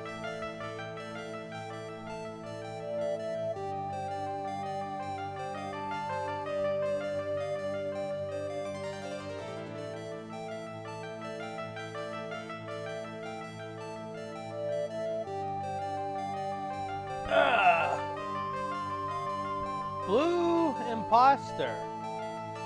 Oh no, he adored Russell.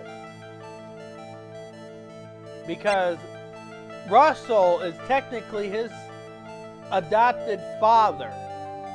He pretty much adopted both these two.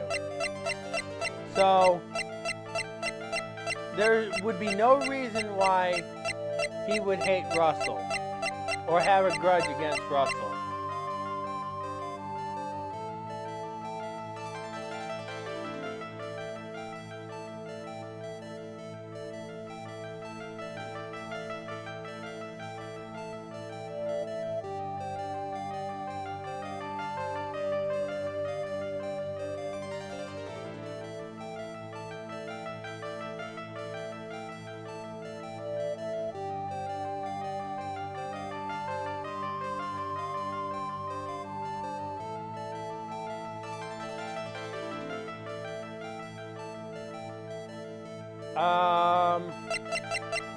There isn't exactly a reason why he would hate Ben either. Because Acro is not involved with the love triangle. It was Bat, Max, and Ben's puppet Trilo. So Acro wouldn't need to have a reason to have a grudge against Ben. No, he doesn't exactly have a grudge against Max either.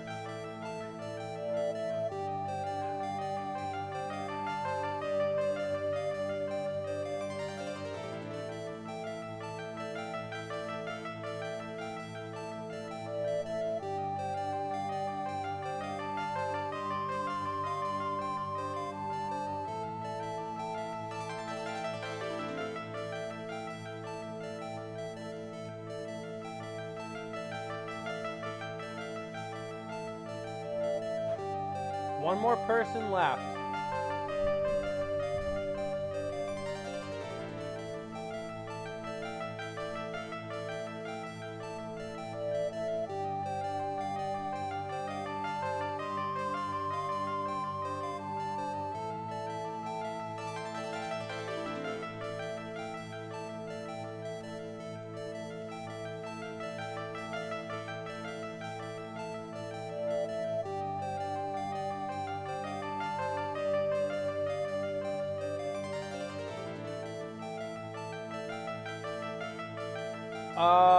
No, not Mo.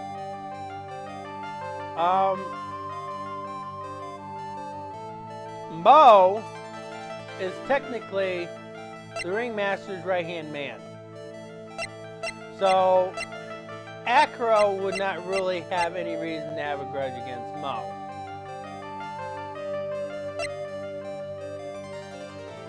There's one last person on this list.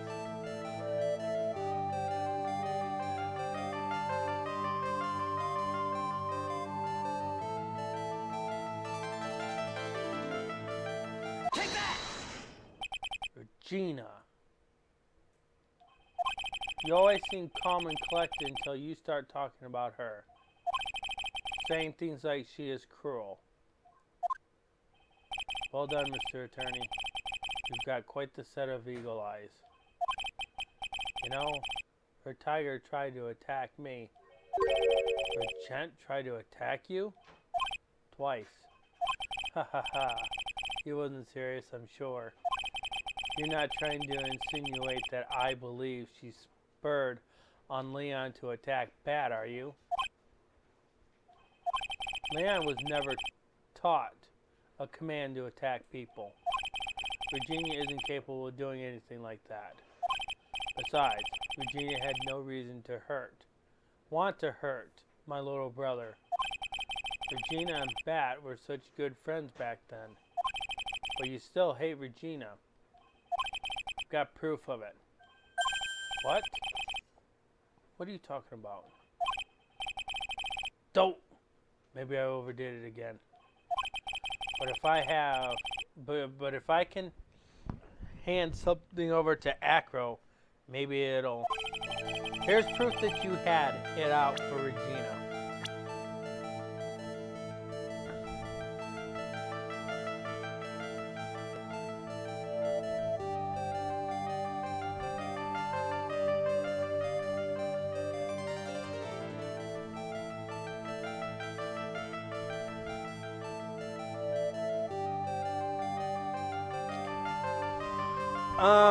Well, we can't really pin the pepper on him yet.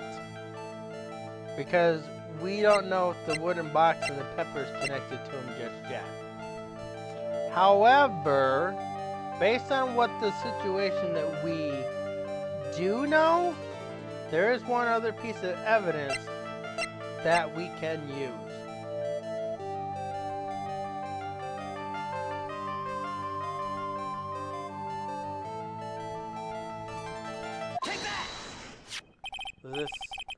Where'd you get it? Virginia posted on the bulletin board in the cafeteria. For that, it was in her pocket. I guess I noticed it was in there around breakfast time. I always take Acro his breakfast in the morning. You wrote this, and then you put it in her pocket. That's right, isn't it? That's right. Well done, Mr. Wright.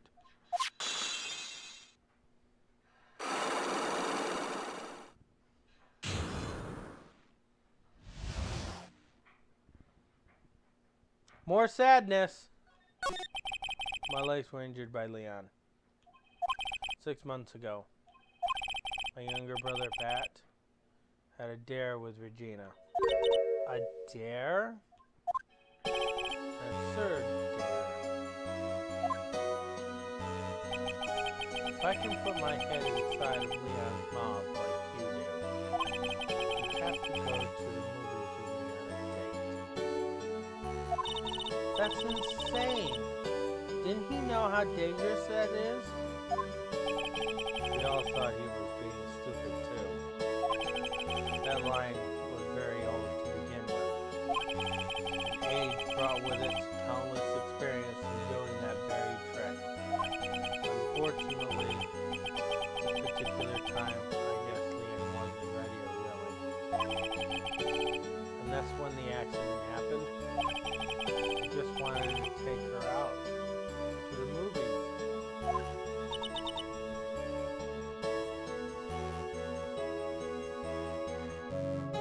Or that?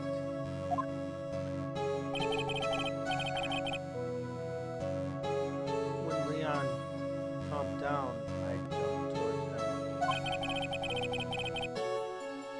Then Leon attacked me, and that's how I ended up. What about that? He's still in a coma. I went to the hospital yesterday to visit him. I see. I'm still waiting for him to open his eyes again. And that's the reason why I keep going. Bat and Regina. They were such great friends. Oh yeah, I want you to take a look at this. What is it? This is the scarf my brother was wearing when Leon attacked him. Gross, it's covered in blood.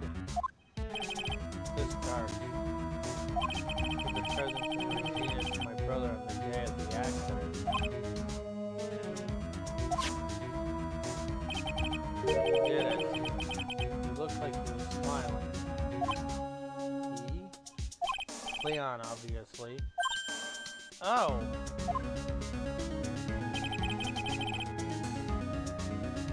When he bit down on Bat's neck, Bat's head, the expression on Leon's face looked like a grin.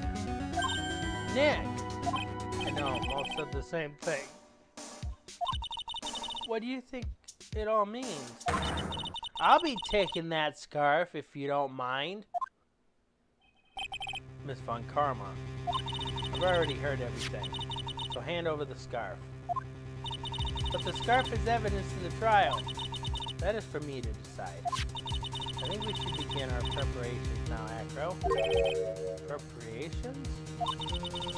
I prepared a summons to Acro to appear in court tomorrow as a witness. Acro, we'll talk more at the prosecutor's office. Acro, a witness? Come, Acro, let's go to the office. Yes, ma'am. Now what do we do, Nick? How are we going to handle tomorrow? Don't worry about it. I'll figure something out. Look at you all full of confidence. You must have found something you can use. It's all beginning to come together now. Okay.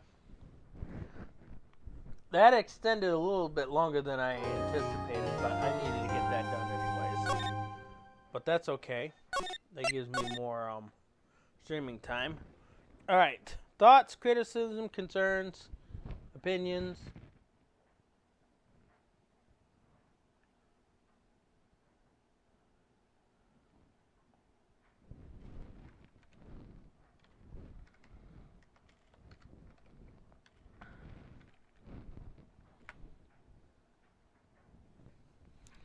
All right. You've seen both of the investigations. We haven't done the trial yet. Just by going through what we have just did in this case, is it as bad as Phoenix makes it out to be?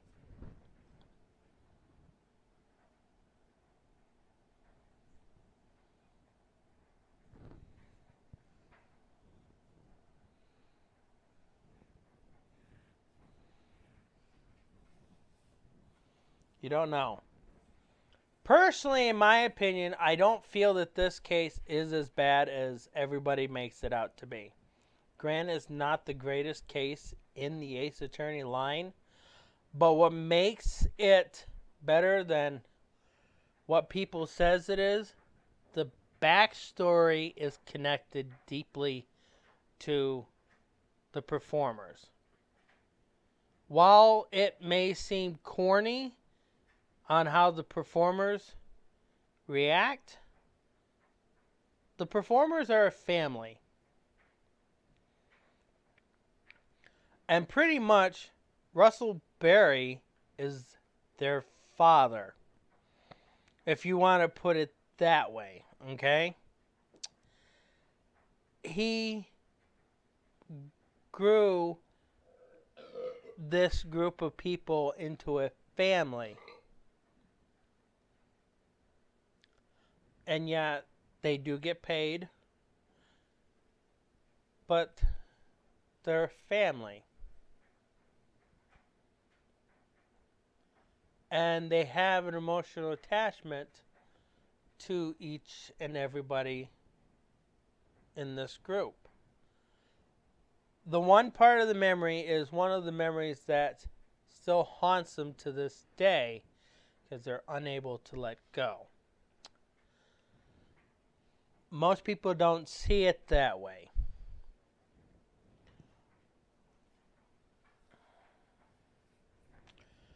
I understand a lot of people's dislike towards this case, but that's the only thing about this case that I do like, is the fact that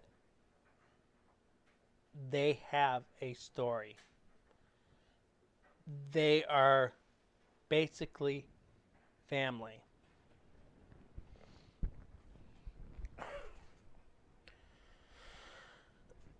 And they have went through 2 tragedies.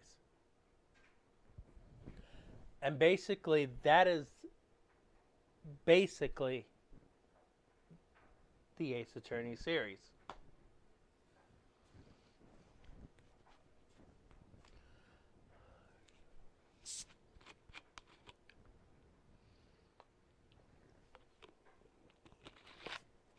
Okay.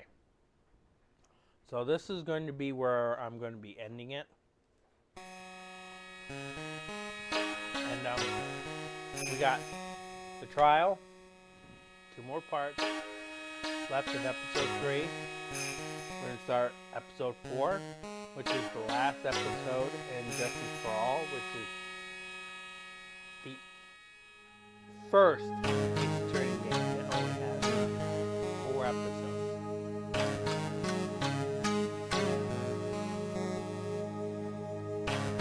If we consider the lineup that they have put together right now, it is the first one. Because technically, the first game originally had 4. They changed it. I'm rambling. But we have 1 more episode after this. It's going to be about 6 parts long. No, I'm wrong. Because normally they're about 5 parts long, or 6 parts long. 1, 2, 3, 4, 5, 6. Yeah, they're normally about 6 parts long. So episode 4 is going to be about, I'm going to say about 8 parts long, 7 or 8 parts long, maybe 9. It's going to be about that long.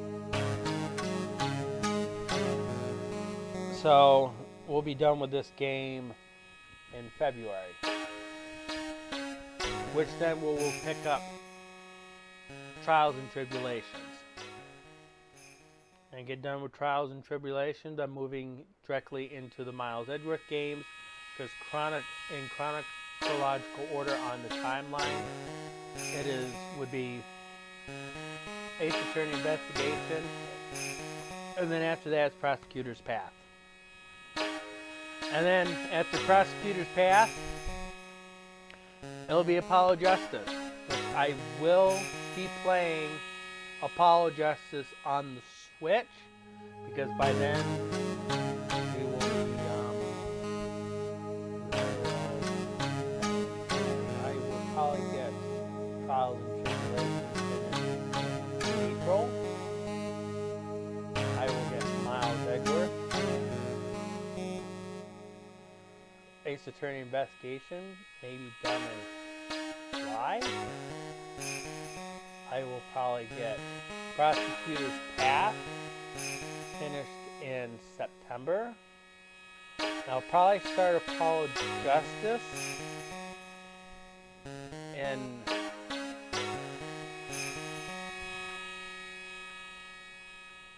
probably September, somewhere in that time frame.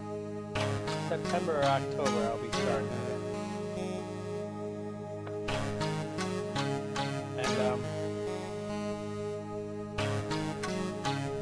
that'll take us into, I will probably be doing Spirit of Justice in 2025. So we got a long ways to go.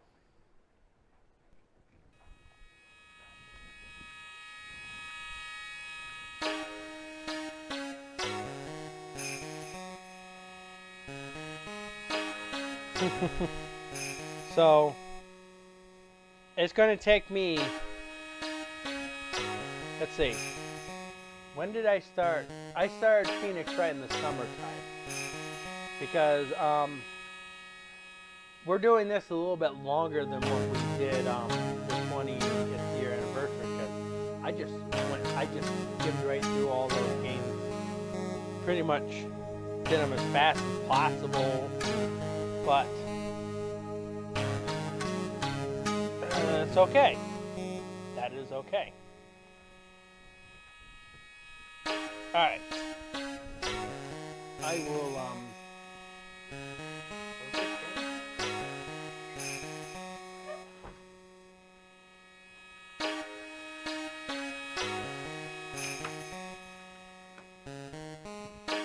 we are going to go on a race. I know it's 1 o'clock in the morning for me. And it's people in Central Time, it's midnight for you guys. Alright, so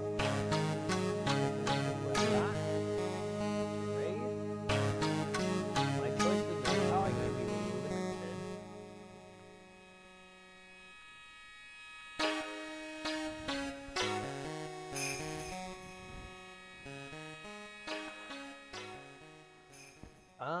It's a little bit more than I thought I would be getting.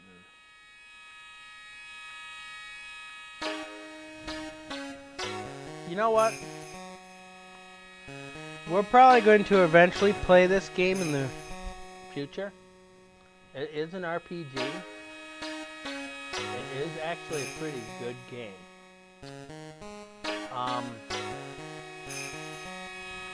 You guys have probably played it. Some of you probably have played it. Some of you already know the game. Alright. So, we are going to be going to Nintendo Attic.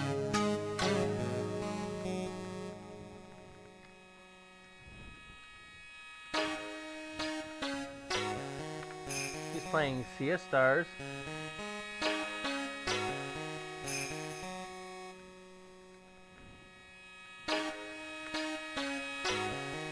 And you guys are going to him to raid. I need you to drop hashtag Anvil Raid to let him know that you're part of the raid. Okay? Because if you go in there and just say hi, he's not going to know that you're part of the raid. Okay? It makes it look good on me. I already mentioned the raid target. It makes it look good on me when you go and raid them, because then it lets them know who was participating in my stream. So this will be the link. And that's going to be it for me today. You guys all have a good day, good night, and I'll see you next time.